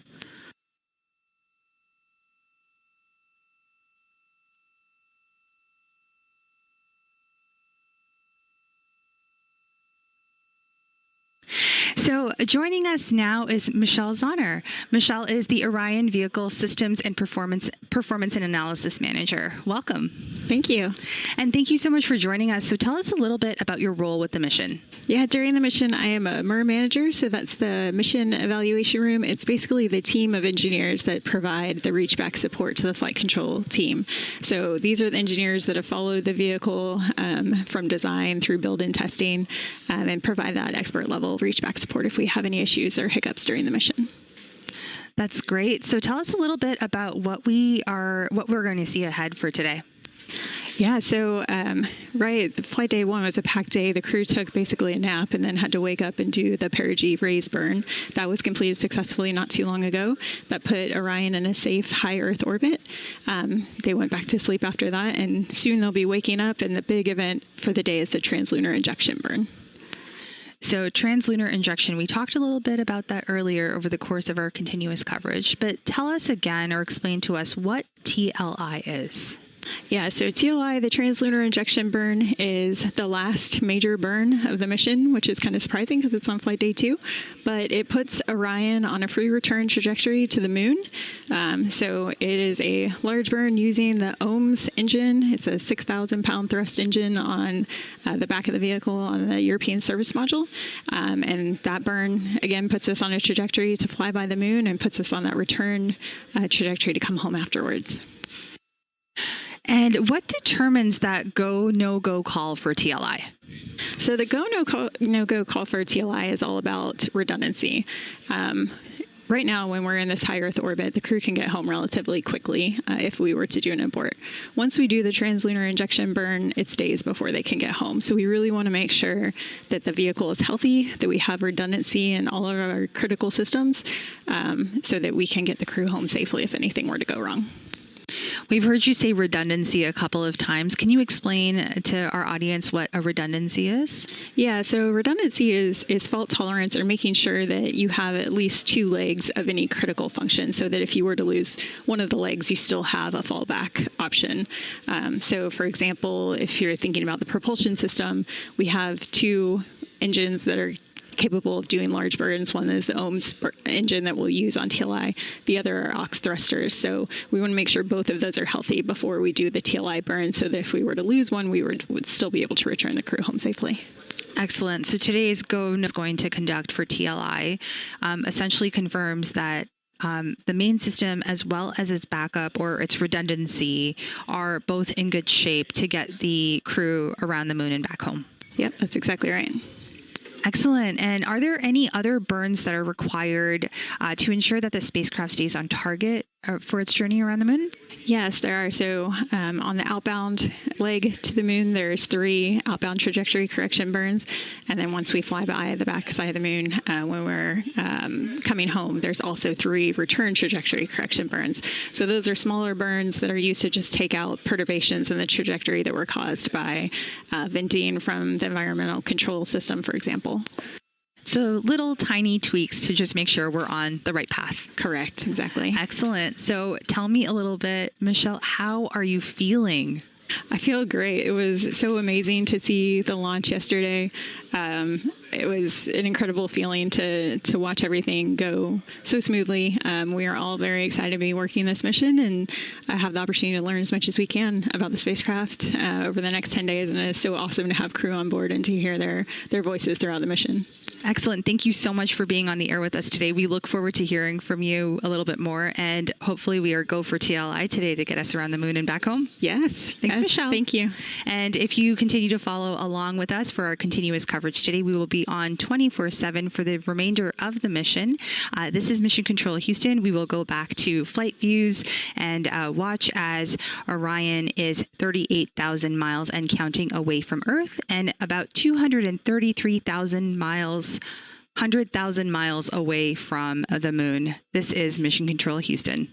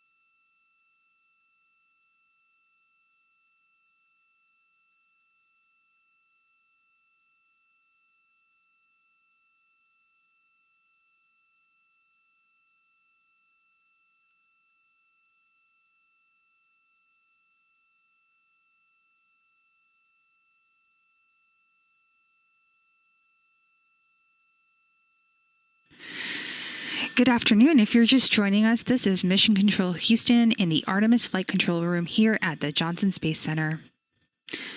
At a mission elapsed time of 18 hours and 28 minutes and counting, we are coming to you live with our 24/7 continuous coverage of the Artemis II mission.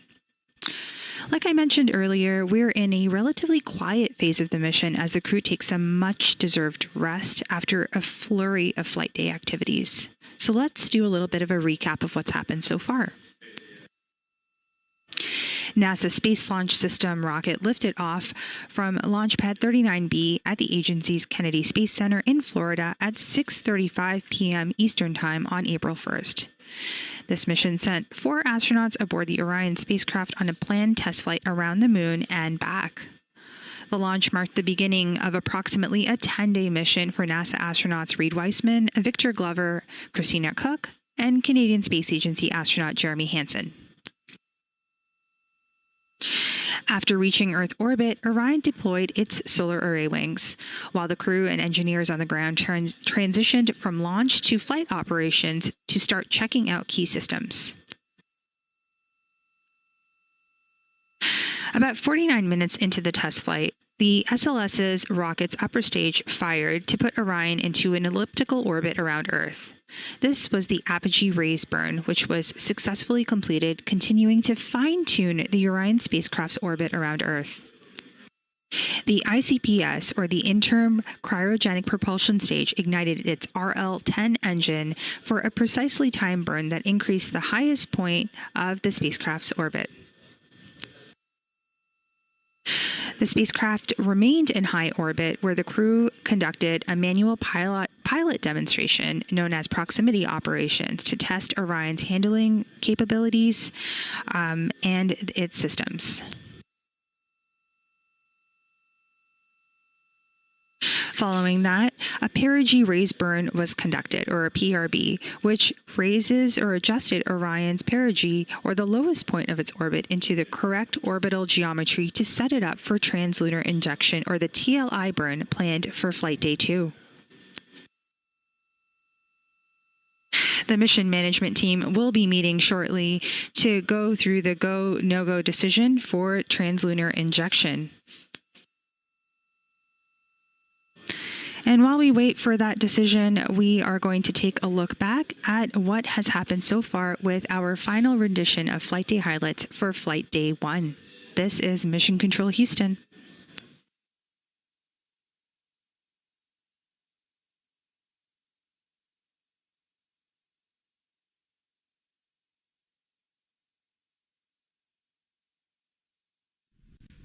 Welcome, and thank you for joining us live from NASA's Kennedy Space Center, where we are beginning a new chapter in America's human spaceflight story. We are so humbled to have thousands of people here in person to witness this, and the many more watching online from around the world. I'm NASA's Megan Cruz, and this is NASA astronaut Nicole Ayers. Thanks, Megan. What a historic day to be here. What a historic day to be here. Obviously, for what we see right behind us here, the SLS rocket and Orion spacecraft on Launch Pad 39B. Artemis II is a nearly 10-day flight test to prove NASA can safely fly astronauts around the moon before attempting to land on it in just 2 years, hopefully. Yes, like you said, it's a test flight, so we're going to put humans on this rocket for the first time ever, and we're going to test out the systems on board and hopefully get around the moon. And in charge of liftoff today is Launch Director Charlie Blackwell Thompson. She and her team are just across the street from us inside of the Launch Control Center. They kicked off continuous around-the-clock operations just before 5 p.m. on Monday and started fueling the rocket about 4 hours ago. That ComCap will also connect into the suit, which then eventually connects into the capsule through an umbilical there. So there's a lot of cords and wires. You can see them tuck in that cord under his chin right now. And so the suits they're wearing, they're called the Orion Crew Survival Suits, or OX suits. And so they're worn for launch and reentry or during high-risk or emergency situations. And welcome into Firing Room 1, a historic firing room here at the Kennedy Space Center in Florida. It's a pleasure and an honor to be here reporting what's happening as we lead up to countdown and liftoff of Artemis II. So far, looking pretty good. You see the rocket out there on the pad. It is launch day, and we just got that crew weather brief that you were talking about from Launch Director Charlie Blackwell Thompson. and to the crew. It looks like a countdown at this point is in good shape, and that's great news. Fueling continues to track well. We just reached all stages replenished. Now, Reed Weissman is a Baltimore native. He's been in space once before as flight engineer for Expedition 41 aboard the International Space Station from May through November 2014. And so now here we are, pilot Victor Glover. NASA selected the California native as an astronaut in 2013. At the time, he was actually serving as a legislative fellow in the United States Senate. His first trip to space was in November 2020 when he launched as pilot of NASA's SpaceX Crew 1 mission. That was the first operational mission of NASA's Commercial Crew program. And so it looks like Christina here has completed her suit leak checks as well, her communication checks too. Yep, they've already got her gloves off. They're getting ready to kind of hang out and relax a little bit, I think, before they walk out. She is a mission specialist for this mission, native of Grand Rapids, Michigan, was selected to the astronaut corps in 2013, so actually same class as Victor. And last but not least, first-time flyer, Canadian Space Agency astronaut Jeremy Hansen will fly to the moon as a mission specialist on the Artemis II mission. The London, Ontario native was selected as an astronaut in 2009. After that, he worked as Capcom at NASA's Mission Control Center in Houston.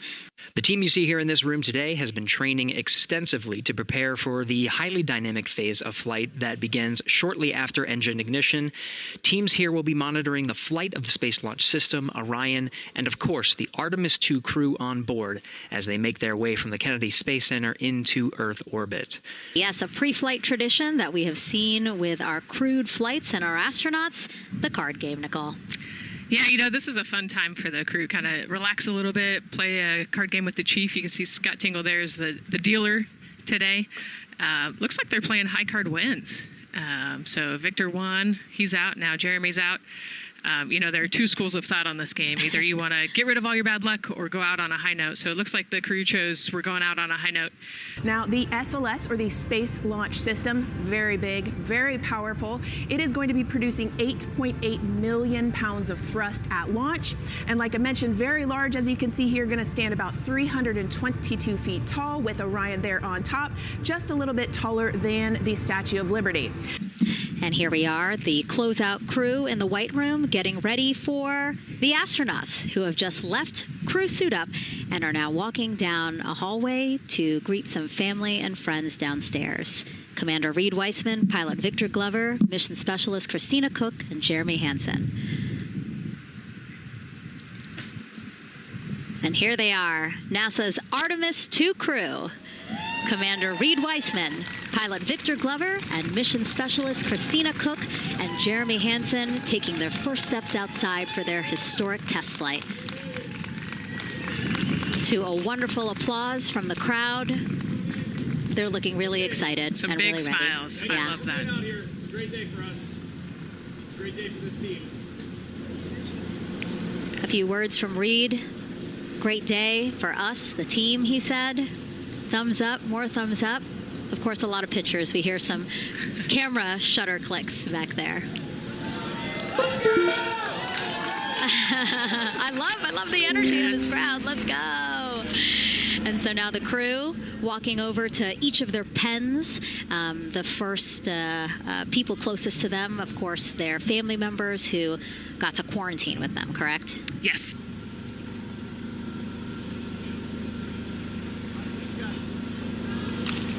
You heard Reed there saying thank you guys as the crowd picks up again with their applause and the four of them step into their astrovan.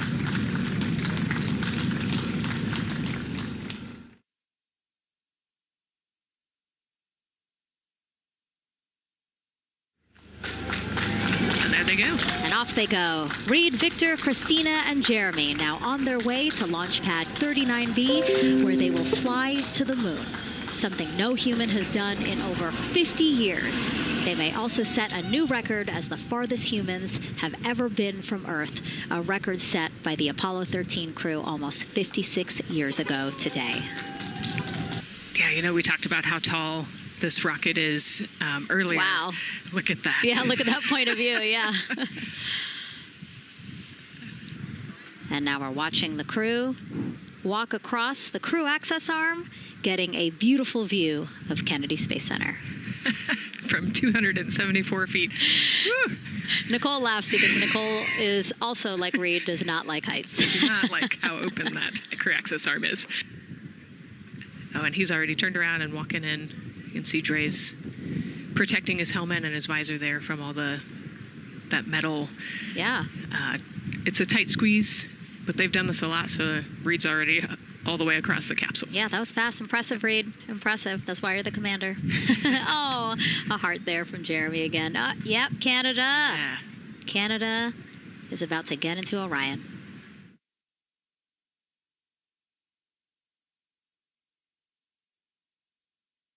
This is a camera shot of behind Reed's head. So Reed, while Andre is buckling him in, that's a 5-point harness, Reed was configuring his control panel. Yeah, the displays. We're getting the displays ready so that they can monitor all of the systems and monitor the launch as they go. Christina there signing the wall. That they're working there. And there's a heart from Christina Cook. Great to see that as she gets ready to get into the Orion spacecraft, one that they named Integrity. It certainly fits this crew from what I've observed. Drag on camera, like we were saying, that kind of moves around, so sometimes it's hard to show that, so there you have it. You can see that the closeout crew has closed the side hatch. And so right now, that's a panel that they have to close out in order to then close the next hatch, which is the launch abort system hatch. We are currently not working any constraints with regards to the rocket or the ground systems. But the launch team has been made aware of an issue that the range is working. And currently they're monitoring that work that is going on over at the range. We understand that issue is related to the flight termination system.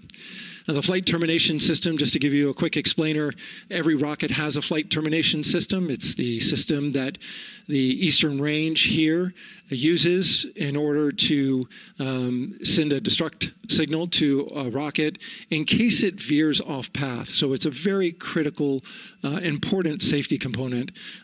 The bottom line of all this is, at this moment, the range is no-go. But that is not stopping us from moving forward in the countdown. We can continue to process and work the countdown. The closeout crew will continue to do their work, and the launch team will continue to do their work as well.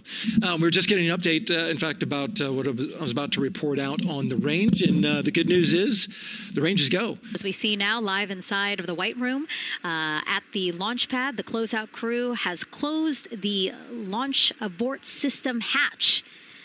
You saw there, we took it live. Took a lot of them, I think all of them, except for one. I think it took 3 or 4 of them to push that hatch door close, and then they felt around the perimeter of the door to make sure that everything was sitting just right. We currently are hearing the launch team is working an issue that was reported out with the LAS. At least there's an issue apparently with a battery on the LAS. The engineer who is in charge of the launch abort system sits on console here, reported that a temperature for one of the 2 LAS batteries is out of range.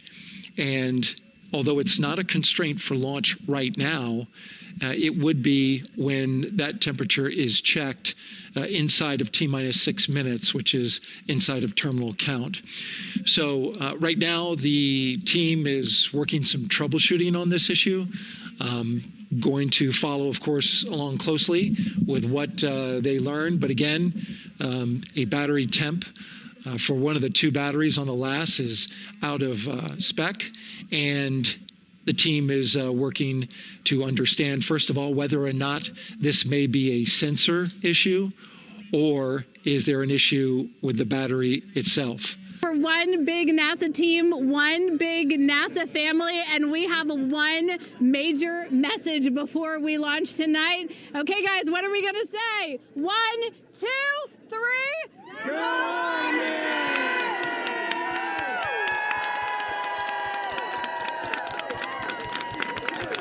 Great news, too. Remember, the team was tracking an issue with the launch abort system battery. They appear to have cleared that issue, so we are go for launch. All right, thank you, Megan and Nicole, and just want to give you an update on the launch abort system that you just reported that they cleared. They believe, they're convinced, this is an instrumentation failure.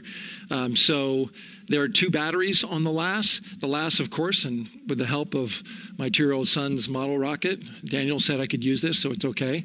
The LAS is right here. It's the tower above Orion. Orion capsule's inside of here. It's used to pull Orion off the rocket in case something's going on with the rocket, either on the pad or in flight. 2 batteries are bad. Well, I'm sorry, one of the 2 batteries reported an out-of-family temperature, and it was very much out of family. And so they checked their data going back into the vehicle assembly building where they recharged the batteries and worked on them. And they have good, solid data, they reported, that tells them that this is an instrumentation failure, that there's something wrong with the sensor. And so they took it before the mission management team, which has to accept the risk, any changes to launch commit criteria, which this would be one, and they all fully accepted it. So now we are clear as far as that constraint is concerned. NTD COSE hold requested. Copy that. I have an LCC violation of O-CT-004. S-band transponder anomaly. This was a transient LCC violation, so transponder 1 had a demodulated SNR estimate that went down to 2 dBm when it should have been between 10 and 13. It is now back up to 12, but we did lose that for just a moment. It does not appear that we lost our bit sync or carrier lock, which would be indicative that we lost our lock with the vehicle. So at this point, recommendation would still be go. However, we do have a pre-planned contingency procedure if we want to look at that. But again, this is transient, so we're back in a nominal range. Yeah, us taking a look at the data right here, looks like that was a single sample. Yeah, copy that. RFTS does report that they also lost lock for about 5 seconds. So I would love to ask KUS and see if they also lost lock with the vehicle for any extended amount of period. Yeah, so from our perspective, the allowance.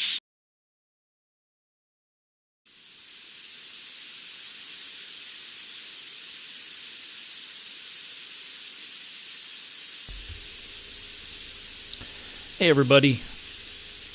I guess I can do.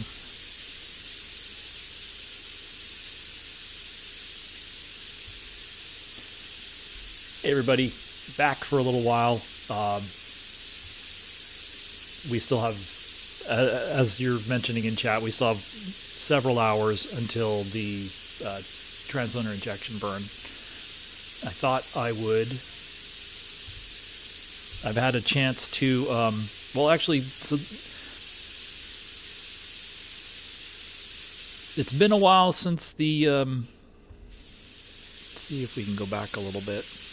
So, but if you go back in this stream, there were periods of time where they had live views, and so we can go back, you know, you can go back quite a ways here.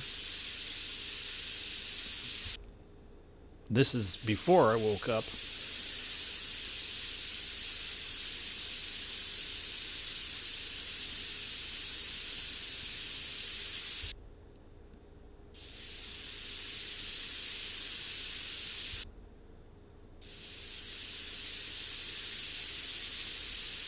But there was a period of time where you can sort of, again, if you zip through them like this, you can sort of see a little bit of how much Earth drifts.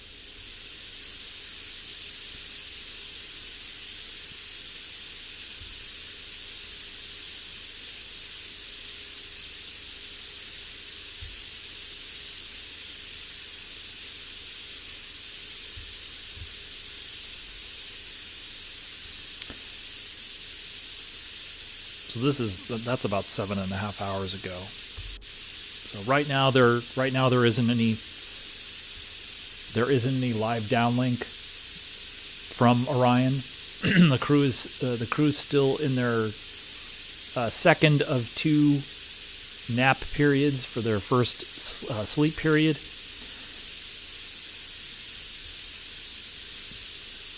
And I had a little bit of a chance to start to catch up on a little bit of the news. There is some news, and one of the things that we heard pre-launch is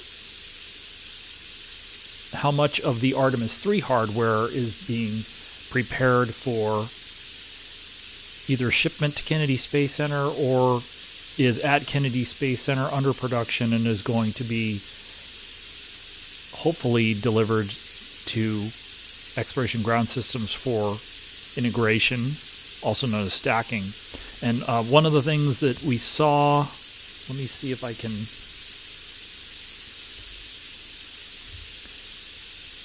One of the things that was posted on social media, let me see if I can back up and capture the... There we go, and then go back to it. So this was posted on X.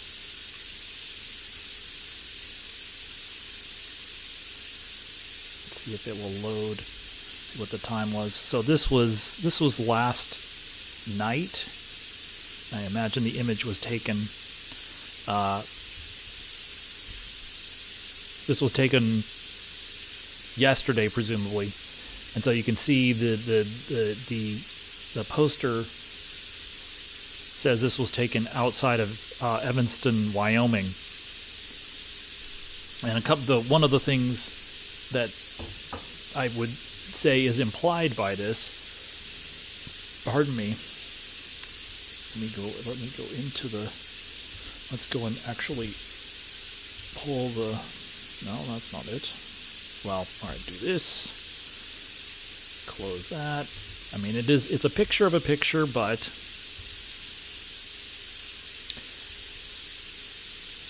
assuming that those containers are loaded, there's only 2. These white cars are the cars that hold the motor segments, and what we're looking at here is only 2 cars. And so this is what we were talking about. This is what we were trying to get a clarification on, and I'm asking public affairs. But I mean, this seems definitive. So going back to the news conference on Sunday, I think Sunday, the program managers on the NASA side. So Chris Cianciola is the deputy program manager, but he was the representative for the SLS program. And I didn't quite catch it when he mentioned it during the news conference, but then I was listening to his comments for the interviews that we were doing on Monday, and he mentioned the aft segments specifically. And this was a convention. I don't know that this was a convention that they used in shuttle exactly, but they used to send the aft segments with not necessarily by themselves, which is what this looks like. And again, I'm waiting for confirmation, but what they used to do is they used to send, of course, again, shuttle was 4 segment boosters, so you would have had the full set would be 8. They used to send the aft segments for, let's say, so let's say we're talking about like STS, and I'm going to make up numbers. I'll use something that never happened. So they would send the segments for the hypothetical STS 250, the upper segments, the other 6 segments for STS 250, with the aft segments for STS 251. So basically, flight, the aft segments for flight X plus 1 with the the set for Flight X. Anyway, or I guess we could say, so maybe we will see the rest of the Artemis 3 segments with the aft segments for Artemis 4. I don't know that that's... I'm not sure that the aft segments for 4... they said that they're done. I don't know that they're necessarily ready to ship them.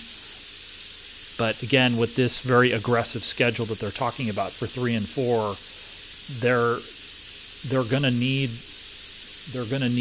the SLS hardware for Artemis 4 relatively quickly. So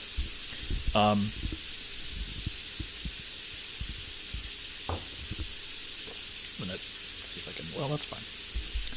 So that I thought was interesting. This was posted in one of the Discords. So shout out to the Artemis Discord for posting this.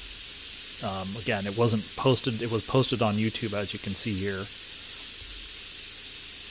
last night.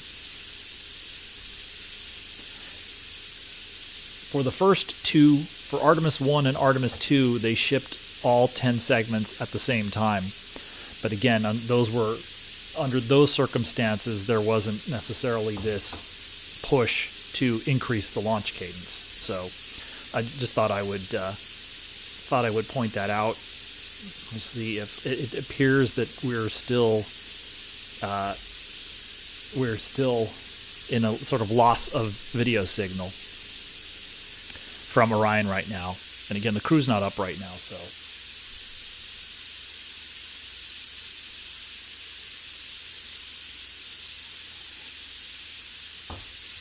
Still waiting to hear about some of the other hardware, the core stage hardware that's still in New Orleans that'll need to be shipped so that can be mated with the engine section. The engines for the Artemis 3 SLS, and then the LVSA, the launch vehicle stage adapter, which is the connector between the core stage and the interim cryogenic propulsion stage. But then there's also the question about whether or not they're going to use an upper stage on Artemis 3 if it is a low Earth orbit mission. It wouldn't necessarily be needed. I guess for grins, I'm just going to go back in time just for, let's see if I can find. This was actually shortly after the burn, I believe. So let me go back to the.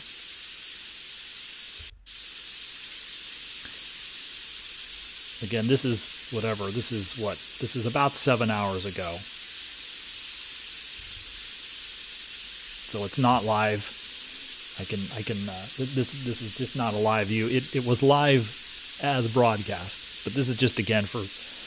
As opposed to showing a blue screen, I should probably keep the other one handy just in case. But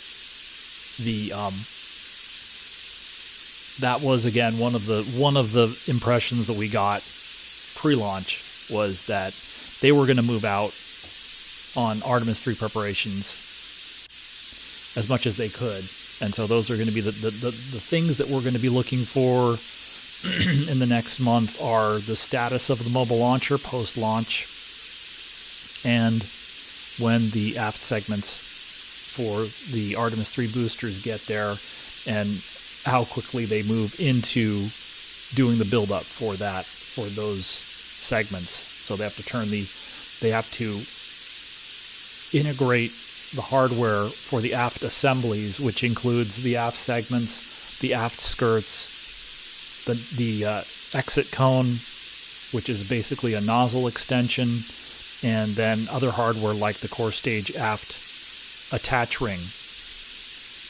So the rotation processing and surge facility at Kennedy Space Center is basically couple of blocks on the north side of the vehicle assembly building.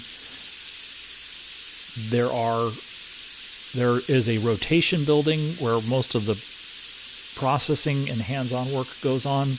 There are 2 surge buildings where they can store the other segments. And in the rotation building, they have 2 build-up stands, and that's where they assemble the aft segments, aft skirts, exit cones, and other hardware into the aft assemblies. And then those are built up on pallets. And then when everybody's ready to install those on the mobile launcher, including the mobile launcher being ready, those will be taken over to the VAB on a transporter so they can be lifted up into place. But that work, the build-up work, takes, give or take, a couple of months. And so that hardware would not be ready to stack until closer to the middle of the year. And so that's about how much time they would have to get the mobile launcher refurbished, turned around, and ready for stacking as well. So that's going to be something that we're going to be keeping an eye on, in addition to the Orion processing. We should see Orion, the Artemis II Orion should be fully integrated probably by sometime in the summer. And so it's possible that we see some other Artemis III developments like this during the mission. We will have to see.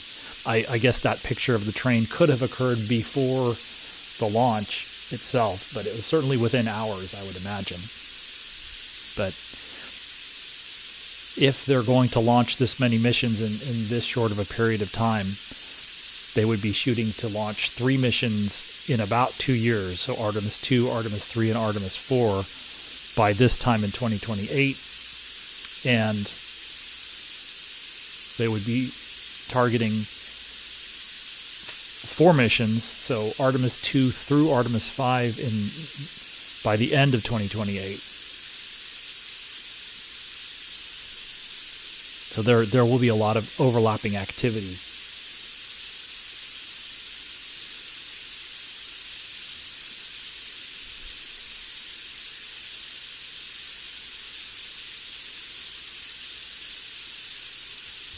Let's see if I can.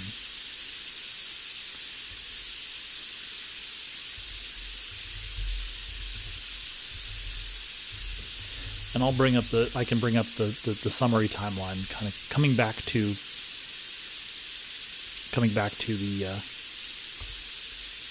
Artemis II.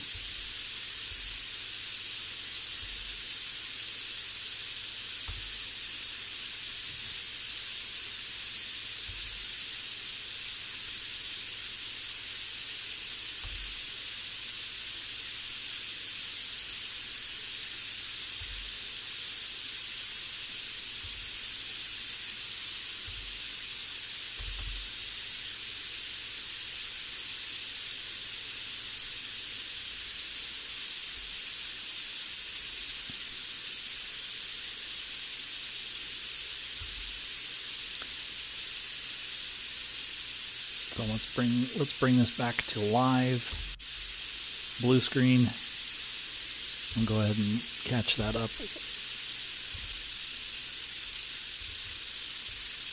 Or try to. So we can zoom in a little bit. So this was actually, you saw the date down there in the lower right, March 18th. This was released, either prepared or released around March 18th.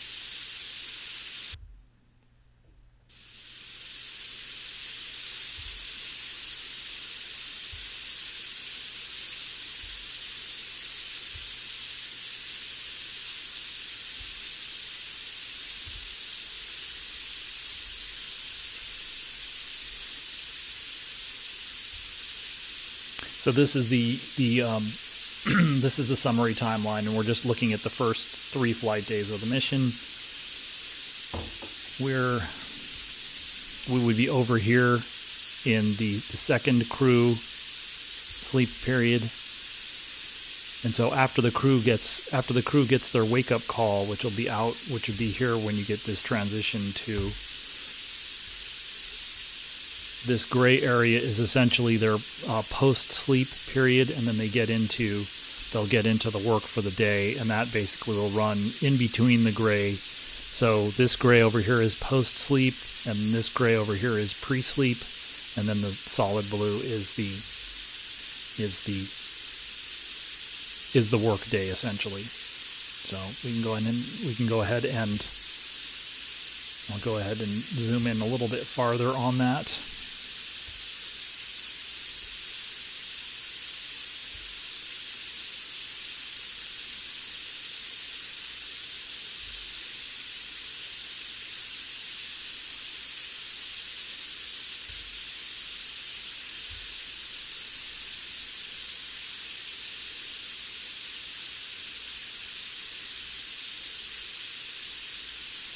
So over here on the left, the DPC, I believe that stands for the Daily Planning Conference. And so I don't know if that will be, that may be private communication. Again, just going over the flight plan for the day. That actually reminds me, that's something else that I would like to ask on site later, which is if they have any kind of like flight day execute package. I'm sure they do. The question is more, are they willing to release the flight day execute package? Again, it's an old shuttle convention that probably will not be. Things have changed a lot.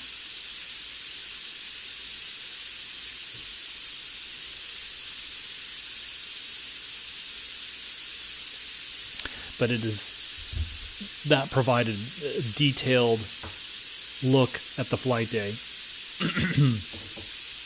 So then there would be a TLI conference again, probably looking at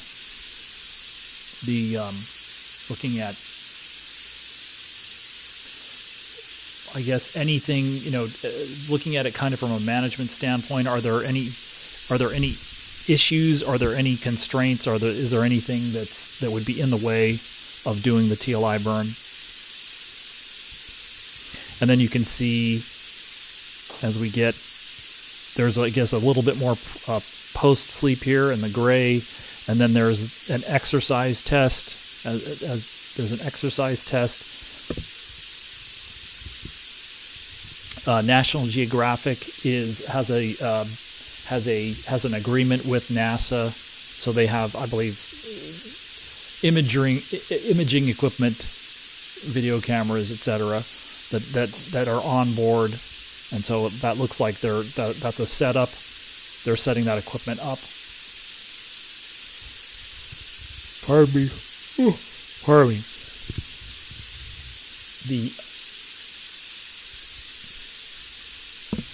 And then they would get into the TLI work, pre-TLI work, and then you can see down here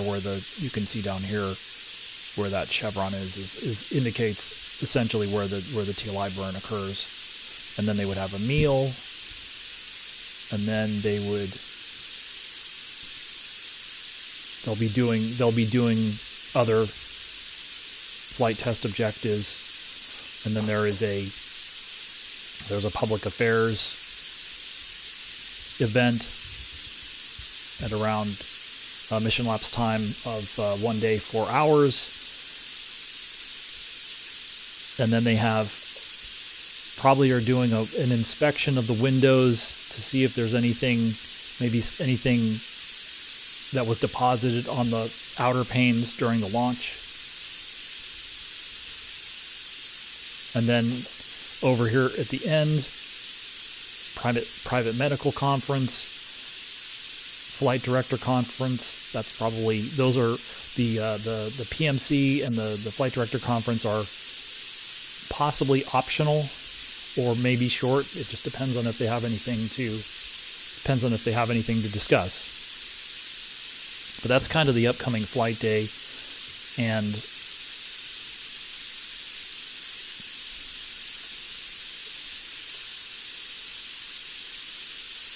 the bars underneath it show the attitude, primary, the attitude of the spacecraft. So bias minus XSI refers to that tail to sun attitude that they stay in most of the time. But then obviously during the trans-lunar injection burn, they have to be in the correct burn attitude to give them the resultant vector that they're trying to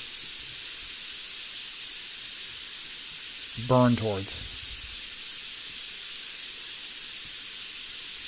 And so at that point they will go from the current high Earth orbit with the apogee of about 70,000 kilometers and the perigee of 185 kilometers to a trans-lunar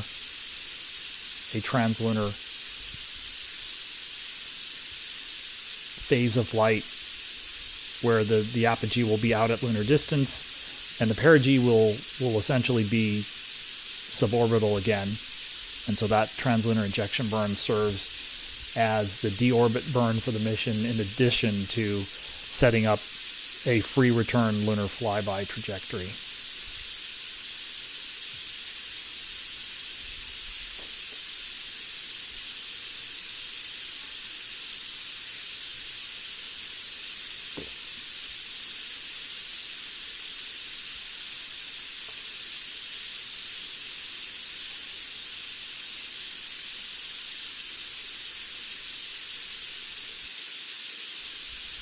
So I'll mute here for a minute.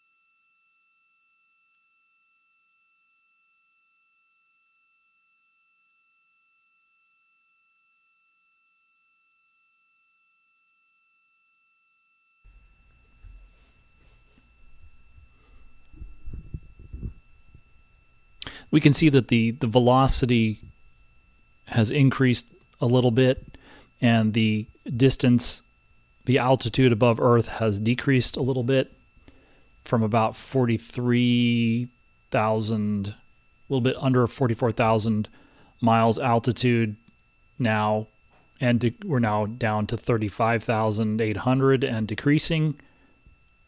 Velocity was, we're not quite, I don't think we're quite double the velocity, but it was in, I believe, the low 2000s up at apogee, and so that velocity is now beginning to steadily increase.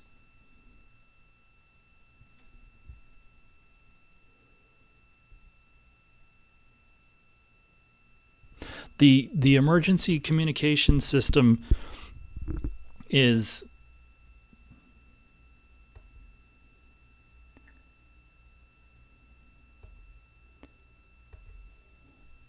it's basically as described. So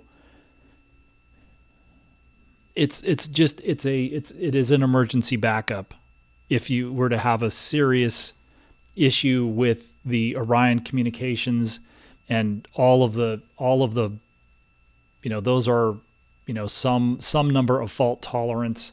I believe the requirement is probably that they at least be single fault tolerant, but it gives them some additional insurance in case they were to have some sort of a serious failure of the communication system. This would at least give them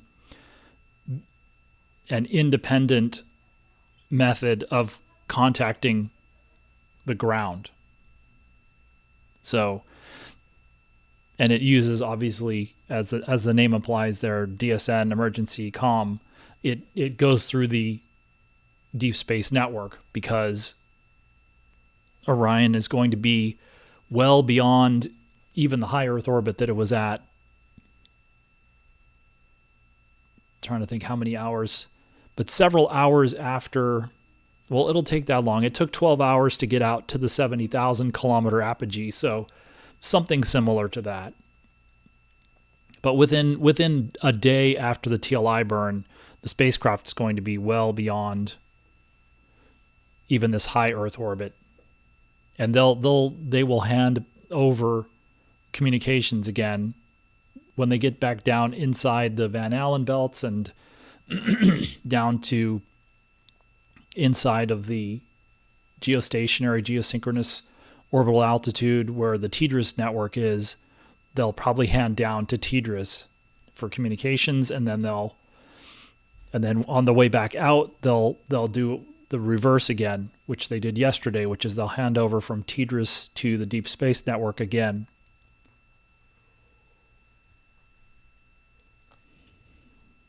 But this is a visualization. It's probably a more accurate, higher fidelity representation of the spacecraft attitude and any firings of the different propulsion systems that they have on the spacecraft. So they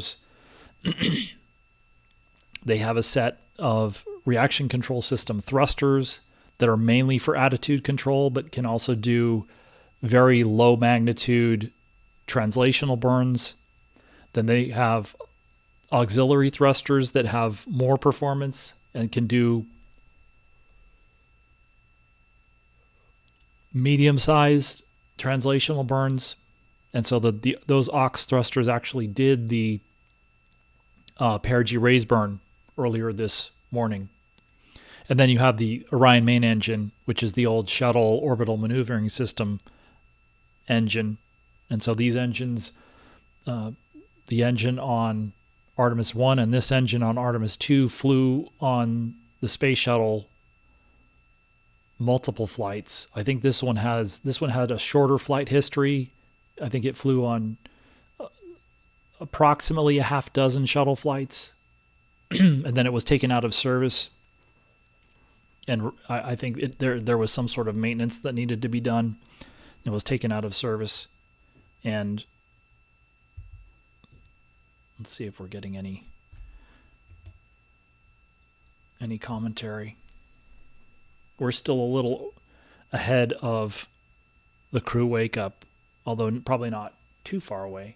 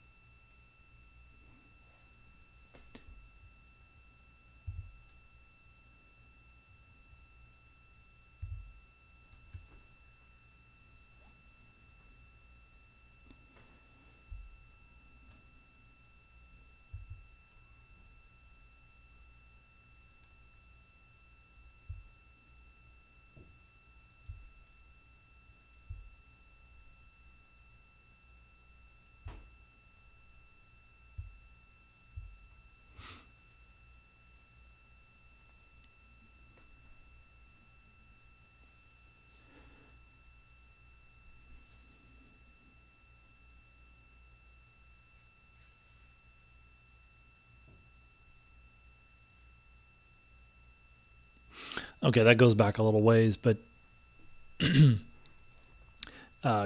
Cram 4587 was asking, will they be suited for TLI? I don't believe so. I don't think they're going to put on their launch and entry spacesuits. Those suits. They'll probably be essentially in shirt sleeves for the burn.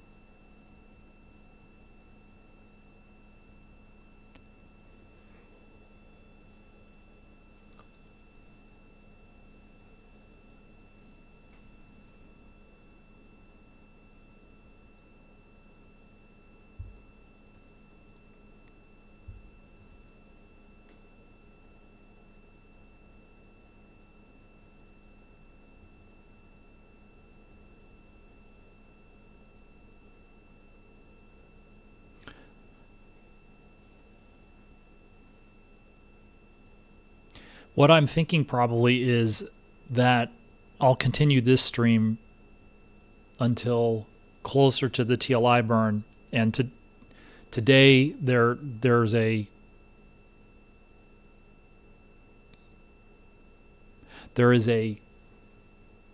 mission status briefing on site at the Space Center, and I'll be over there for that. And so I won't really be able to participate in a live stream for the TLI burn. And so what I'm planning on doing is, before I head over to the Space Center, I'll go ahead and wrap up this live stream.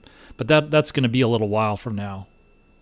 We're still not quite 6 hours, but still a good deal more than 5 hours away from the TLI burn, and then the mission status briefing would be after that. But there are going to be several channels that will be covering the TLI burn, including NSF NASA spaceflight.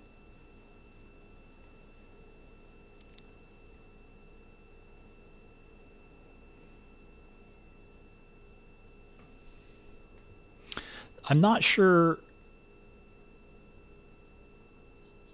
Let's see if I still have that.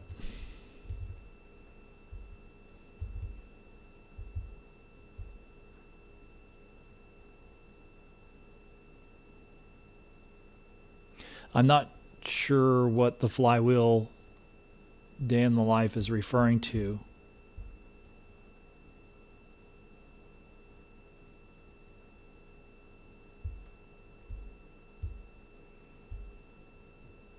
The flywheel may refer to... Oh, okay, I see what you're talking about. I see it in flight day 4.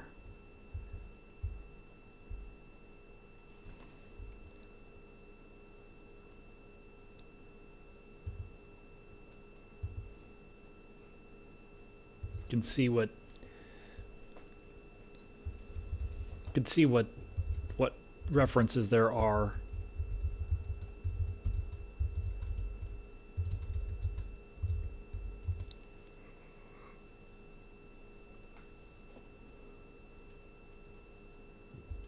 If any.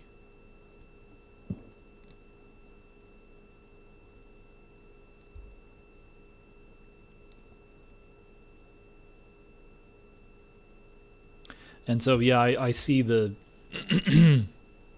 I see the resistive exercise device referred to as a flywheel. So if I had to guess, that's what that's what it is it has something to do with that exercise device.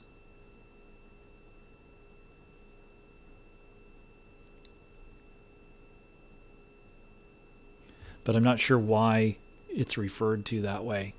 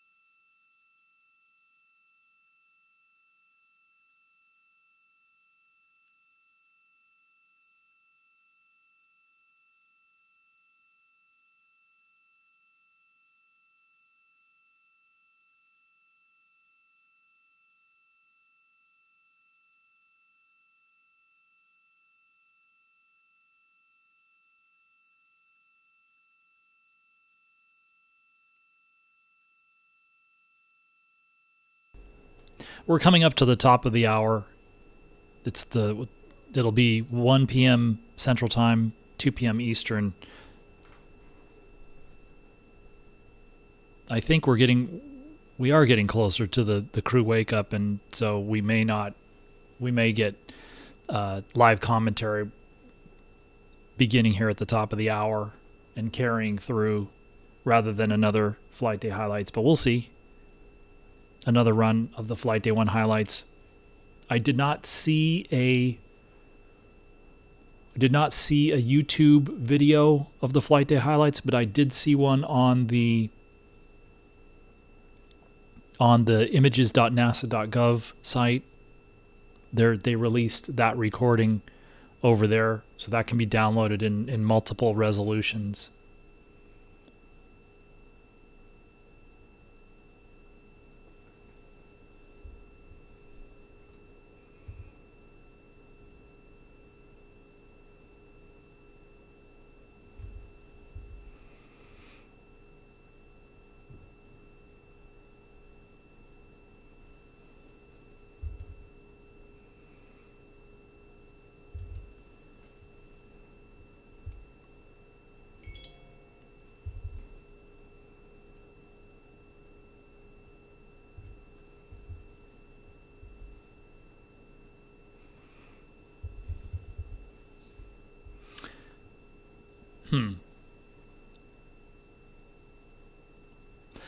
I don't know offhand what that is, but that block of time you're referring to ahead of the 23-hour MET mark on mission elapsed time on Flight Day 3.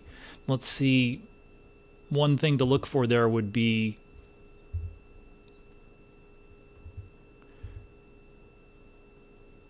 they have this daily agenda for the mission. So let's see if it's mentioned in Flight Day 3.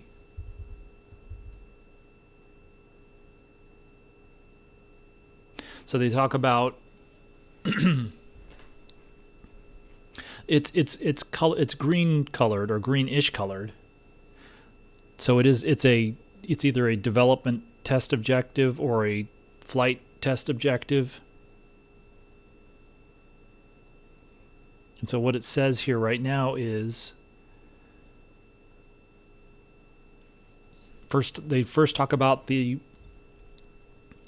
there's an optional outbound trajectory correction burn.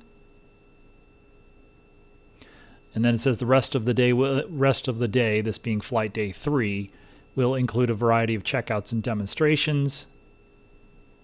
They'll demonstrate the CPR procedures in space. So let me pull that up, because if that could be, I believe that's called out.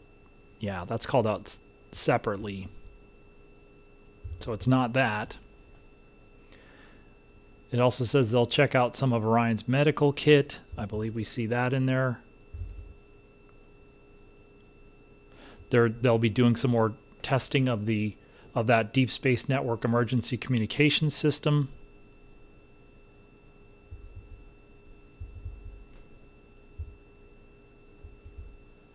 So I don't see anything in particular. And you can see right before that, they're going to be characterizing the toilet noise.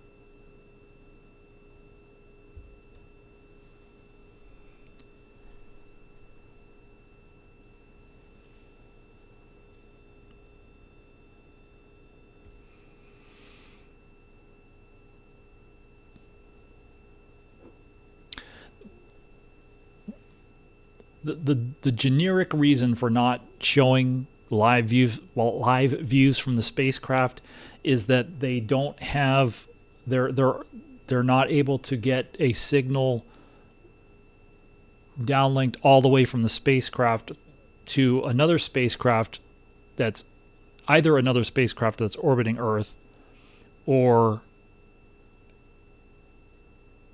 all the way to the ground.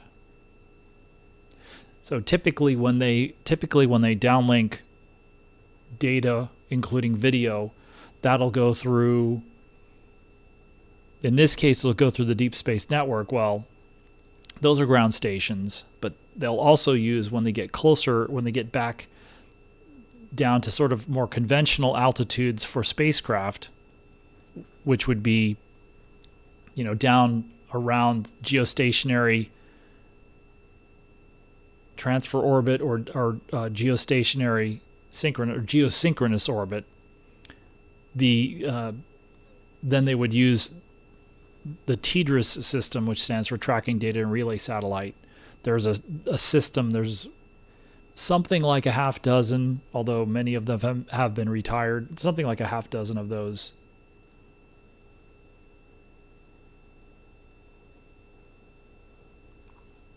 But right now they're still a decent ways away from. Let's see what the altitude is. Right now the altitude is just a little bit shy of 35,000 miles altitude above the Earth. So spacecraft is on this highly elliptical orbit with if we use miles, approximately a high point of an apogee of approximately 44,000 miles and a perigee of 100 something. I believe these are statute miles that are being shown here. And so it is, right now, its altitude to Earth is decreasing and its velocity is increasing.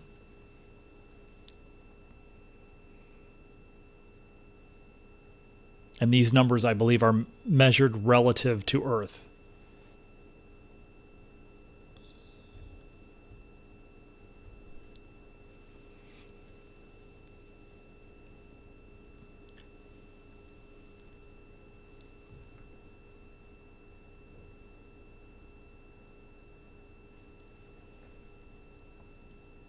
Hi, Sarah. Thank you for joining the channel.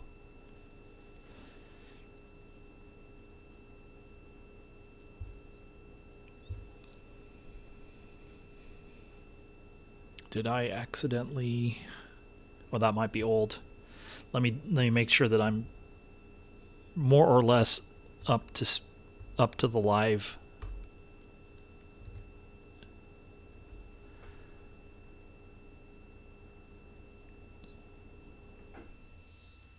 I was expecting to hear some commentary, but it is possible that they're going to start their commentary coincident with the crew wake up.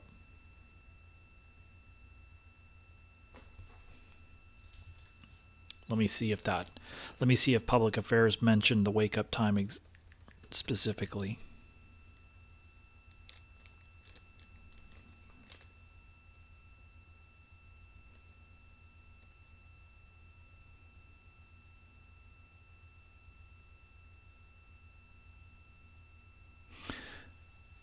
Yeah, it said a little bit past.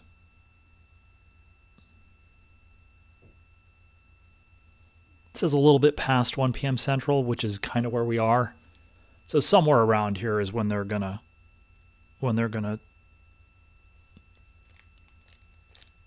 play the wake up music for the crew, and then they will have a decent amount of time to wake up. We're still 5.5 hours, maybe a little bit more than 5.5 hours from the trans-lunar injection burn, or that's when it would be scheduled.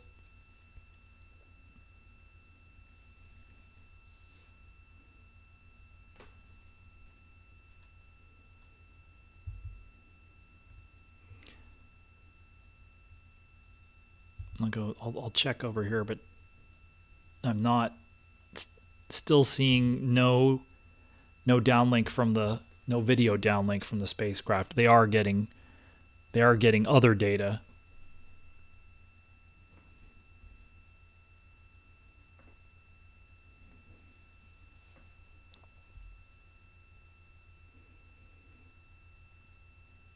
So I'll take a short break and leave the live mission coverage up here. The audio should be active.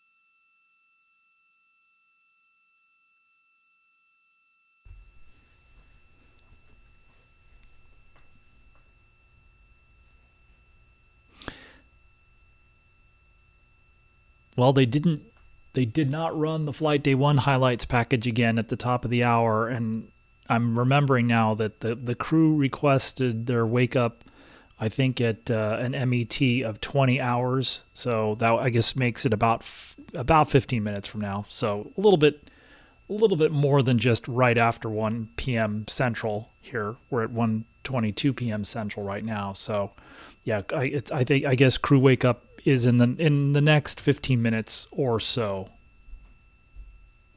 So I just a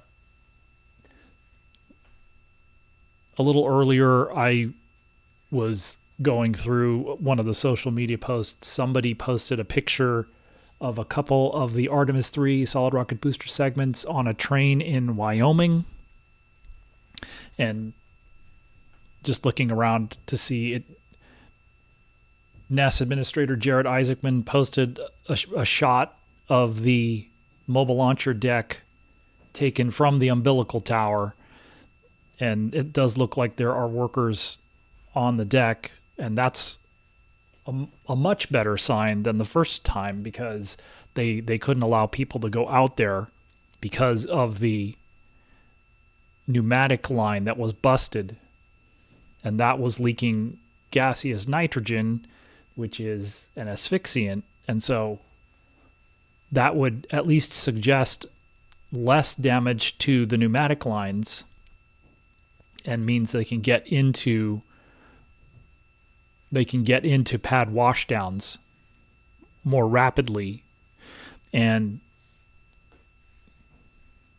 so in parallel with monitoring Artemis II, we are keeping an eye on, in particular, Artemis III preparations, because they're basically going on in parallel now. This is a little bit more like the shuttle days, where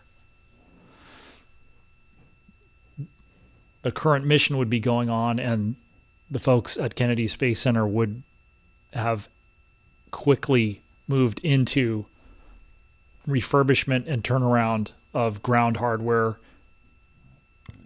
and flight hardware for the next launch.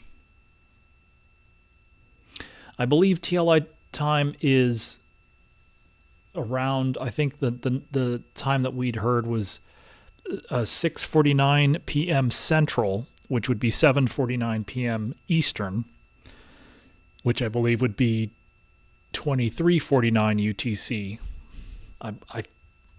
Let me go check the NASA blog on that.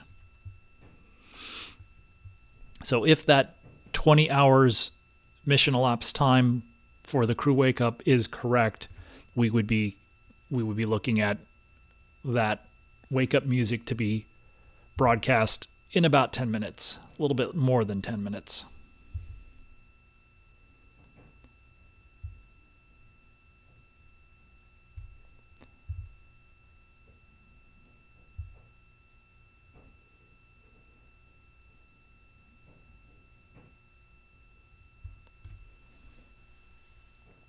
Okay, that's good. So this is in the most recent Artemis blog post. I guess I can, while we're waiting here, I should be able to bring that up.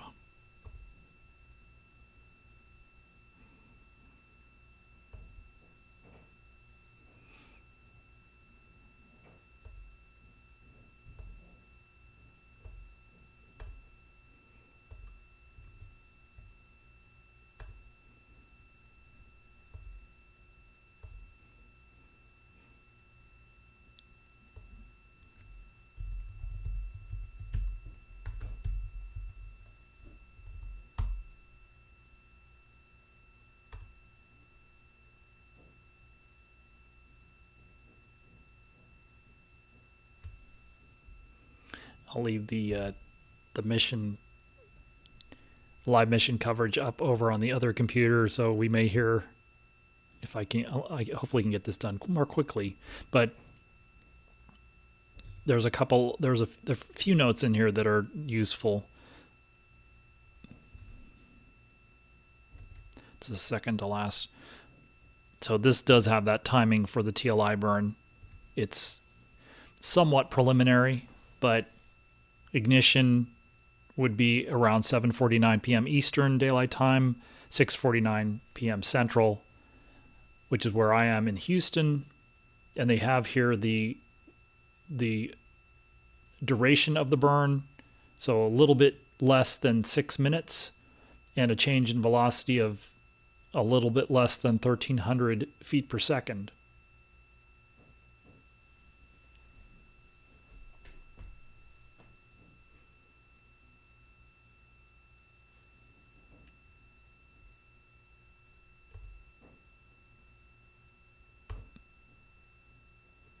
So back to the, well, actually not quite live view, or okay, nearly live, except for the buffer. I'll go ahead and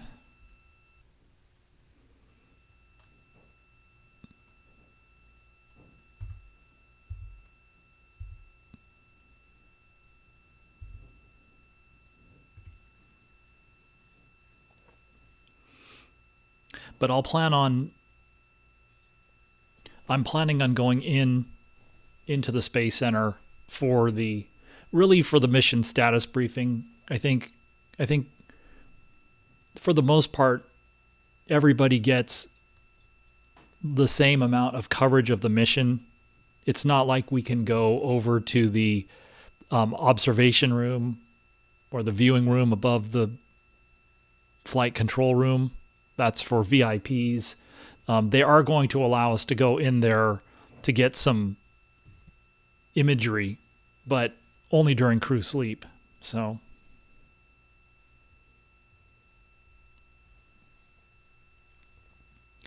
pretty much what we're seeing on NASA live streams is what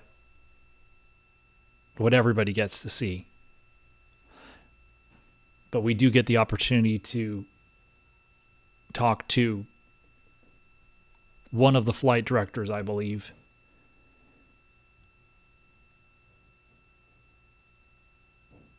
I have not. It is definitely something.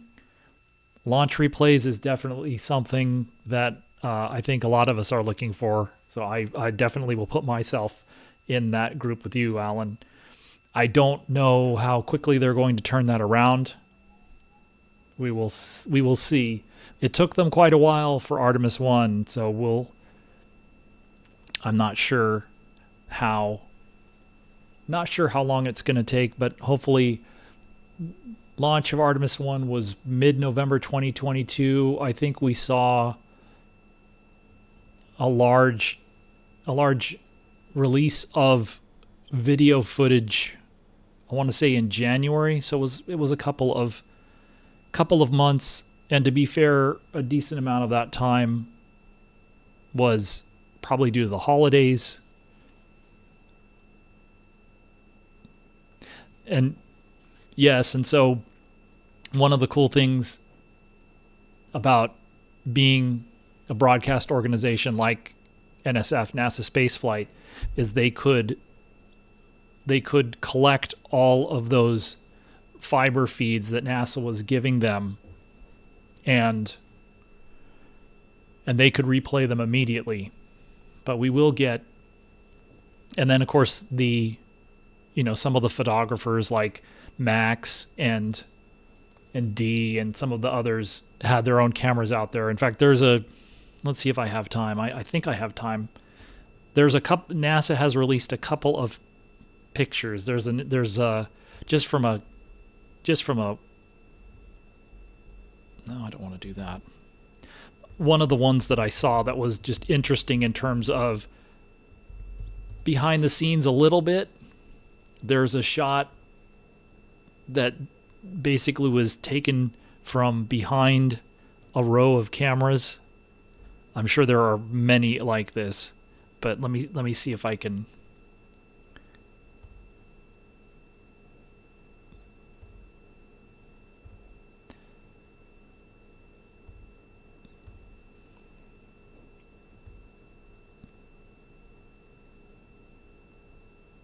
There's a few of them like this. That's not bad. Oops.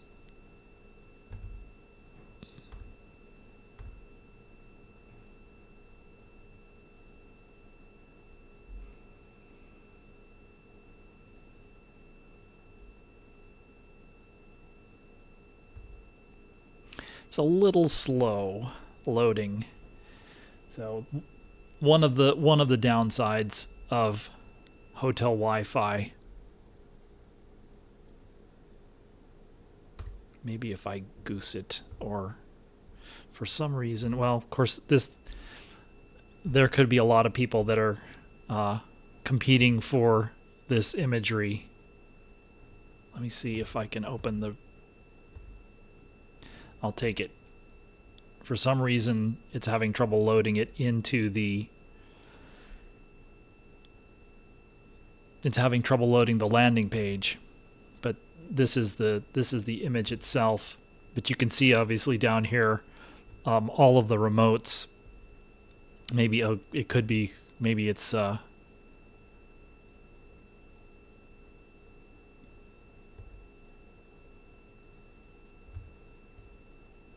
yeah, you can obviously all the remotes that are set up over here.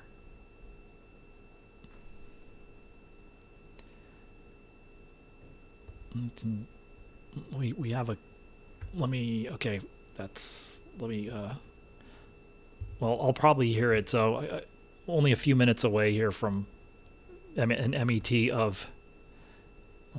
I can take a look. Actually, you can see the lightning, the cables between the lightning towers here. And I wonder if I think the slide wire baskets, yeah, will have. Actually, that could just be debris. You can see things. So let's.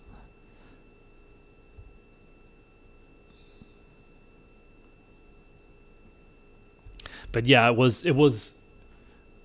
I think I've mentioned this more than once, but yeah, the folks that were arguing that a daylight SLS launch would be spectacular, I think were some of the winners yesterday, and I do think, I guess just preference wise, there are just a lot of advantages to it launching in daylight. And then I think something that Max and maybe Sawyer on the NSF live stream last night mentioned is because of the time of day, closer to sunset, you didn't have the heat effect in the atmosphere as strongly. So let's go back to the, we're just about to come up to 20 hours mission elapsed time, and that was the last that I'd heard of the, except I'm not showing it correctly here. All right.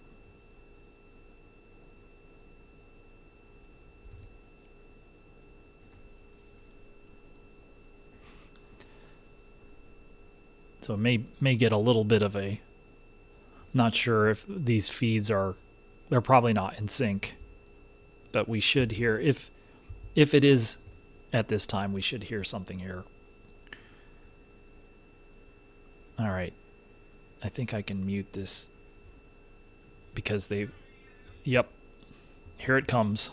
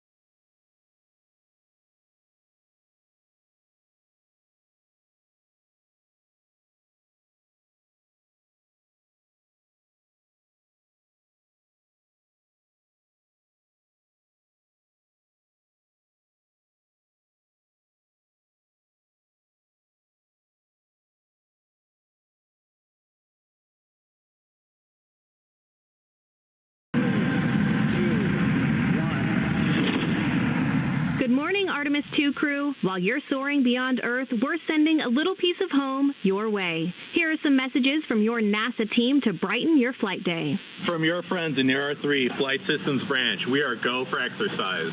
Godspeed, Artemis II. Let's go fly from the Orion Human Engineering Team.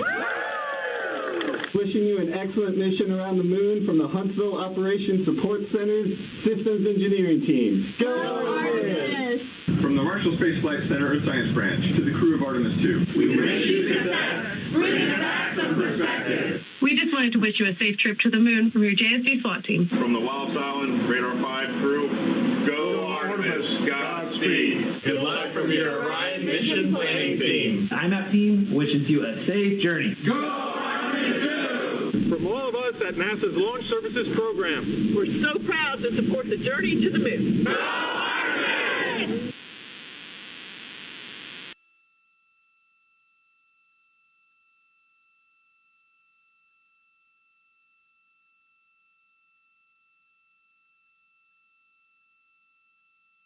Houston Integrity, we are ready to go, and that was awesome. Thank you for all of those messages. You are very welcome.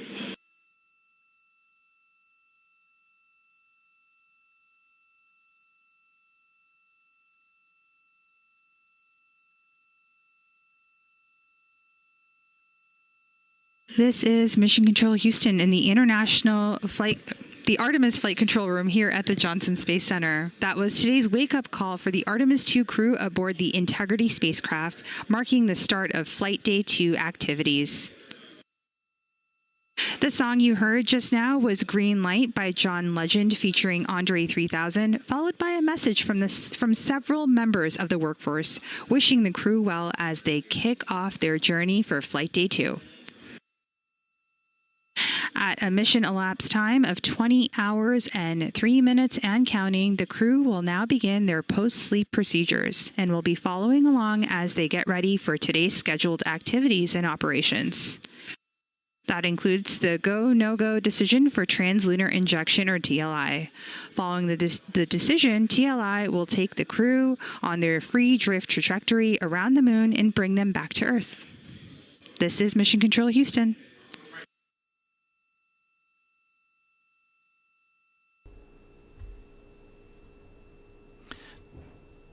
I think she meant to say free return trajectory, but I think everybody kind of picks that up from the context. Just looking up something here. I spoke with Rick Henfling, who's the lead, not the lead, who is the flight director for this shift, and he'd mentioned that there were going to be a couple of, I guess, kind of swing shifts like this.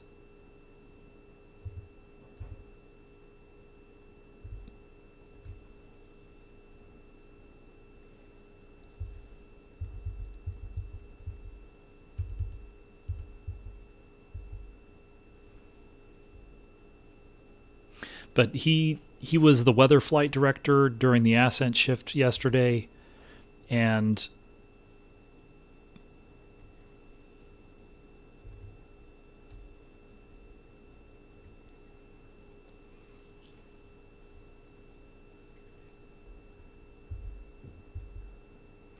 he will be the lead entry flight director. The entry flight team will come on console the day before re-entry and splashdown, and they'll do a day before entry checkout of landing systems, and then they'll come back on shift, obviously, for the entry, descent, and splashdown. But he's also doing one of these swing shifts here because of the perigee raise burn and the way things were scheduled. The first day of the mission was a little bit unusual in just the way that the crews. It is unusual to ask the crew to divide their sleep period into halves like that. So they may have started the first sleep period early last night, but still only maybe got 4, maybe 5 hours of quote unquote sleep. Just a period when they're left alone, and you can imagine, given where they were, it may not have been too easy to go to sleep, but of course they may have already also been tired. But still, anyway, they then had to get up in the middle of their night, work for 2 or 3 hours, and then go back to sleep for about another 5 hours. And they did adjust the wake up times here. And there is still quite a bit of time. We're probably about 5 hours from when the TLI burn is currently scheduled. So there's still quite a bit of time.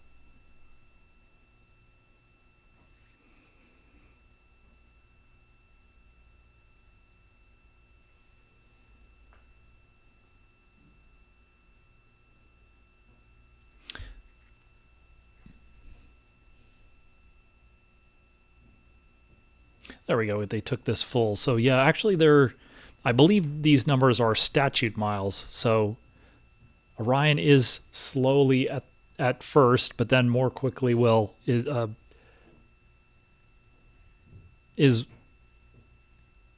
getting closer to Earth.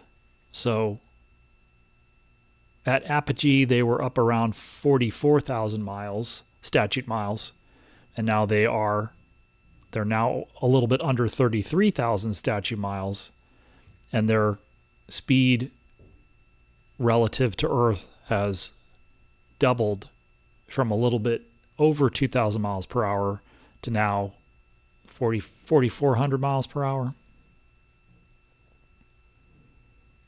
So in the next 5 hours, the speed will increase and will accelerate, and their altitude will also decelerate essentially.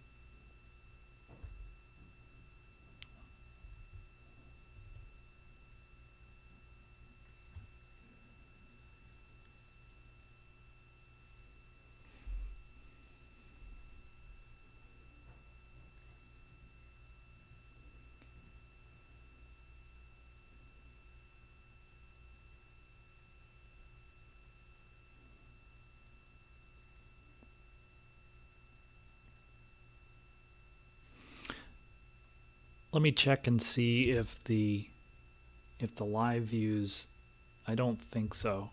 I'm pretty sure if they had a live view, they would be showing it, although we did see a little bit earlier. Yeah, so right now they're not showing any downlink from the spacecraft is available, which is why they're continuing to show this visualization, which is higher fidelity in terms of the spacecraft attitude and solar array positioning and thruster firings. It does not so much the fidelity of, for instance, what part of Earth is perhaps in sight from this vantage point.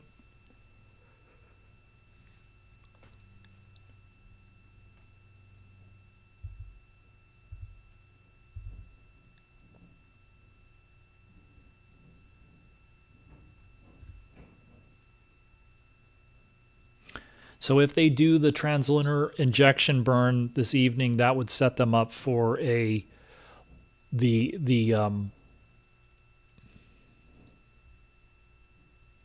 lunar flyby would be on, was it Sunday?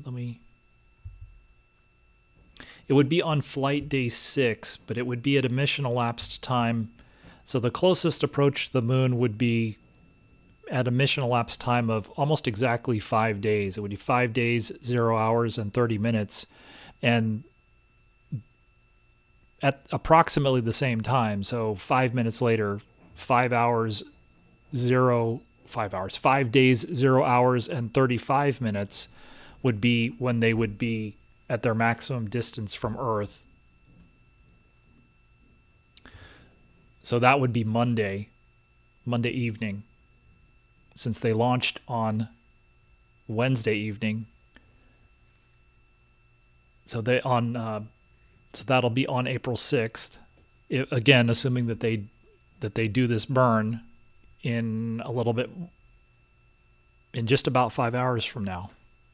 At least that was what the schedule was. And so, right, as noted here, they're not going to go into orbit around the moon. They're going to do what's called a free return trajectory. It's essentially a lunar flyby, as they're saying in chat. Spacecraft will just loop around the moon and come straight back. And the reason that they're not showing, one of the reasons that they're not showing any live video from the spacecraft right now is they are using the communications networks for something else, or they just don't currently have the capability, the connections from Orion to an orbiting communications spacecraft, and then down to the ground. Although if they're using the Deep Space Network, then there are three receiving stations around the planet, but it's also possible that whichever one is facing the spacecraft right now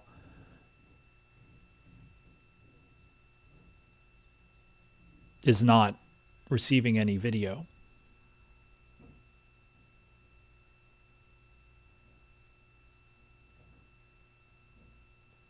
But basically, when they have live footage to show, when they're getting downlink from the spacecraft, that's what that YouTube channel is for. So they'll show on that other channel. They will. I mean, it's just showing a blue screen right now because they don't have downlink from the spacecraft.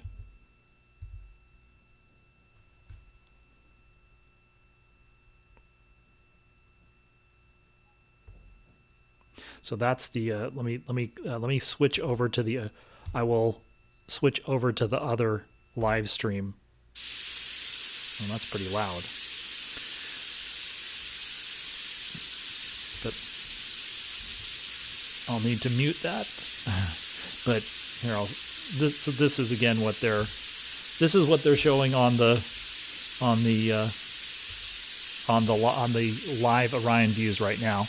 But if you go back in time, which you can do, I guess you can go back about 12 hours, but you can see earlier.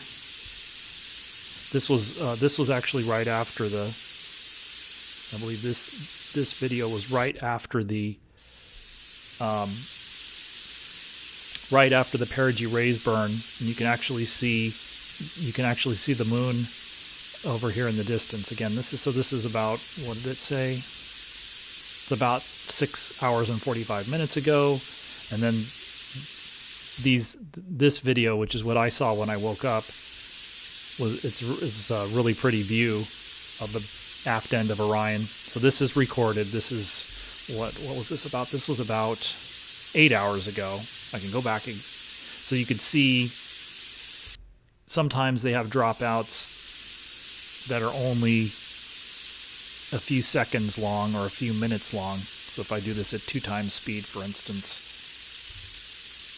again, this is going back 8 hours.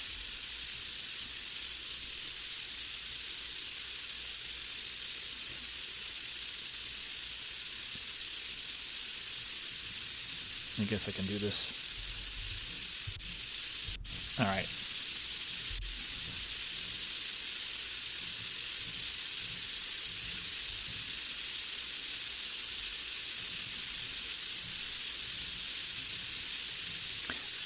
But there will be times you'll see it'll be blocky and it was cutting in and out.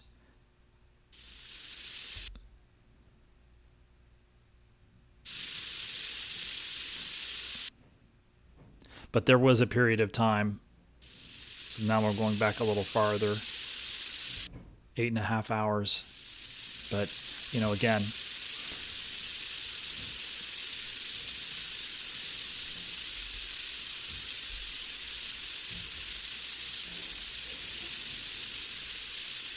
so I'll bring that back to live, and let's see, and then I'll go back to the live commentary.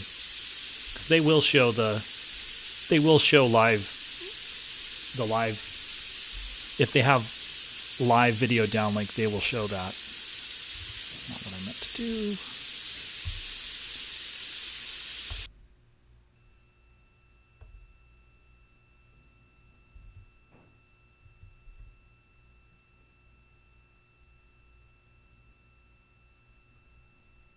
Let me make sure that this is, I'll go ahead and catch this up as much as I can.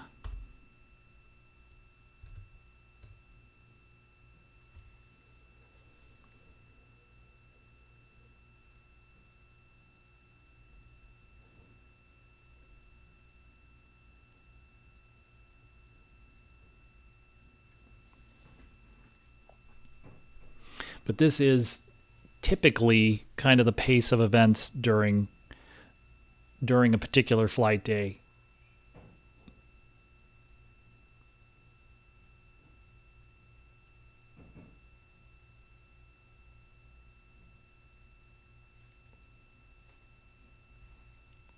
So I can I can bring that up on the other browser.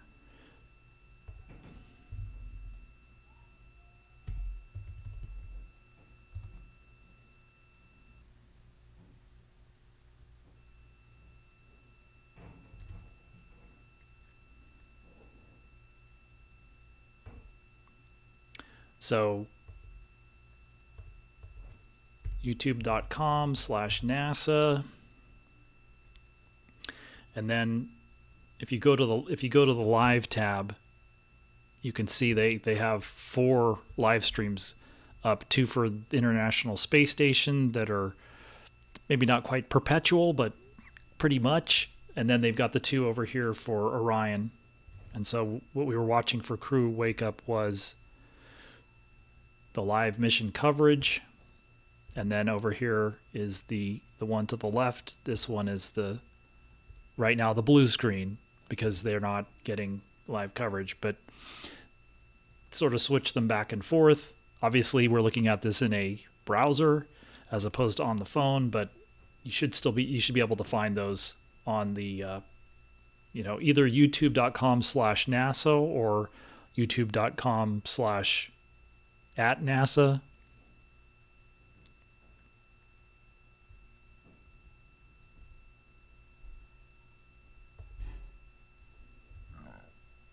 Pardon me.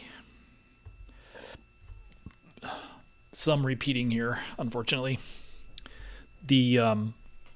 Some food is repeating on me. And I will need to... So what I'm going to do is... I've been experimenting today with...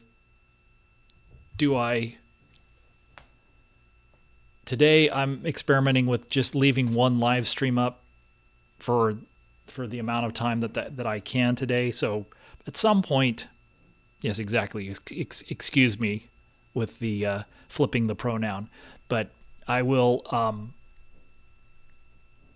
I'll leave this stream up today until I have to go over to the Space Center, and then we'll see. Again, we've sort of had a fluctuating amount of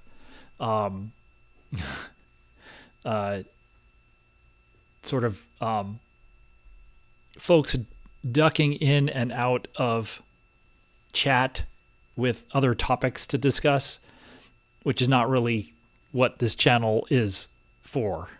So right now, at least it looks like most of the people who are in chat, or at least who are posting, seem to be interested in Artemis, and more specifically Artemis II. And I've been talking mostly about Artemis II for the last day or so, but also a little bit about Artemis III. And as soon as that mission lifted off, some of the folks that I was speaking with back on Monday were talking about they were going to get into the pad area, hopefully within a couple of hours after launch, and just begin, basically just begin doing damage triage. So they'll do a, top down. They'll look at the mobile launcher, the umbilical tower, the base, from top to bottom and bottom to top, and identify what systems and structures need to be refurbished. Good afternoon from the Artemis Flight Control Room in Houston. At a mission elapsed time of 20 hours and 23 minutes and counting, the crew has now begun their post-sleep procedures and will be following along as they get ready for today's scheduled operations. That includes the go-no-go decision for trans-lunar injection, or TLI. And following that decision, TLI will take the crew on their free drift trajectory around the moon and bring them back to Earth. So let's take a look back and recap what's happened so far. NASA Space Launch System rocket lifted off the launch pad 39B at the agency's Kennedy Space Center in Florida at 6:35 p.m. Eastern yesterday, April 1st. The launch marked the beginning of an approximately 10-day mission for NASA astronauts Reed Wiseman, Christina Cook, Victor Glover, and Canadian Space Agency astronaut Jeremy Hansen. After reaching Earth orbit, Orion deployed its solar array wings, while the crew and engineers on the ground transitioned from launch to flight operations to start checking out various key systems. About 49 minutes into the test flight, the rocket's upper stage completed an apogee raise burn, putting Orion into an elliptical orbit around Earth. The apogee raise burn was successfully completed, continuing to fine-tune the Orion spacecraft's orbit around Earth. The ICPS, or the Interim Cryogenic Propulsion Stage, ignited its RL-10 engine for a precisely timed burn that increased the highest point of the spacecraft's orbit. The spacecraft remained in high orbit when the crew conducted a manual pilot demonstration to test Orion's handling capabilities, known as proximity operations. Following that, the Perigee raise burn adjusted Orion's perigee, or its lowest point of orbit, into the correct orbital geometry to set it up for its trans-lunar injection, or TLI, planned for today, Flight Day 2. The crew then took some much-needed rest with a 4-ish hour nap, and were woken up at a mission elapsed time of 20 hours with a song called Green Light by John Legend featuring Andre 3000. And that was followed by a message from several team members of the workforce wishing the crew well as they kicked off Flight Day 2. We'll continue to follow operations here in Mission Control. I'm Nilofer Ramji, handing things over now to our Orbit 1 commentator, Leah Cheshire Mustachio. She'll take us through the next few hours and kick off Flight Day 2 with the Artemis II mission. And you can see now in the flight control room, the teams are doing the Orbit 3 to Orbit 1 handover. This is Mission Control Houston.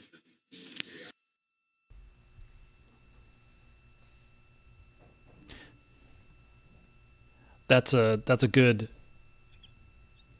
just good to let us know what's going on right now. And those will be the three sort of typical shifts for a given 24-hour period. Orbit 1 at the beginning of the crew's day. Orbit 2 in the middle is usually represented by the lead flight control team. And so that's the lead flight director, Jeff Radigan, is leading that team. And then Orbit 3 usually is on the sort of night shift while the crew is sleeping.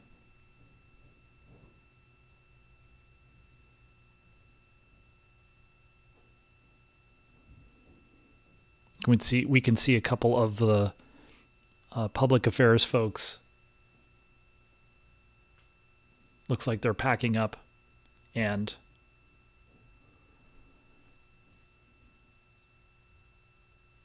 after recording the crew wake up.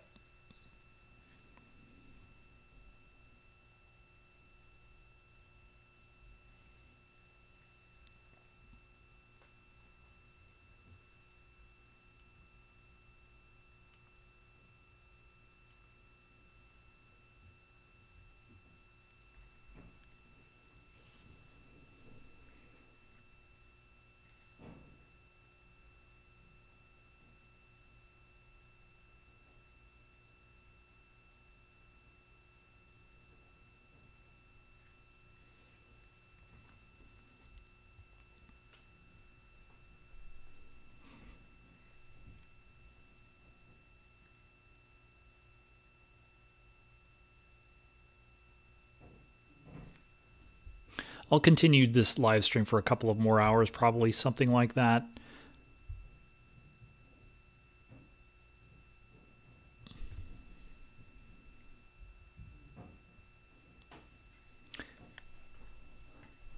The toilet troubleshooting last night was just odd, just because we didn't know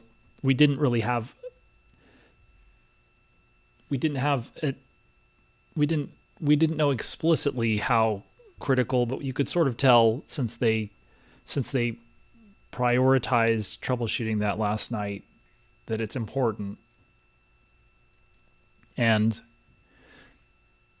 But there was a lot of work that they needed to do especially during the first 5 hours of the mission. A lot of burns. So you've got the Perigee raise maneuver, the apogee raise burn, and then a lot of especially labor-intensive work for the proximity operations demo. And then there are a couple of more burns around that. There's a departure burn, there's an upper stage separation burn. And so they activated the toilet early, which is probably one of the reasons they did that, is just to make sure that if there were some issues that they would have some additional time to troubleshoot them. And so there was probably a group of people on the ground that spent the time while the crew was doing all of those other things. Again, Perigee raise maneuver, apogee raise burn, proximity operations demo. The crew had to focus on those, and a lot of the flight control team had to focus on those. But then there would have been a team of people that were focusing on troubleshooting steps for the toilet. And so once they had some time after the proximity operations demo was completed, and then they completed those additional burns and got the spacecraft back in the tail to sun attitude and sort of got into their pre-sleep period of time, they came back and talked to Christina about, try this.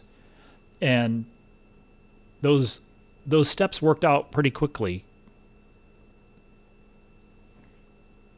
And I think last night they were talking about the toilet.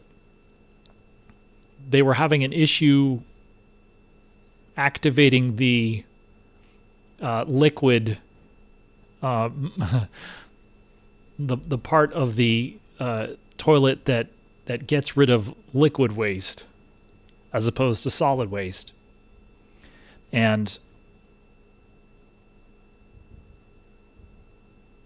So after they did some troubleshooting, it didn't seem to take that long.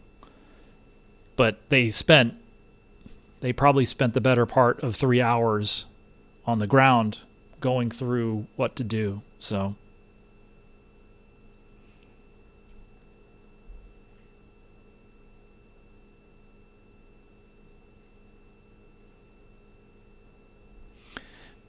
in terms of the news conference today, it's sort of coming to mind, it's possible that this is a combination of a mission status briefing where we hear from the flight director, or it may just be that we hear from officials with the mission management team, and they will meet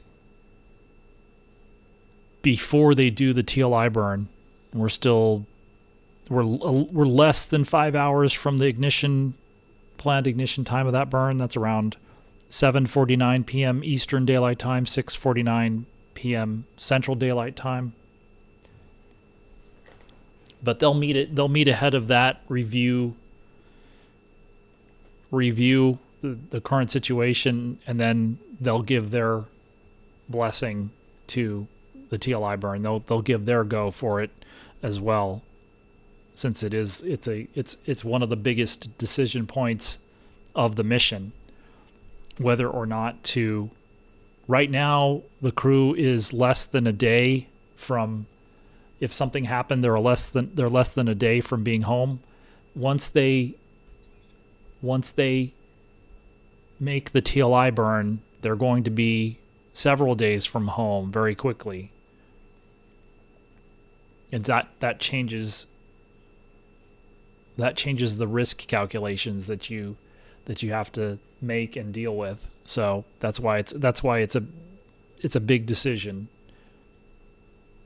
And it's a bigger decision on this flight because this is the first crewed Orion mission. It is the crewed demonstration mission for Orion, and this is the first time that they're doing it.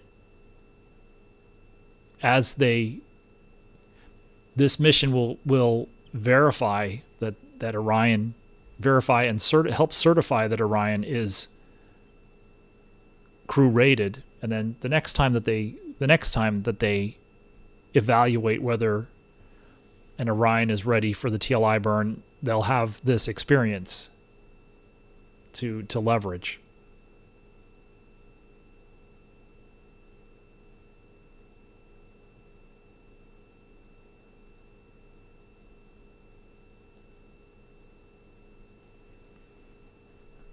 Communications infrastructure is, especially in-space communications infrastructure, is expensive. So if they're using the deep space network, then they may not be using in-space communications assets right now, but they do not prioritize infrastructure just in general. So I've said that more than once about different types of infrastructure at different, like, NASA space centers. But the Deep Space Network only has 3 ground stations, and the money for those is not the highest priority for the agency. So if you want more flexibility and more infrastructure, you have to pay for it.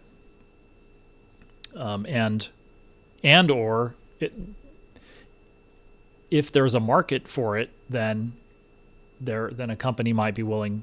There might be a business case for it that a company would be willing to take on, but it doesn't seem like there is yet. And so the government is paying to operate and manage the Deep Space Network right now. But it's not a they do not have a significant amount of infrastructure. And I believe one of the things that they've mentioned, because Artemis is the agency's highest priority, they are prioritizing time on the Deep Space Network for Artemis II. And so all of the other users of the system planetary spacecraft, etc., are sort of deprioritized.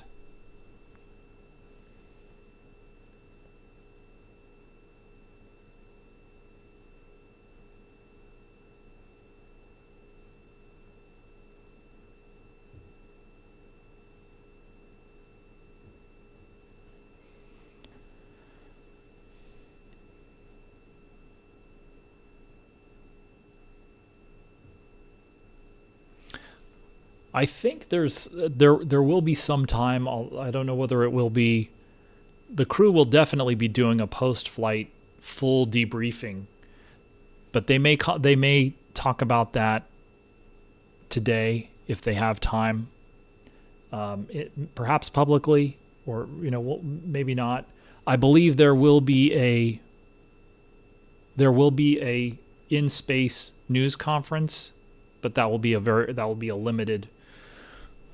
The questions and the number of questions will be limited, and so we'll just have to see whether that question ends up being a big deal or not. But they will go through. They'll go through everything from countdown, suit up, launch, ascent, all of everything that's happened so far.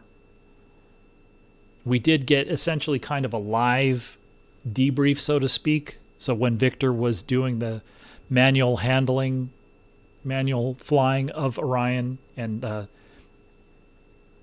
during the proximity operations demo, he did essentially kind of a running play-by-play of what he was doing, and that was really interesting. We may get a little bit of that during the lunar flyby. We heard from some of the science team here back in late September that the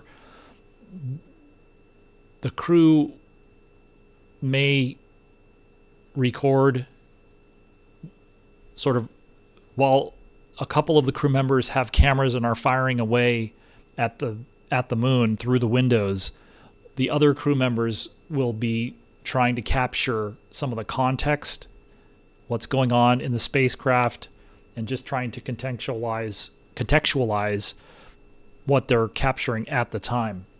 And so some of that might be verbal, some of it might be, taking notes on tablets.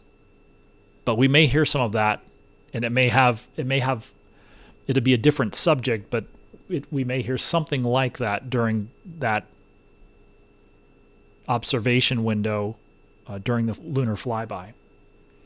There's a main 3-hour observation window, and that would be, I guess, Monday late afternoon, early evening would be, again, assuming that the TLI burn comes off here in the next little bit less than, I guess now we're talking about 4.5 hours or so from now.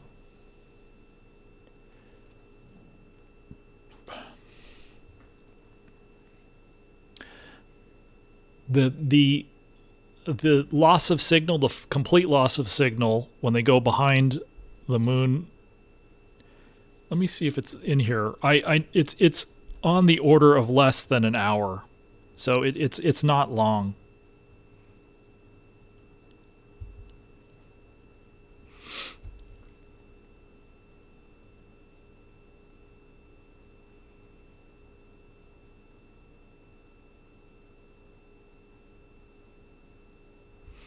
Trying to I'm looking at the overview timeline to see if we can see it. I'm not sure we can. It sounds like the PAO is about to come up here. Good afternoon and welcome to the Artemis Flight Control Room here at NASA's Johnson Space Center in Houston, Texas. I'm NASA PAO Leah Cheshire Mustachio, your Orbit 1 commentator, ready to take you through a very busy day for the crew, namely with the trans-lunar injection burn this afternoon. That is scheduled for 6:49 p.m. Central Time, expecting a 5-minute and 49-second burn on the OMS engine. Since launch yesterday from Kennedy Space Center in Florida, the crew has been in a high Earth orbit, allowing them time to check out the systems aboard the Orion spacecraft before committing to flying beyond the moon. Again, today's trans-lunar injection burn will do just that. It'll power the crew and Orion on their trajectory to fly around the moon, and it also serves as their deorbit burn, which will bring them home and splash down off the coast of California in the Pacific Ocean.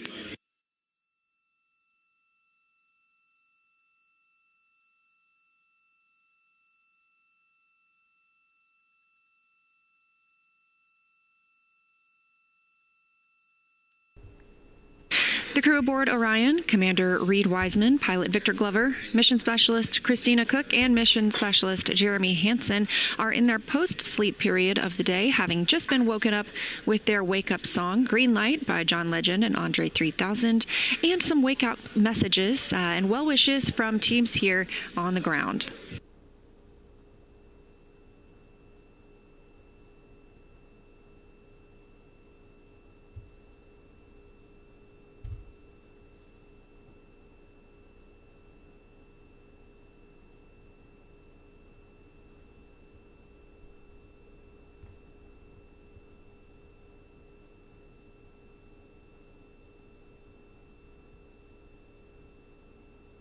As you can see, we are in a handover period here in the room. Flight Director Jeff Radigan coming back on console. He is the lead flight director for the Orbit 1 shift.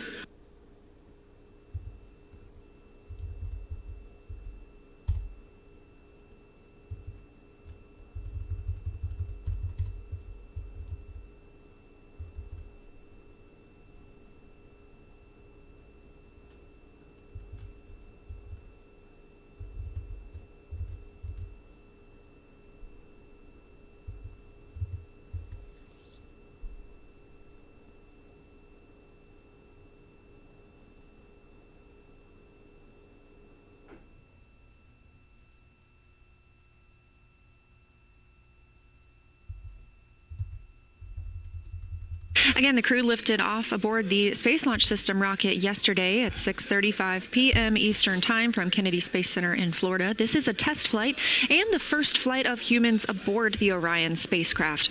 The spacecraft is currently now over 30,000 miles from Earth. We look to expand that distance today as they leave high Earth orbit and begin their journey to the moon.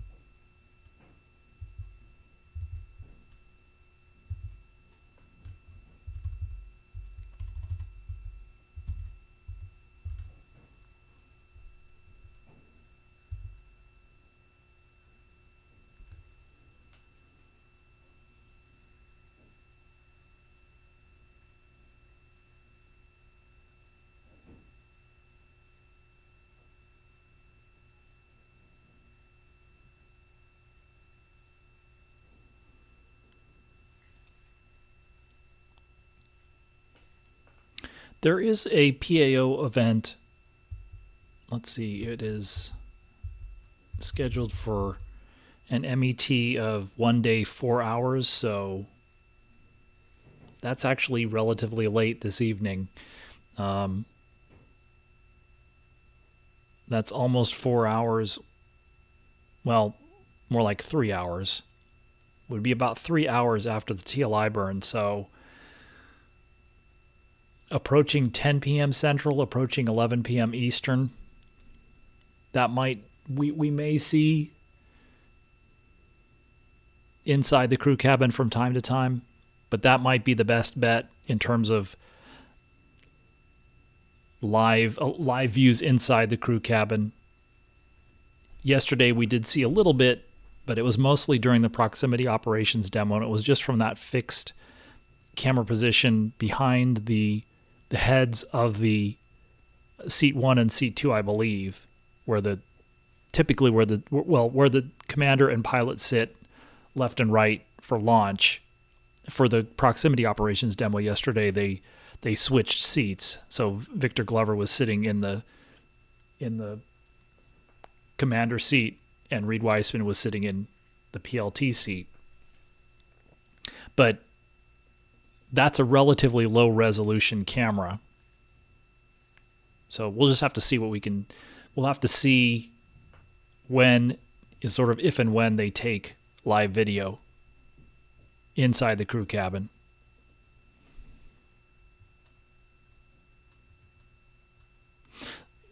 So right now I'm seeing that there's a few other launch videos that are being posted, and I'm just trying to archive some of those.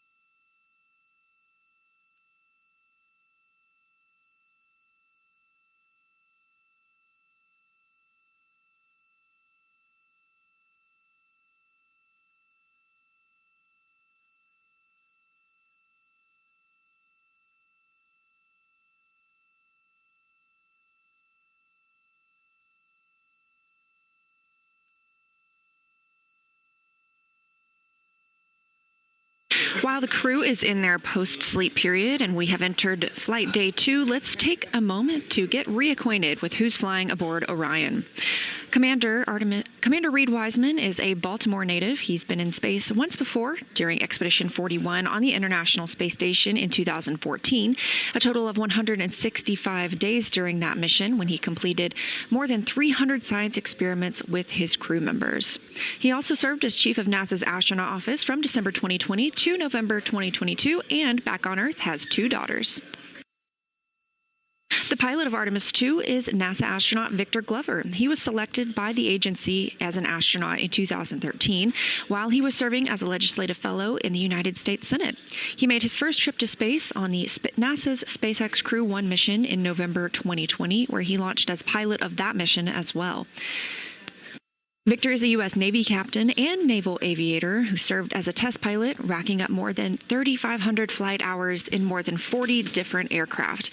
And yesterday, he became the first person to pilot Orion during the proximity operations demonstration. He and his wife have 4 children. Christina Cook is our mission specialist, a native of Grand Rapids, Michigan, selected to the astronaut corps in 2013, so she and Victor were selected as part of the same class. She served as a flight engineer on the space station from March 2019 to 2020, setting a record for the longest single spaceflight by a woman and a total of 328 consecutive days in space. She also participated in the first all-female spacewalk with her colleague, NASA's astronaut Jessica Meir, who's currently, again, living and working on the space station.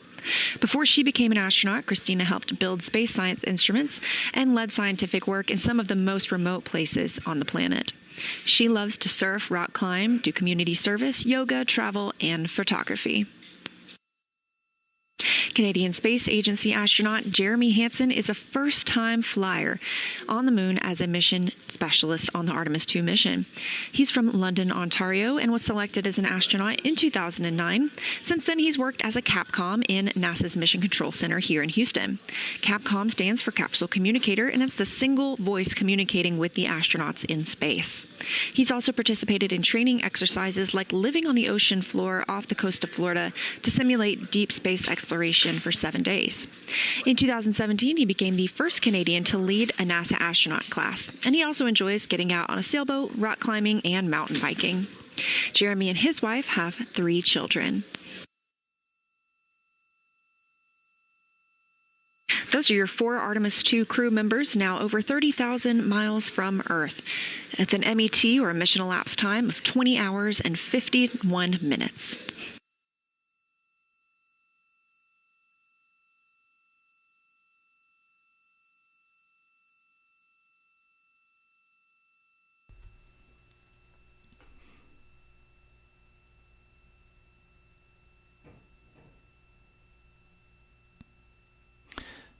So we're about 4 hours and 20 minutes away from the TLI burn, and when at that point the spacecraft will be very close to its 185 kilometer perigee. So we're seeing the velocity accelerate and the distance decelerate, and you can see how quickly they are covering 5,000 miles an hour. You can see how quickly they're covering distance now. So they're covering over a mile of altitude every second.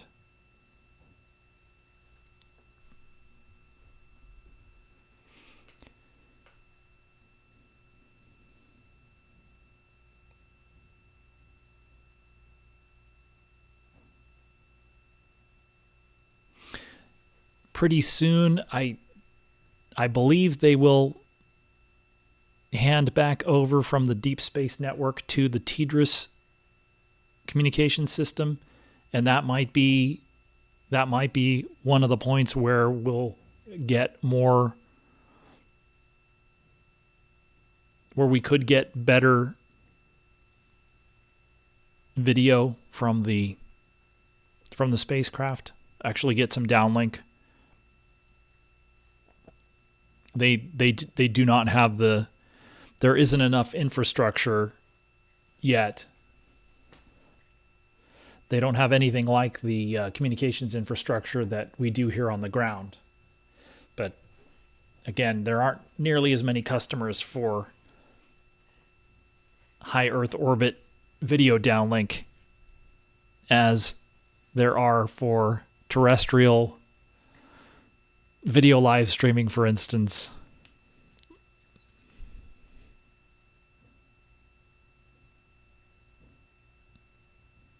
So the crew wake up was a little while ago. So the crew is now up.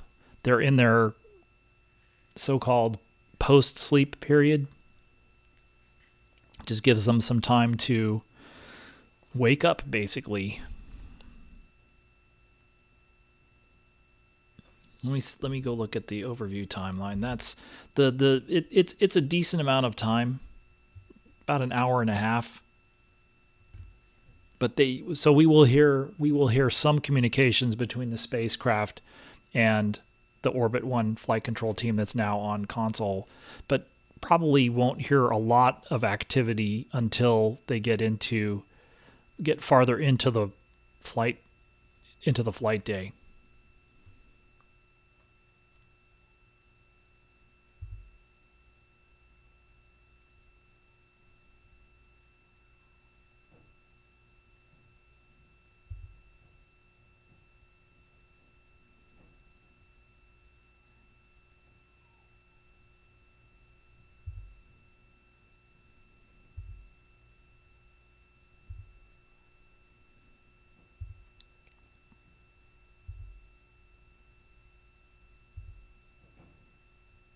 This is Artemis Mission Control at Johnson Space Center in Houston, Texas, where the Orbit 1 team is on console and the crew aboard Orion is awake. They are in their post-sleep period, configuring the cabin and getting ready for the day.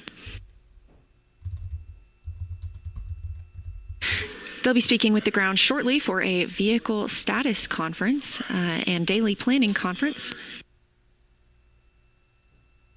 talking with teams here on the ground about the status of their spacecraft as they prepare for a trans-lunar injection burn this afternoon.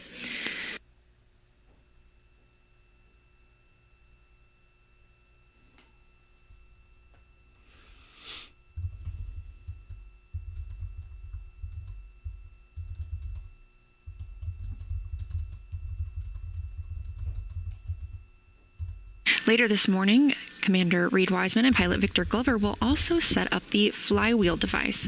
That is an exercise device that provides aerobic and strength training. It's very compact. It's a power-free system that allows the crew to conduct daily aerobic and resistive workouts inside the spacecraft. They can do rowing, squats, and deadlifts and adjust the resistance levels as needed.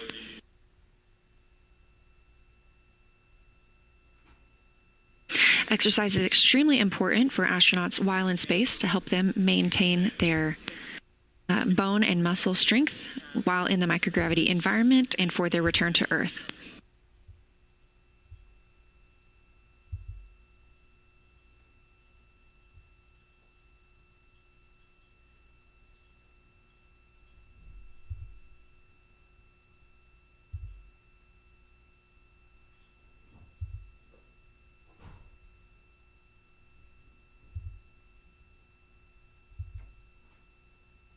The crew will also have burn conferences and burn targeting today ahead of that trans-lunar injection burn this afternoon.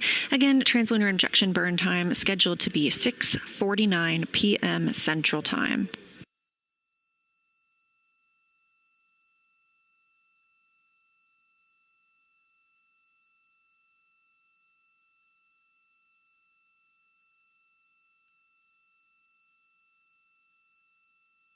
Today, the crew will also conduct some setup of their National Geographic hardware aboard the Orion spacecraft.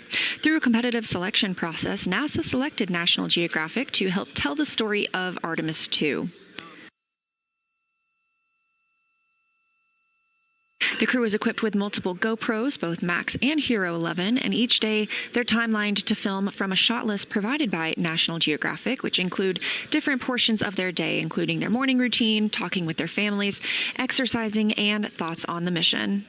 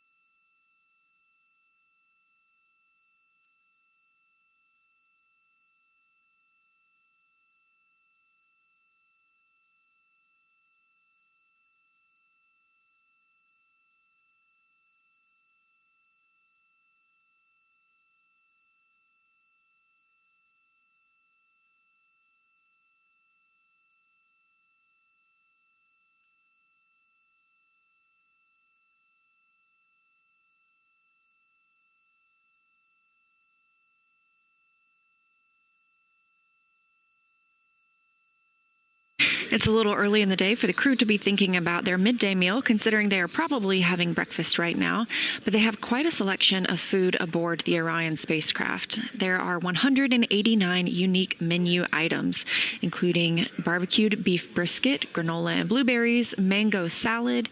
They have 43 cups of coffee on board, different breakfast drinks and smoothies, green tea, cauliflower, butternut squash, quite a selection of food to choose from.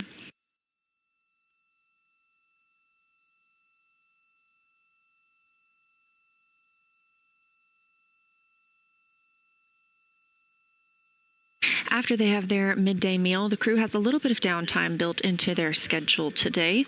Again, they were woken up in the middle of the night as planned. They were able to take a very short nap, about 3 or 4 hours before the Perigee rays burn lifted the lowest point of Orion's orbit around the Earth. Once the Perigee rays burn was complete, the crew was sent back to sleep and again woke up just about 45 minutes ago.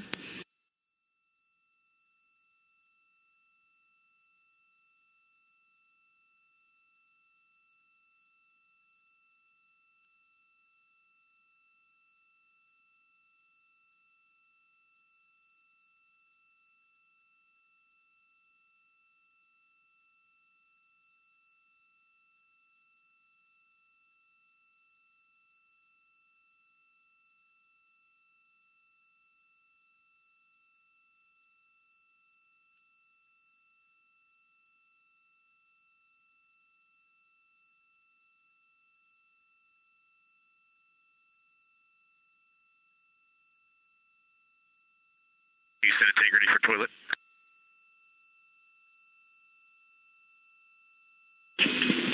Good morning, Integrity. We're with you. Hey, we're complete. If you all want to start the flush early, that's up to you.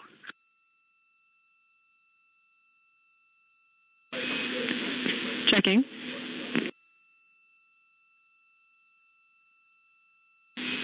And we just want to confirm that you're talking about the wastewater dump.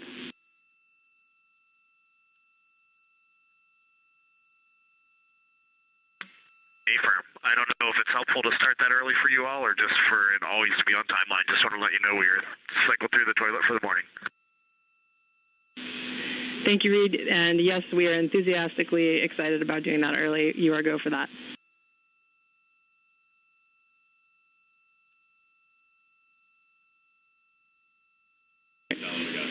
And Reed, we'll let you know when we're complete.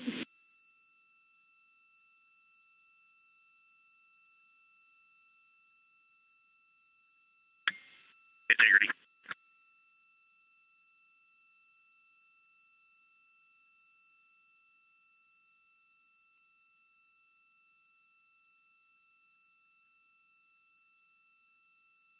The voice you hear speaking with the crew is coming from Artemis Mission Control here at Johnson Space Center in Houston, Texas. That is NASA astronaut Chris Birch. She was selected by NASA to join the 2021 astronaut class. You can see her there at the bottom of your screen. And she is serving as the CAPCOM today, the capsule communicator. That's the single person in the room that speaks directly with the crew, filtering information that they and the flight director gather from the mission control teams and relay to the crew any actions or information that they need to know. This helps keep communications streamlined and clear.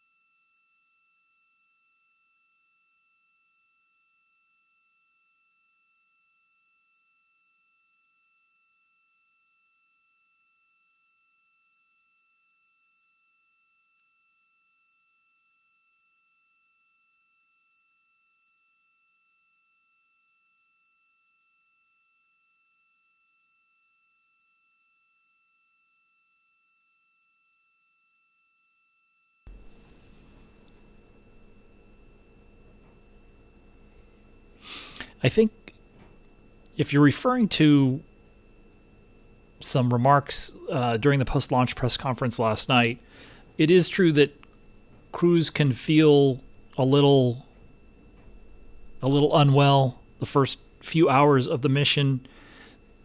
It's not a guarantee either way. So we don't know if anybody is feeling a little under the weather at first. I think as was just mentioned by the public affairs officer, she said, or she was talking about the bios of the crew just at a high level. Jeremy Hansen is the only one of the crew who this is his first space flight. So I would imagine that the three who have flown before it probably helps that they've gone through that before. This will be familiar to them, and so. But it doesn't guarantee that a particular outcome or how he will feel, Jeremy Hansen, how he will feel or is feeling.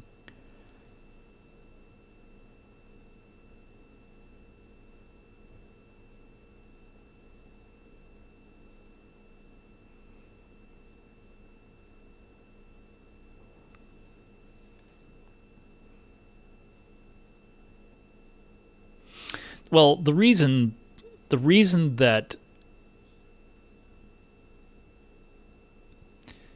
I don't know that the astronauts considered it dangerously high, it's just that the altitude that the Hubble Space Telescope was orbiting at was just about the farthest that the shuttle orbiters could get away from Earth.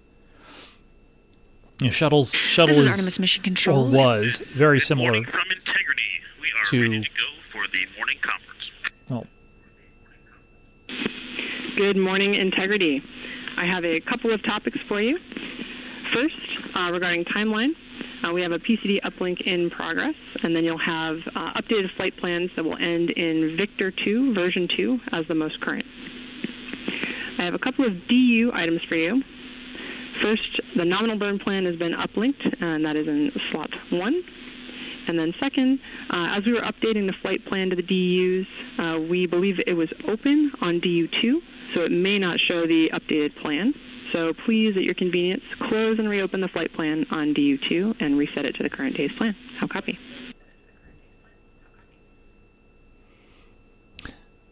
Well, there's the answer about the backup crew members. We see Jenny Gibbons in the lower left there at the Capcom console.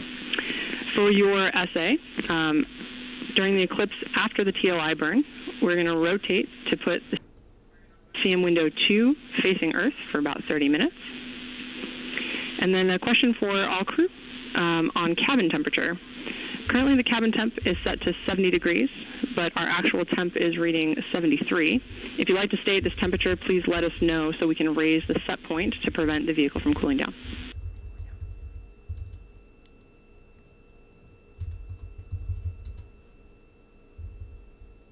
Yeah, Stretch, thanks for asking about the temperature. I think the consensus from the crew is no colder than this. We love it in here right now.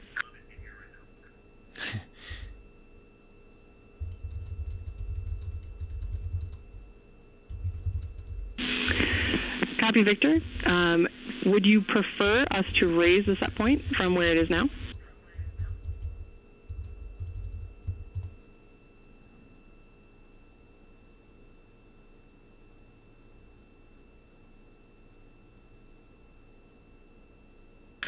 Yeah, we like this set point for daytime and then maybe up a degree at nighttime.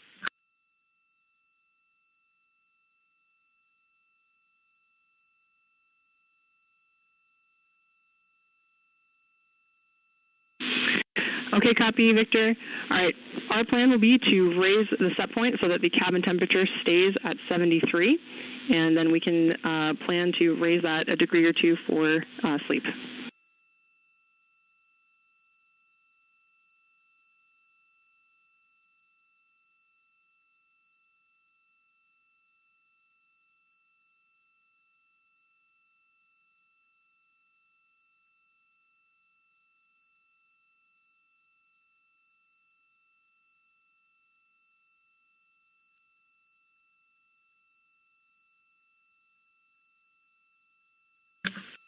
Okay, Chris, is that all you have for us? One last item, and this is for Reed. We've put together some words for you on how to do GoPro exposure adjustments. We're working to get that uplink, and it'll be in a crew message. We can let you know when it's on board, and that's all I have.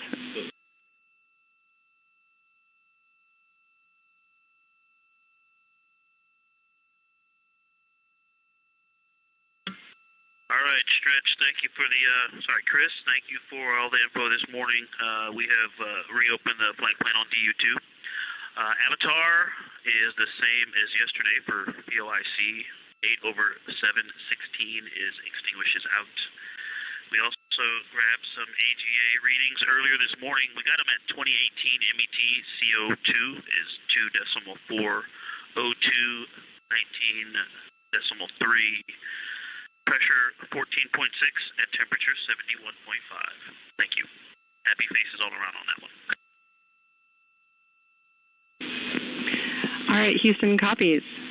Do you guys have any questions for us before I pass you over to flight for the vehicle status conference?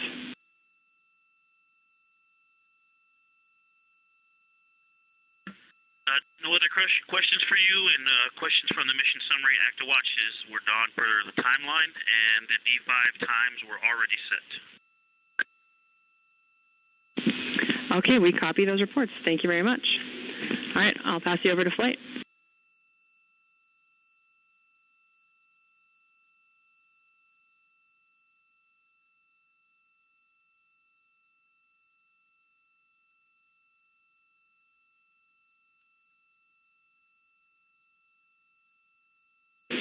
And integrity, for information, we're going to start the conference in private on OE2.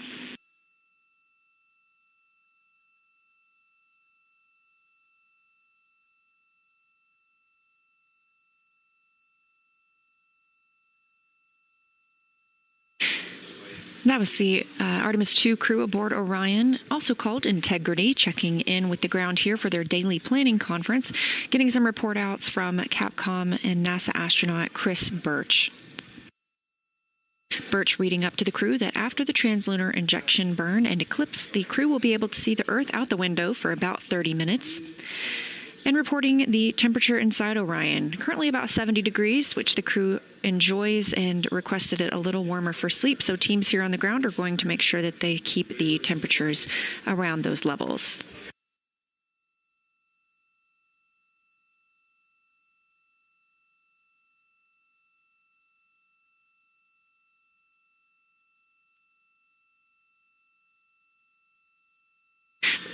Pilot Victor Glover called down some readings from the AGA. That's the anomaly gas analyzer.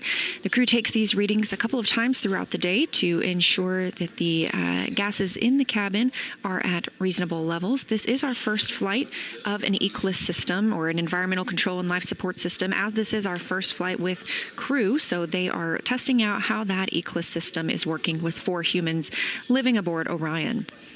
He also mentioned Avatar. That stands for a Virtual Astronaut Tissue Analog Response. It's an important component of NASA's strategy to get a holistic understanding of how the deep space environment affects humans. Scientists plan to use an organ-on-a-chip technology during Artemis II, which makes this the first time these devices will be used beyond the Van Allen belt. These chips are about the size of a USB thumb drive and measure how astronauts respond to deep space stressors, including extreme radiation and microgravity. These organ chips will contain cells developed from pre-flight blood donations provided by the crew members to create miniature stand-ins, or avatars, of their bone marrow.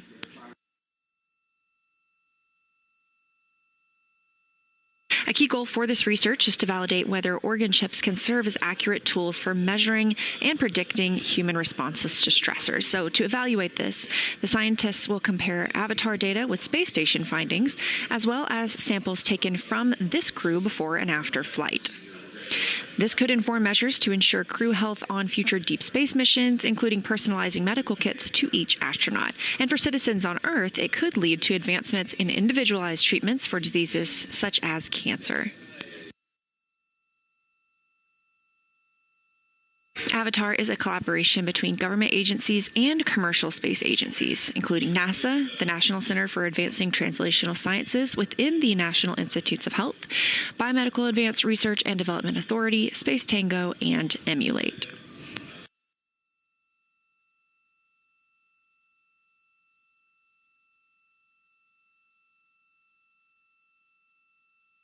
The crew now has the opportunity to talk with the flight director on a privatized loop, allowing them to ask questions or report anything about their Orion spacecraft after now it has been 21 hours and 18 minutes since their launch.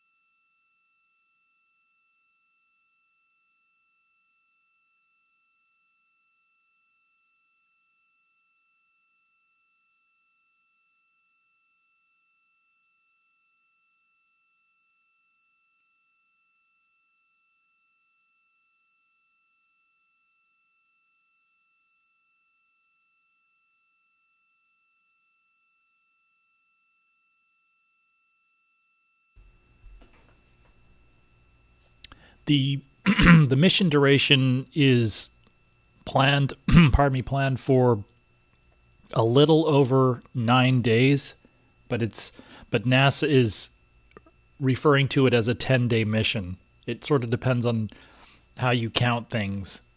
That was actually a question I think it was during the news conference back on Monday.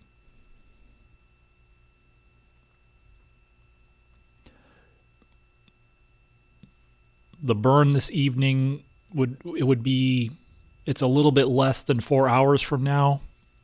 It's called the trans-lunar injection burn. It will basically take Orion all the way out to the moon and come back on a free return trajectory. So Orion will only be doing a lunar flyby. It will not be entering lunar orbit. It will go out to the moon and come straight back.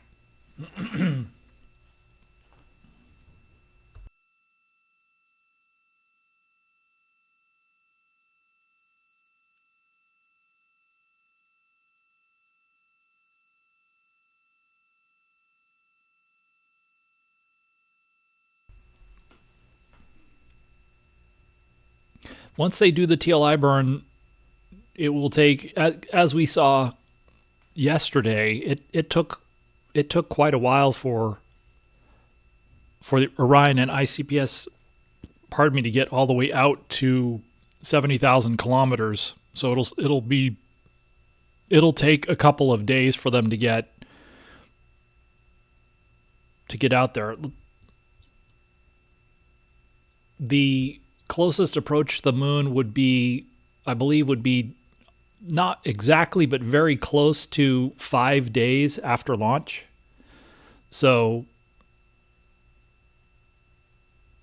it takes, if take out the first day, the transit's about 4 days long.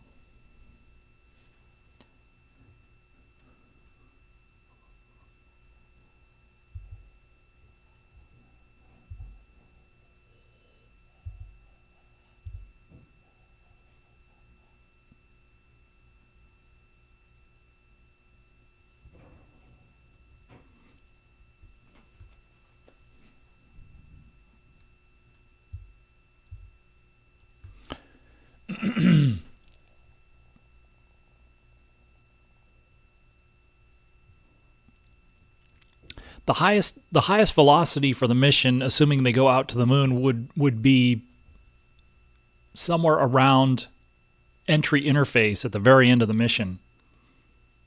We'll see fairly high velocity here when the spacecraft gets back down to perigee. So if you look at the numbers on this visualization, it's a better simulation of the spacecraft attitude and position of the solar arrays than 21 hours and 23 minutes maybe since relative the to Artemis Earth. II crew launched on Orion and the Space Launch System rocket from Kennedy Space Center in Florida. This is Artemis Mission Control Houston. You're looking at a visualization of Orion, now over 27,000 miles away from Earth.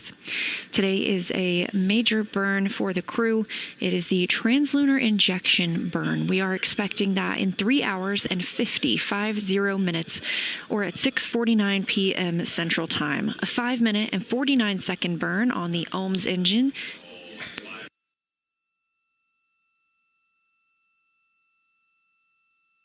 The OMS engine stands for Orbital Maneuvering System Engine and provides 6,000 pounds of thrust. This is a refurbished engine. It has been to space 19 times on 3 different space shuttles before this mission.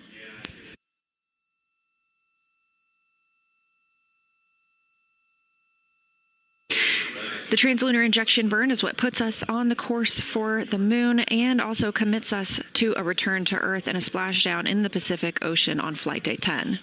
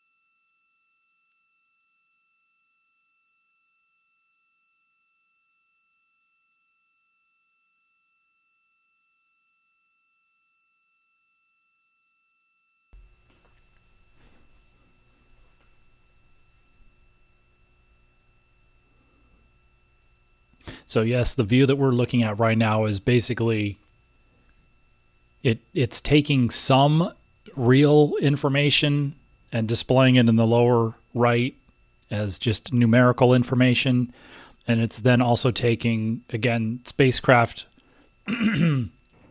orientation to the sun and the Earth, solar array positioning, and it also does a decent job of reflecting the firing of the different engines on Orion.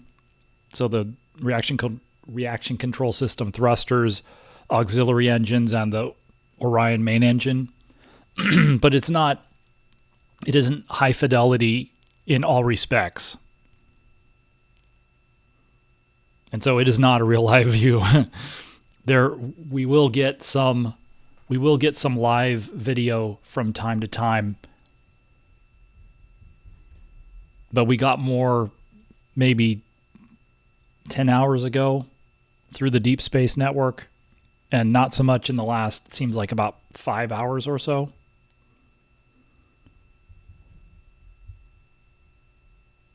And then in terms of the question about, or the just talking about why they're only doing a lunar flyby versus going into lunar orbit, because this is the first flight test of a crewed Orion. This is the crewed demonstration in that 2 mission sequence. So if we remember, for Dragon, for commercial crew, they did demonstration mission 1 was the uncrewed demo to the ISS, and then DM2 was the crewed demo to the ISS with the two astronauts that went up there. For Orion and Artemis 1 was the uncrewed demo, which had a fully functioning service module and a functioning Orion crew module just without the crew systems. And now on Artemis 2, you have a more or less all up Orion spacecraft that they're using this flight to certify for crews for full lunar missions. But because it's a first flight, they're doing a few risk reduction. They've taken a couple of risk reductions to the flight profile. The first one of them is this 24-hour orbit at the beginning of the mission, so that if there was some sort of a problem, sort of a showstopper problem, the crew is only a day away from Earth, or really more like about 12 hours away from Earth, if something happens, give or take.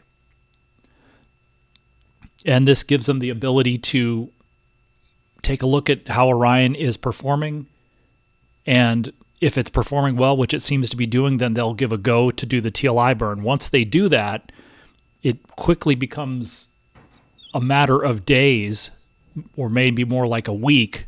If something goes wrong after they do the TLI burn, it's going to take them almost a week to get back. And so they want to be sure, since this is a first flight, that they have a decent amount of confidence that everything's working reasonably well, that they have full redundancy, those types of things.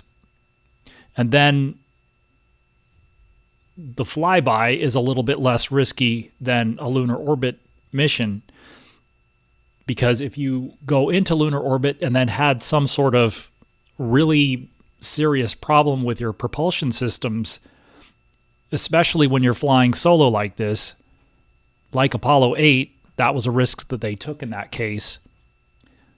But if, for example, Apollo 8 had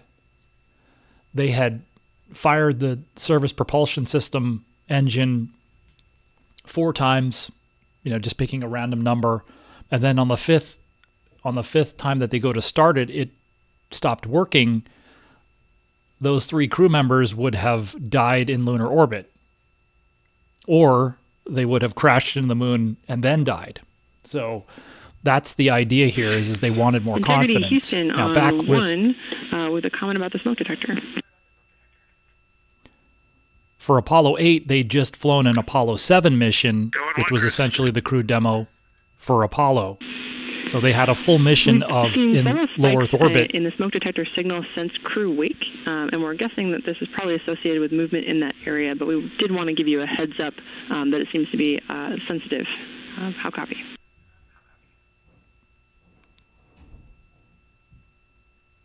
Okay, that's a good heads up for us. We're having a look. We don't see anything outside the norm, but that's good essay. Thank you. Hey, one question while I have you, Chris. I assume that my Nat Geo timeline is flexible, that I could do that earlier.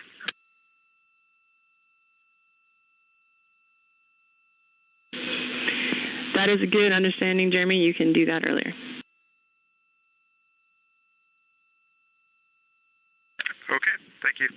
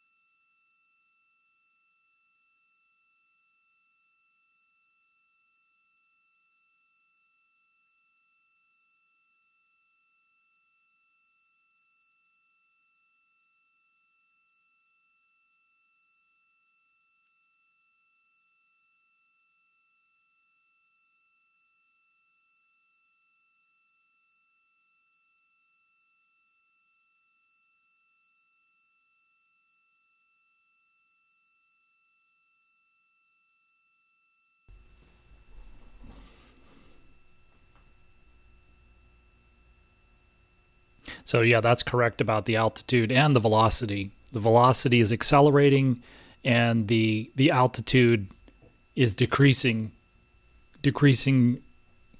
Let's see, how would you put it? But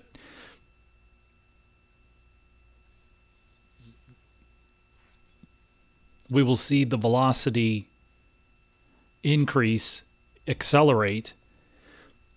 So the rate of increase is going up, and the rate of decrease in altitude is also going up.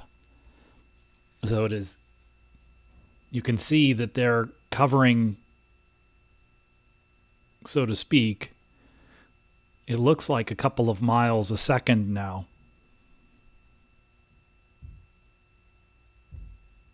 And if they're not quite at a couple of miles a second in terms of decreasing altitude, they will be very soon. And so, Integrity Houston, Orion to Earth 1.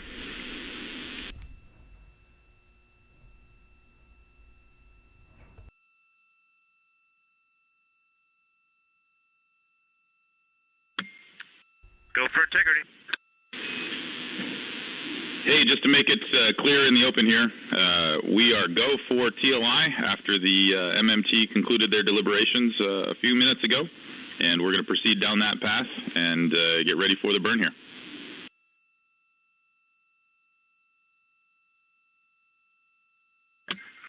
All right, Jeff, we love those words, and we're loving the view. We're falling back to Earth real fast, and we're looking forward to accelerating and heading back to the moon.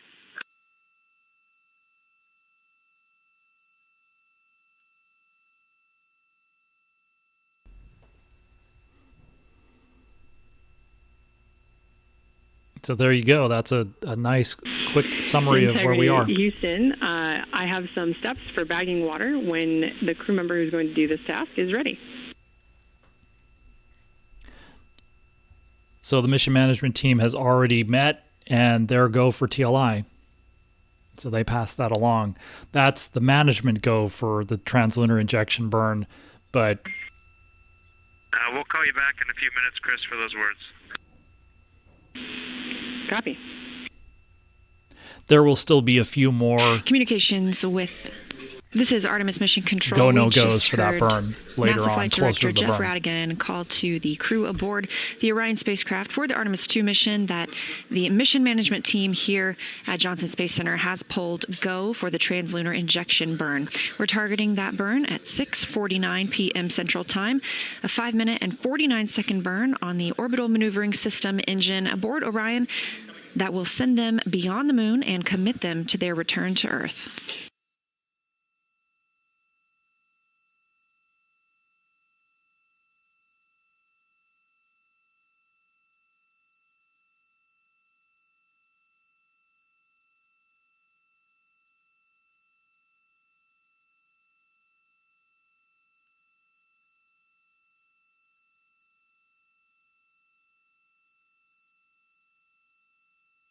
We're expecting some communications from the Capcom, Chris Birch, a NASA astronaut here in Mission Control Houston, speaking with the crew aboard Orion. That will be their upcoming burn conference, where she will relay some information about that trans-lunar injection burn, things the crew needs to take action on or know before they step into those procedures.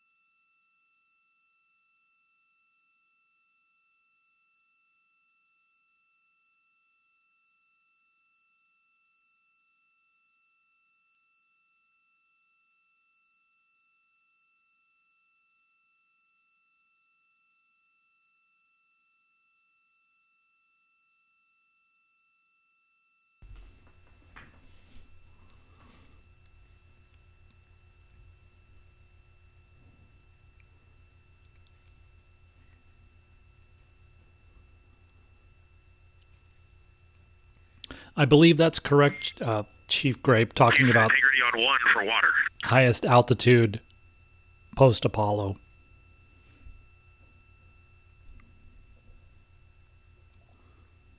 All right, integrity. Big picture, we are going to be using drink bags and straws, drink bags that are filled from the PWD and just a straw used from any bob, to transfer water to the urine syringe and use that and a QD to go to a contingency urine stowage bag. And we're going to fill up one of those bags. We believe that this is going to take 2 crew to perform because the interface between the straw and the syringe itself is quite, it does not have a perfect seal. And so it's going to take 2 hands to manipulate the syringe and another set of crew hands to apply back pressure on the PWD. I'm going to give you a procedure reference that has some excellent photos for what we're going to try and achieve in a reverse order from what is listed in the procedure. And then I have the stowage locations for these items when you're ready. How copy?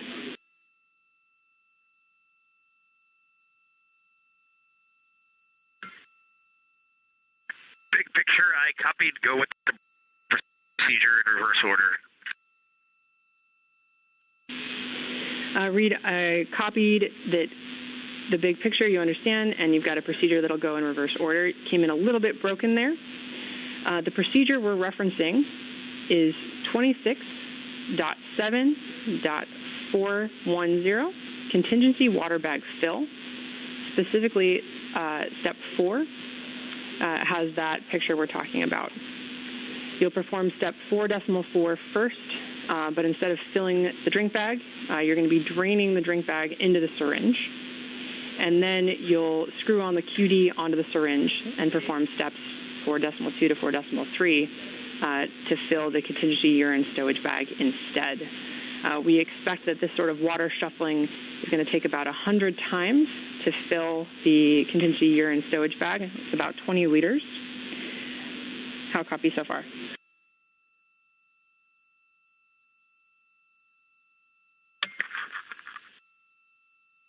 I think I copy enough so that we can get started, and if we have questions, we would call you. Continue, please.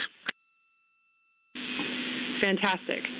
All right, and as you're working that syringe, it's going to be best effort to get a good seal between the syringe and the straw. We have some washcloths we'd like you to gather for fluid that is not caught in there.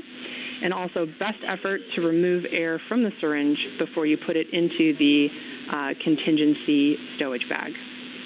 Let me know if you're ready to copy location.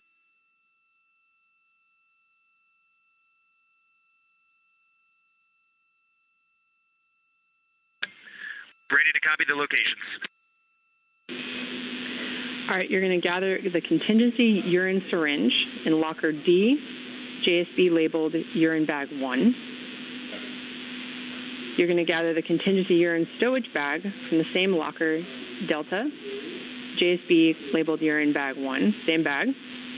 You'll use 2 unused drink bags, 1 straw, any bob, and you'll gather 2 washcloths from that same locker, Delta, bag 3, and they should be inside a fecal canister with serial number 1039.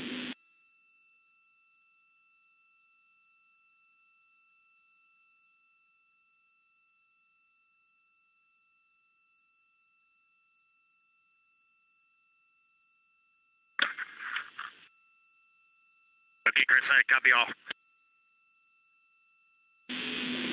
Okay, understood. We'll be standing by for questions as they come up. And actually, Chris, before you go, just the first 2 items, just read the full actual name. The 2 that are in locker D, JSB urine 1, read me the names of those 2 items. Those items are contingency urine syringe and contingency urine stowage bag.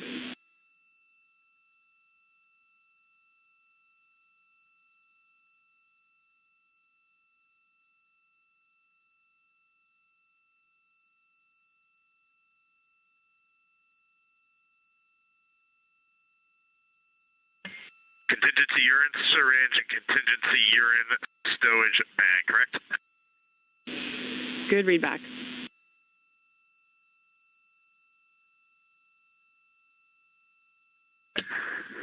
Okay, we'll do our best and we'll call you if we got questions. We know the big picture, we know what we got to do, and it's the little details that we might give you a call on later. Sounds good. Thanks. Hey, with TLI around the corner, do you have a deadline when you want this complete by? And Reed, that'll be best effort to get as much water in that bag up until TLI.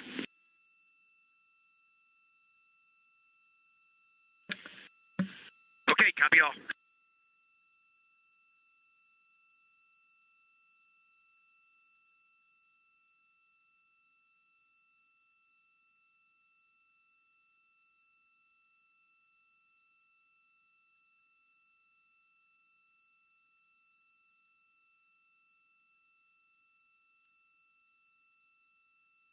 This is Artemis Mission Control, 21 hours and 43 minutes since liftoff yesterday of the Artemis II mission.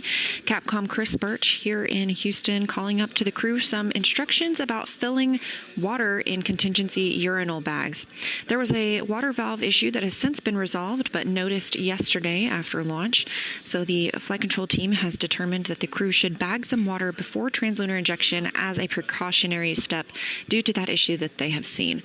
Obviously, they have demonstrated the ability to get the water from all 4 tanks and operated that system with confidence over the last 21, almost 22 hours. So this is completely precautionary, but the crew will use a syringe and a straw to store water in these contingency bags, and they have been instructed just to gather as much as possible before TLI. Again, the water continues to operate as expected, but this is a precautionary step due to the valve issue noticed yesterday.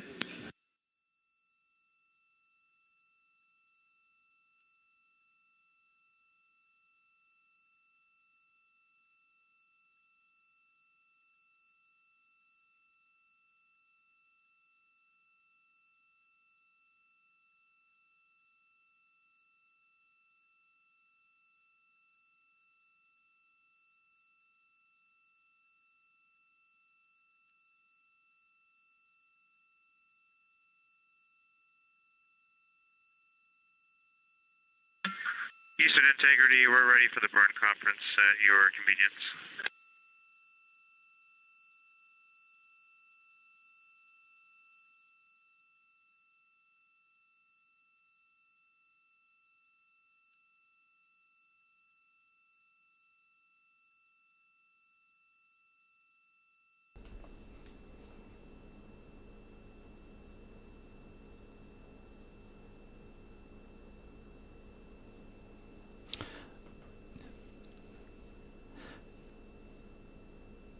So I think when NASA was talking about 24/7 live streams, Integrity.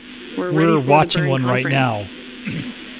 Our preliminary I'm just burn rebroadcasting plan it, is on board. but the live stream is not No from vehicle Orion. system status It's changes, since our from vehicle Johnson conference Space Center in Houston. It's from minutes ago. NASA. It's from And I do have YouTube, an not updated from the burn spacecraft. pad for you. Spacecraft This is doesn't burn have pad any ability to TLI version live stream 03. to YouTube. Let me know when you're ready to copy some deltas.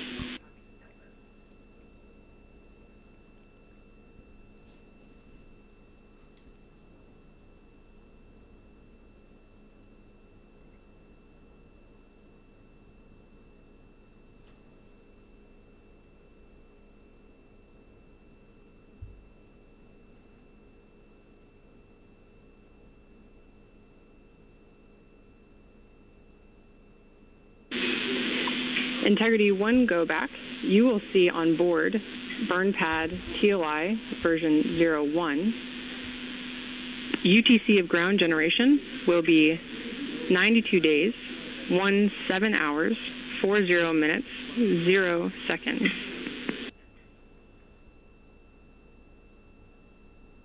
Okay, Chris. Yeah, that's what we got, and we just saved a new version, V3 now, so you can go ahead and your deltas. First, for DAP load, that will be 0 ground DAP.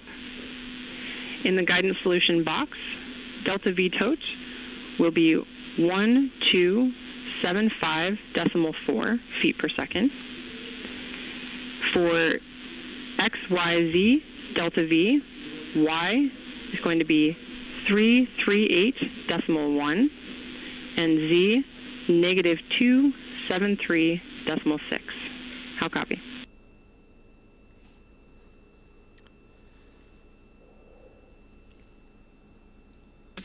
We got all that, Chris. Copy. Finally, in the burn notes section, you will see the power down steps in PVE, but we have 2 additional notes for you. First, prop system pressurization will not occur at burn config segment, but will occur during the burn. Second, EPS crosstie is on ON and shall remain on through TLI and the TLI eclipse.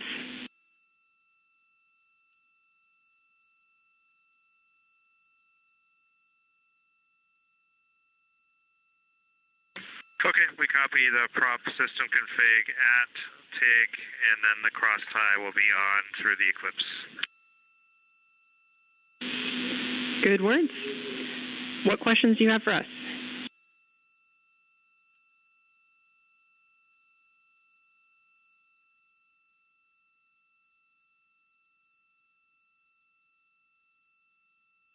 Stand by.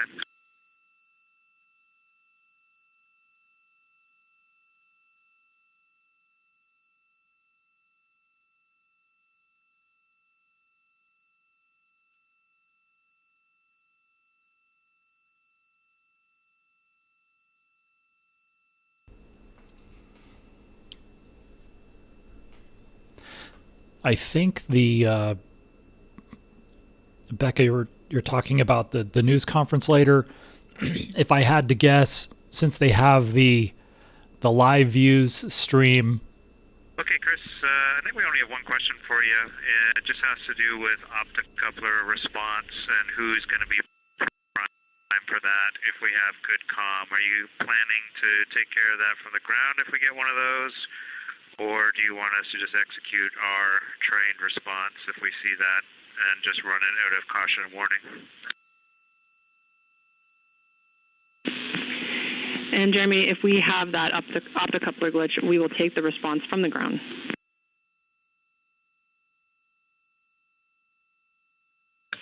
Okay, that sounds like a good plan. And if you could just plan on calling that up to us that you've got it from the ground, just to keep us in sync, that would be good.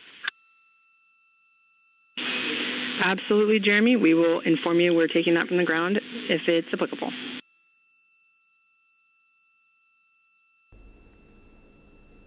All right, great.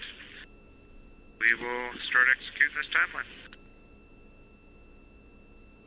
Between the 2 live streams that NASA has up on for Artemis II, they can cover the news conference. I assume it's going to be in the channel that I'm showing the live stream I'm showing right now, which is the quote unquote live mission coverage channel.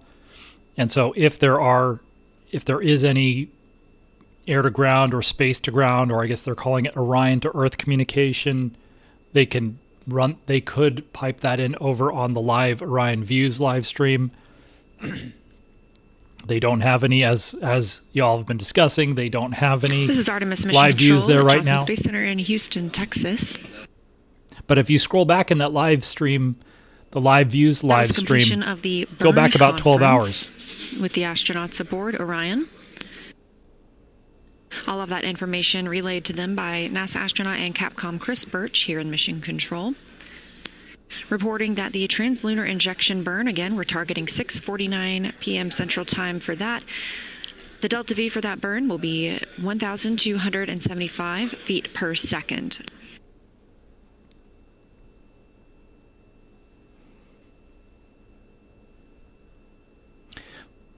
What we're seeing on the screen right now is basically just it's CGI essentially. It's just showing. Canadian Space Agency astronaut Jeremy Hansen asked about some optocouplers and if they experience any issues with those during the trans-lunar injection burn, whether the ground or the astronauts aboard Orion would be responding to those flags.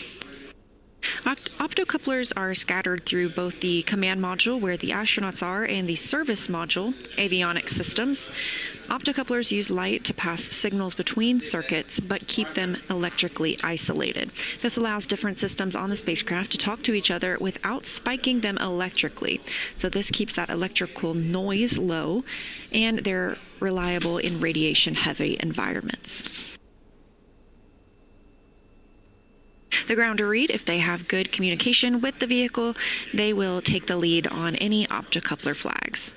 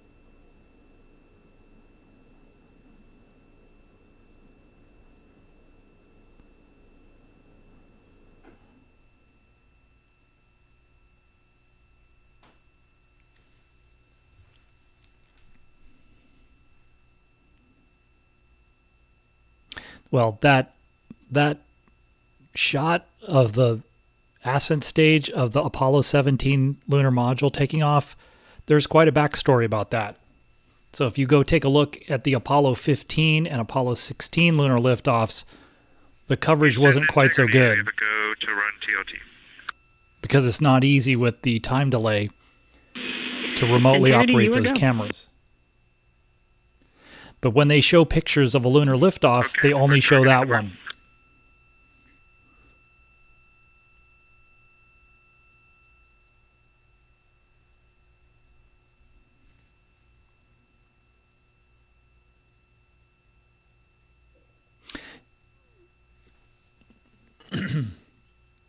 Let me go back and look at the...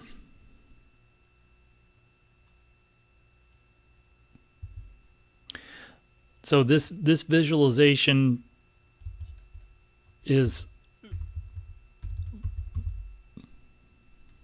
let's see. It's a system called the acronym is ARROW, which stands for Artemis. Let's see, Artemis Real Time. It's Artemis Real Time Orbit website.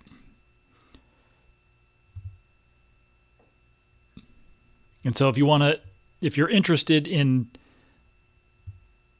taking a deeper look at that app,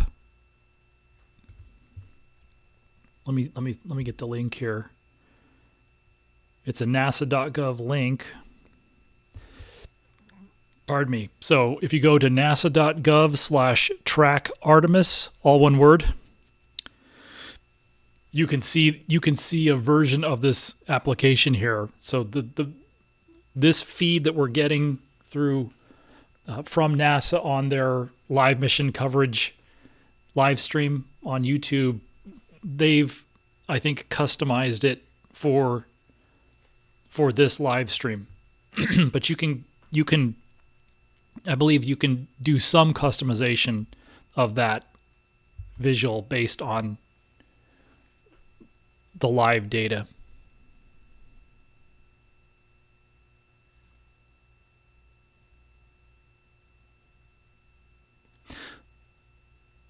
Right. So yes, I believe that the TLI burn, they did just read up updated numbers for the TLI burn. Integrity for contingency water bag fill.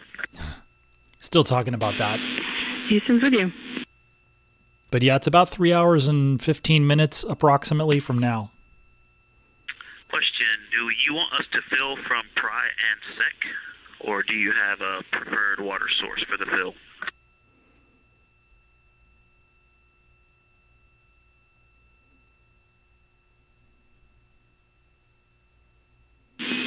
Integrity, we have no preference. Whatever you're configured for now will work.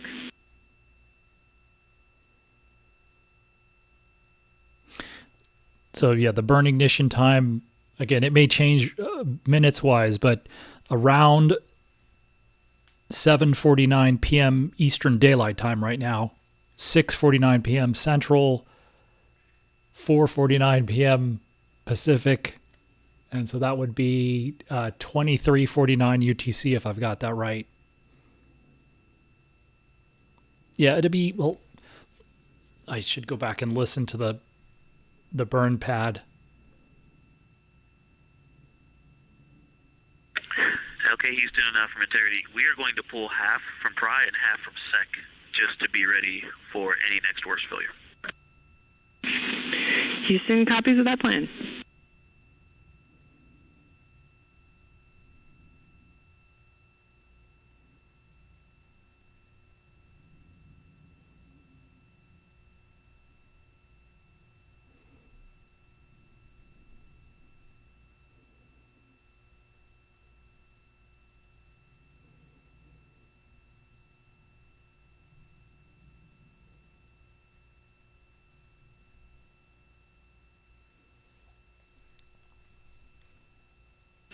Now 22 hours since liftoff of Artemis II, and our 4 astronauts aboard Orion. They are 24,000 miles away from Earth and actually getting closer to Earth as they are in this high Earth orbit.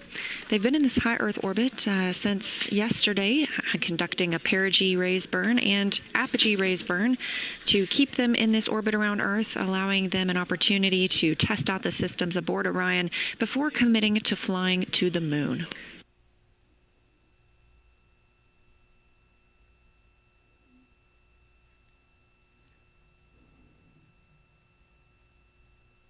Thanks, Todd, for that clarification. I heard them talking about this procedure, but I don't know that I completely copied the background.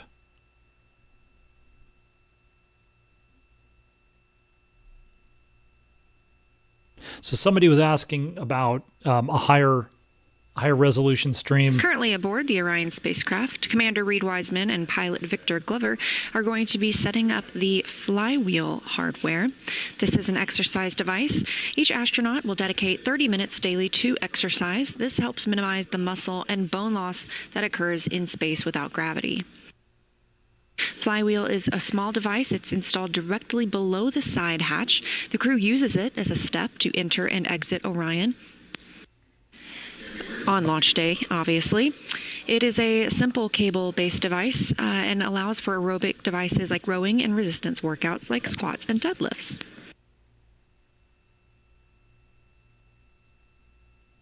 It's best compared to working like a yo-yo. It is a resistance, so the astronauts receive as much load as they put into it, and they can max out at 400 pounds.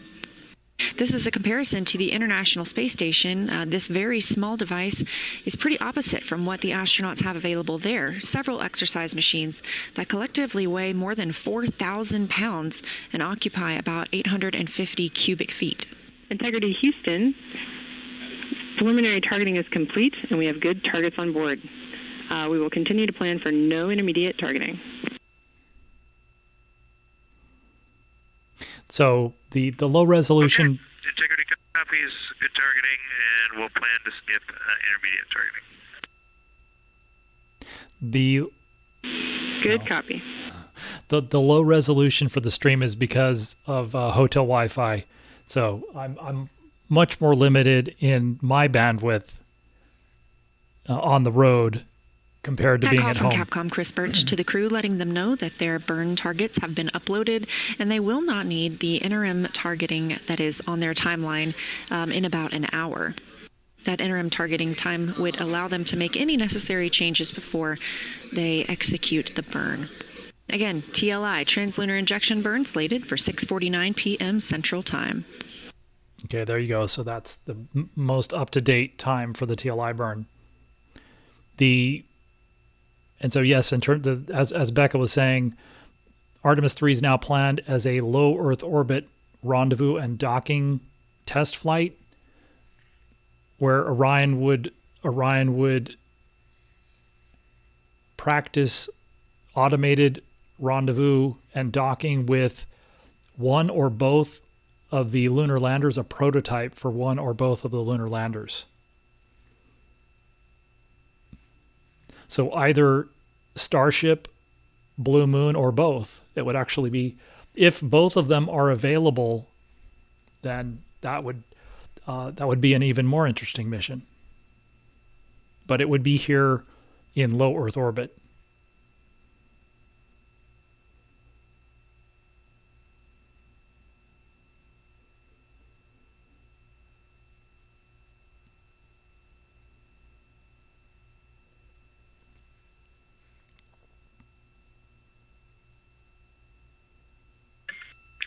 Houston Integrity on 1 for Reed's Ethernet cable activity. Go ahead, Reed.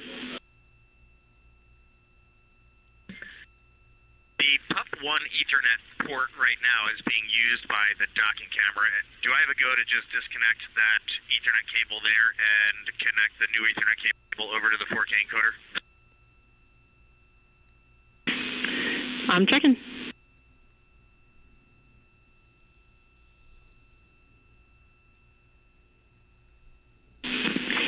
And Reed, that is a good plan. You can disconnect that existing Ethernet cable and continue with the 4K encoder install.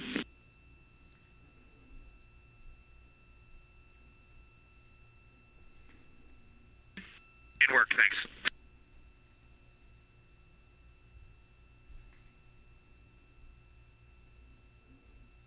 The view on your left, clearly visualization from the Artemis Real-Time Orbit website. You can check this out yourself by going to nasa.gov, searching AROW, A-R-O-W, for Artemis II.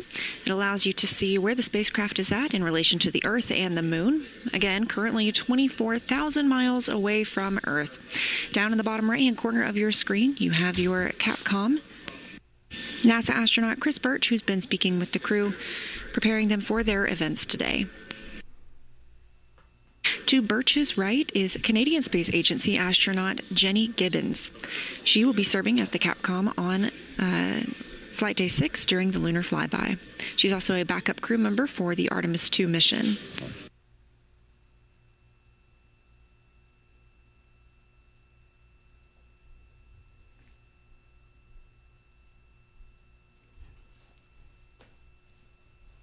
It's possible that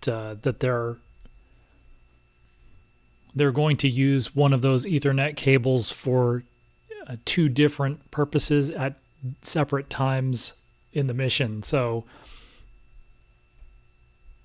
since they're not using it for the docking camera right now, that was in use yesterday during the proximity operations demo. But they're not going to be doing anything like that, at least not today. And so they might be sort of figuratively stealing it for the 4K encoder.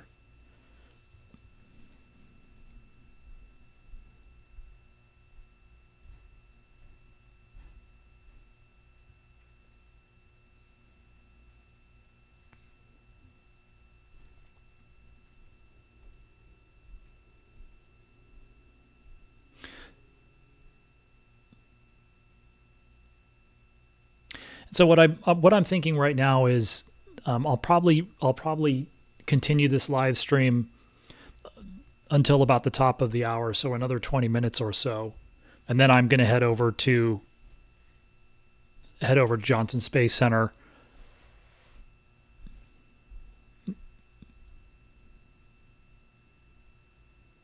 the news conference will probably be not too long after the TLI burn, so I'll be over there for that. And that might be a combination of, it probably won't be it wouldn't be the lead flight director because they'll probably still be working, but it might end up being sort of like a post-mission management team RHC setup is complete. news conference. The TLI burn right now is scheduled for 7:49 p.m. Eastern, 6:49 p.m. Central. It is great to hear your voice.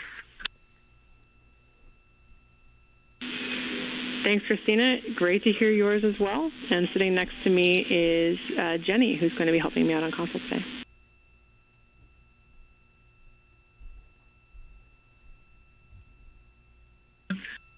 Jenny Gibbons, hello from your crew.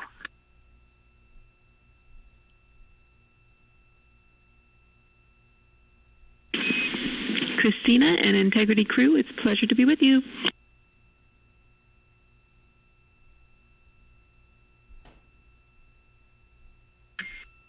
Great to hear your voice, Jenny. How was the launch? My launch experience was pretty darn good. I don't think it was as good as yours, so it's great to see you guys off the planet.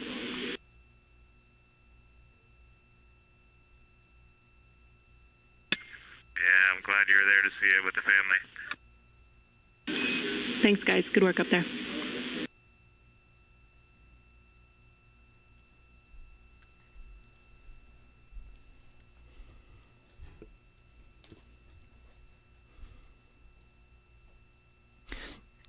When I was talking with some of the training team down here in September, they talked about how Jenny had done a lot of single seat training, essentially, a lot of simulations for ascent and for other parts of the mission. And they specifically talked about a lot of the work that she'd done, whereas the prime crew had a lot of This is additional Artemis Mission Control, responsibilities. 22 hours and 10 minutes into the flight of Artemis II. Those communications coming from the crew aboard Orion down to Mission Control Houston, the Capcom, Chris Birch, NASA astronaut, as we have previously shared, and to her right, Canadian Space Agency astronaut Jenny Gibbons, a backup for this Artemis II mission. Really kind words from both the crew and the Capcom. But Jenny trained for this mission, so she knows it inside and out, Backup, as Gibbons well as the trained prime with crew. the crew closely in their simulations and in all systems aboard Orion, and was ready to step in at any moment needed in case the crew needed her for the mission. She's now serving them from the Earth side by sitting with the Capcom throughout the flight, and we'll be hearing from her on Lunar Flyby Day as well. And those are today and Flight Day 6 are big days in the mission. So it makes sense that she'd be nearby either. So as we hear, she's going to be the prime Capcom on Lunar Flyby Day, but she's right there today too for the TLI burn.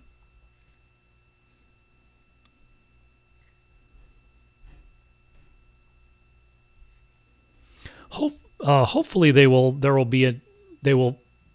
be more flights, and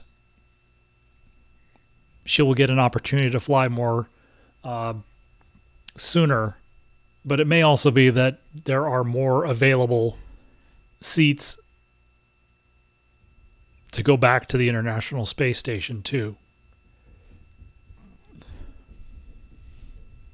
If they really start flying Artemis missions on an approximately annual basis through the rest of the decade, and then they pick up the frequency to a couple of times a year, then she would, I think, be well positioned for one of those missions at some point.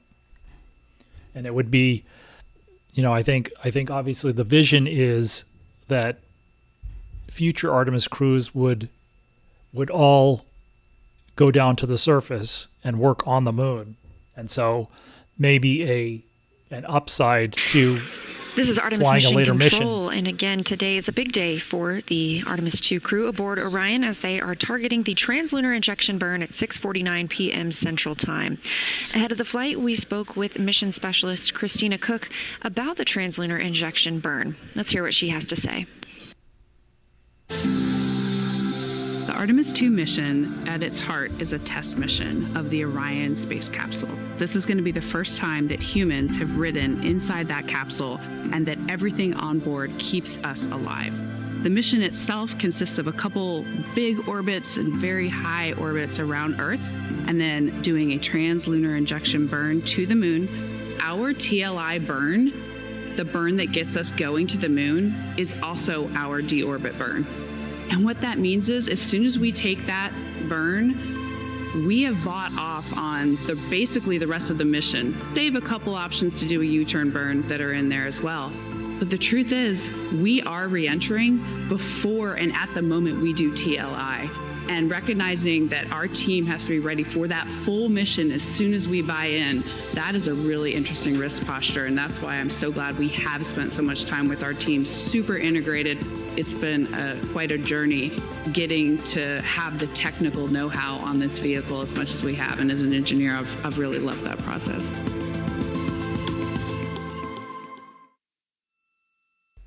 A great breakdown from NASA astronaut and mission specialist on Artemis II, Christina Cook, explaining the trans-lunar injection burn is not only the burn that commits them to going to the moon, but also the burn that commits them to their splashdown in the Pacific Ocean.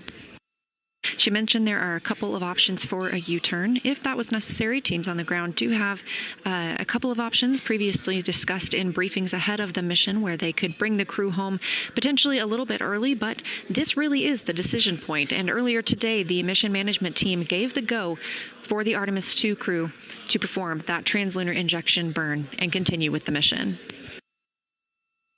Prior to trans-lunar injection burn, and at this point, Orion has been in a high Earth orbit, and we are on the Deep Space Network. This is a little bit of a monumental moment of itself because it's the first time in over 50 years that we have had humans back on the Deep Space Network.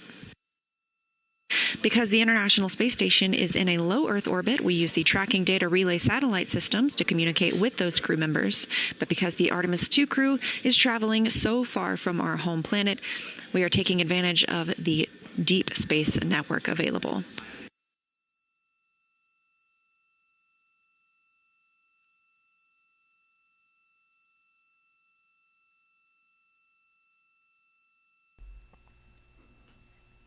I'll just repeat here what I put in chat. So here in the United States right now, we're in daylight savings time for the most part. Not everybody, but the burn times are, I'm sort of trying to avoid specifying, but it's important if you're trying to figure out the UTC time. The burn time is 7:49 p.m. Eastern Daylight Time. And right now, well, Eastern Daylight Time doesn't change its reference to UTC. It's always UTC -4. So the time of ignition would be essentially 23:49 UTC. And so looks like we finally have some live downlink from the spacecraft again. You're looking at a live view of the Orion capsule, specifically the European Service Module and the OMS engine, the Orbital Maneuvering System engine. Orion is currently over 20,000 miles away from our home planet of Earth. And the engine that you see here, that large one in the center, is what will be used to execute the trans-lunar injection burn this afternoon, 6:49 p.m. Central Time for the start of that burn. Some fun facts about the Orbital Maneuvering System engine. This is a NASA-provided and refurbished engine, and before this mission, it had already been to space 19 times on 3 different space shuttles. It has 6,000 pounds of thrust, and if you strapped it to a car here on Earth, it would accelerate from 0 to 60 miles per hour in 2.7 seconds. That kind of power is what we need to take the crew out of a high Earth orbit, send them beyond the moon, and bring them back home.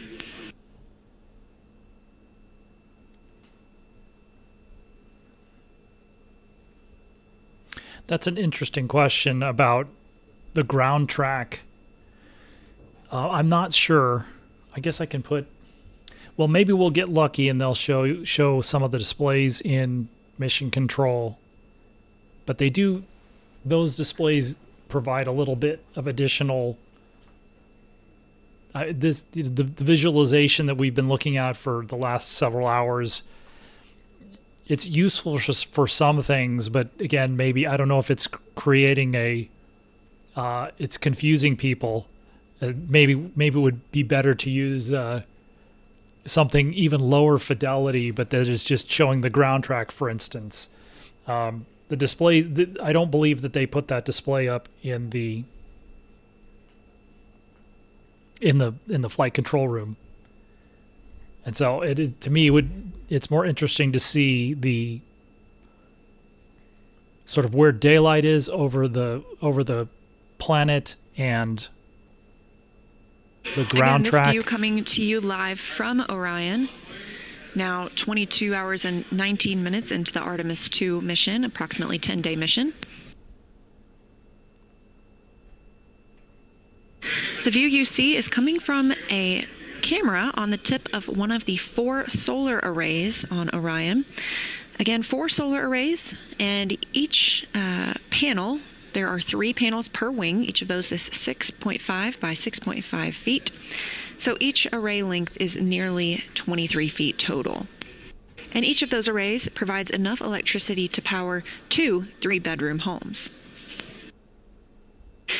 These cameras on the ends of the solar array wings can be used for spacecraft inspection and, obviously, capturing amazing views.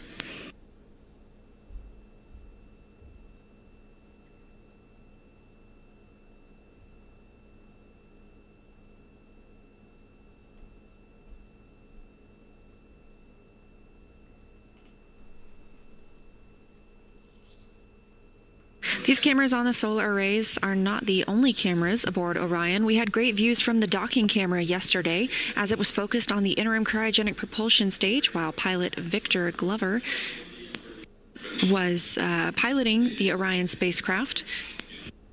The prox operations demonstration was allowing the crew to practice manually flying Orion. Of course, Victor Glover being the first person to do so. This helps ground teams learn more about how Orion flies in space when conducted manually, and helps us prepare for future Artemis missions, during which the crew will need to dock to lunar landers.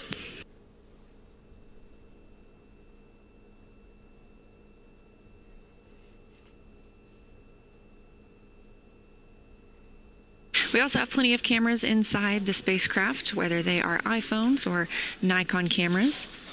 We expect to get some great imagery from the crew, not only of the Earth and the Moon, but also of their life inside Orion.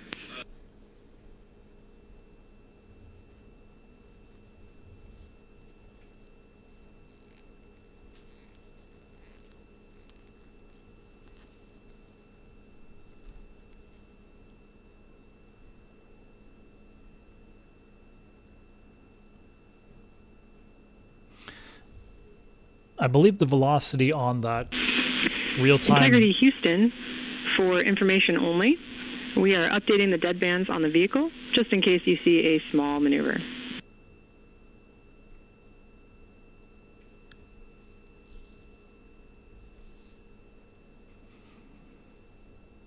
The velocity was miles per hour. The spacecraft is so far away from Earth, and the nature of the orbit, the farther away from Earth you get, the slower your speed relative is.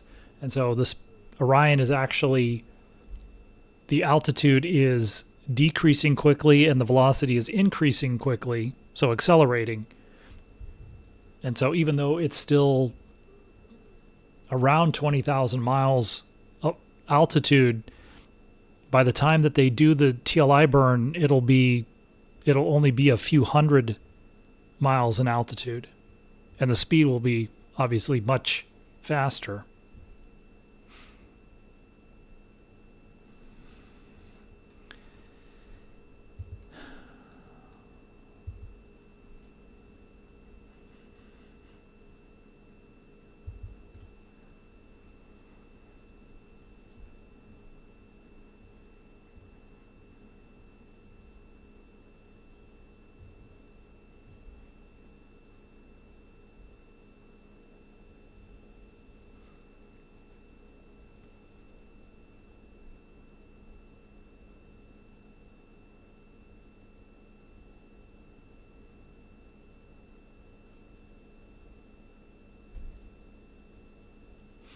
we won't have exactly this.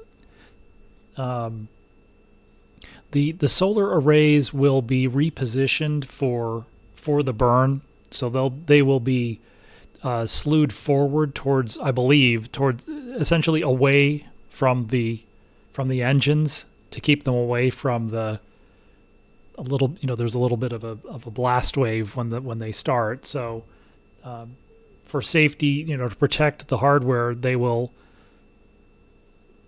slew those. Houston, integrity to the 4K encoder cable swap activity is complete. Away from the engine. Houston, So it would look a little different. The cameras, in theory, the cameras will still be working though, and you could use those. There is at least one other external camera that's on the crew module adapter. So I can't show it right now, but it faces aft, and so that should give a view. At least you wouldn't necessarily see very much after ignition, but there's usually a flash from the OMS engine, from the Orion main engine at ignition, and then after that, not necessarily. You can't necessarily see anything.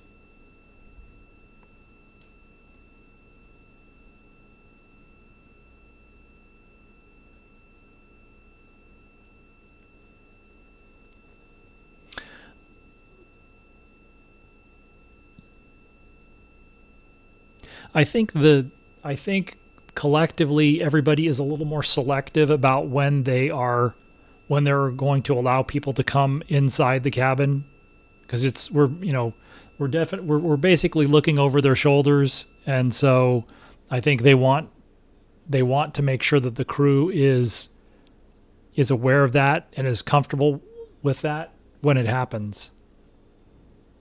So there will be times. Hopefully there will be more time later, sort of in between these big mission days. So today is TLI day. I guess that would be Monday would be the lunar flyby day now. In between, maybe there will be more time to do well, or just allow people inside. They will do some of that. And there is a PAO event on the timeline for. It's a MET of 1 day, 4 hours. So that would be, let's see, what would that be? That would be around, I think, approximately 10:30 p.m. Eastern. So that's a while from now. That would be almost 3 hours after the TLI burn. But they've got a block in there, and I don't know that they would necessarily be broadcasting, so to speak, that entire 30-minute block. But I think I suppose we'll be expecting to see something.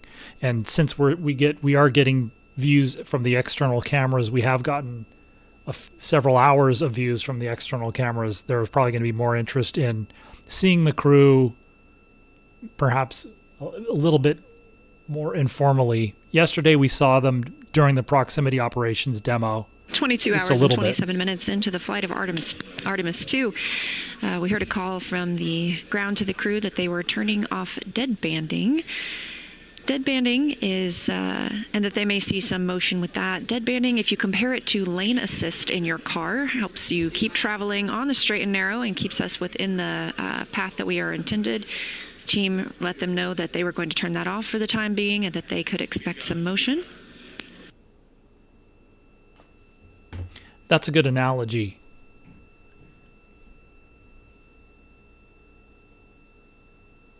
I think Per the timeline, Commander Reed Wiseman and Pilot Victor Glover are continuing to step through that flywheel hardware setup.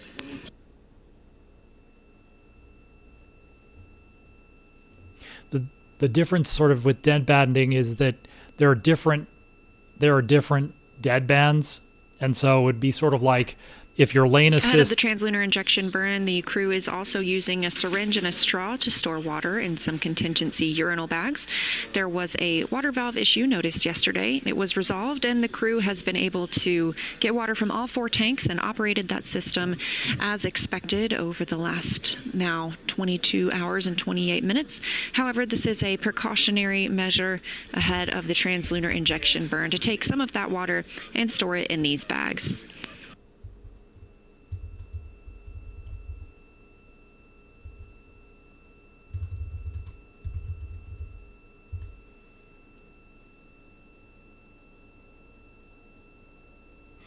So yeah, just to finish the thought about dead banding, they can adjust it so it would be kind of like if your lane assist lets you go, like, you know, when you go over the rumble strips between lanes, usually actually I believe those lane assists probably will correct you before you even get over the rumble strips, but it would be, in some cases they'll let you adjust so that, you know, you could go all the way over the rumble strips, or halfway, or again, maybe not even touch them.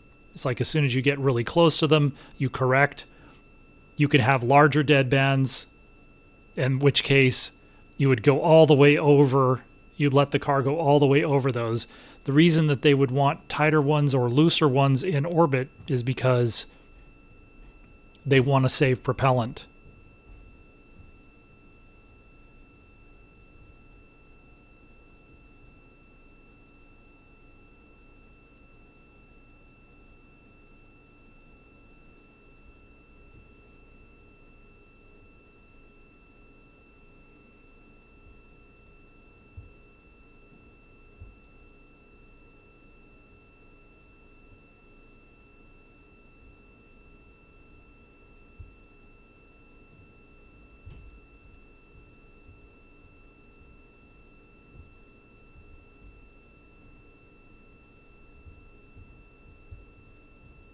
A little bit of a change in view. If you look closely now at Orion, you can see a little bit more of a couple of those solar arrays.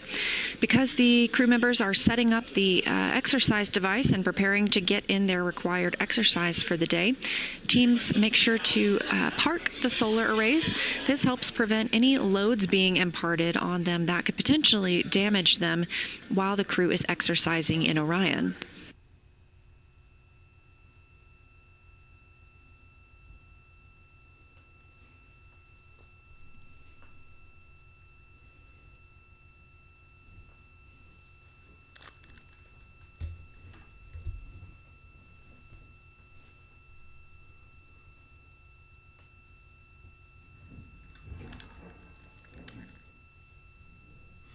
The orbital, or the Orion main engine can be pointed, can be gimbaled, and so often after, actually I don't know that they've used this engine yet, but they will sometimes do a gimbal check after a burn, but obviously they will gimbal the engine so that it's firing through the center of gravity of the, or center of mass of the spacecraft. But they will point the engine correctly before they get to the TLI burn. Pardon me.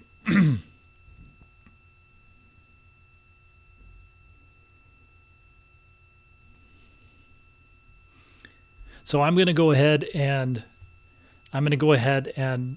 end the live stream at this point, so I can get ready to go over to the Space Center and cover the news conference in particular. And so, as folks have mentioned, you can watch this NASA live stream directly if you go to youtube.com/NASA, or you can watch some of the other people who are doing live streams like this, like NSF, NASA Spaceflight. And I'll come back. I'll just have to figure out, kind of like this morning, I'll come back and start up another live stream when it seems appropriate. have to see what happens in terms of how long I'm there after the news conference. When I get back, it may make sense to just do one tomorrow. But I want to thank everybody who's tuned in today. It's been an interesting day. It is funny that it seems like kind of the biggest takeaway is the difference between what we're looking at right now and the visualization.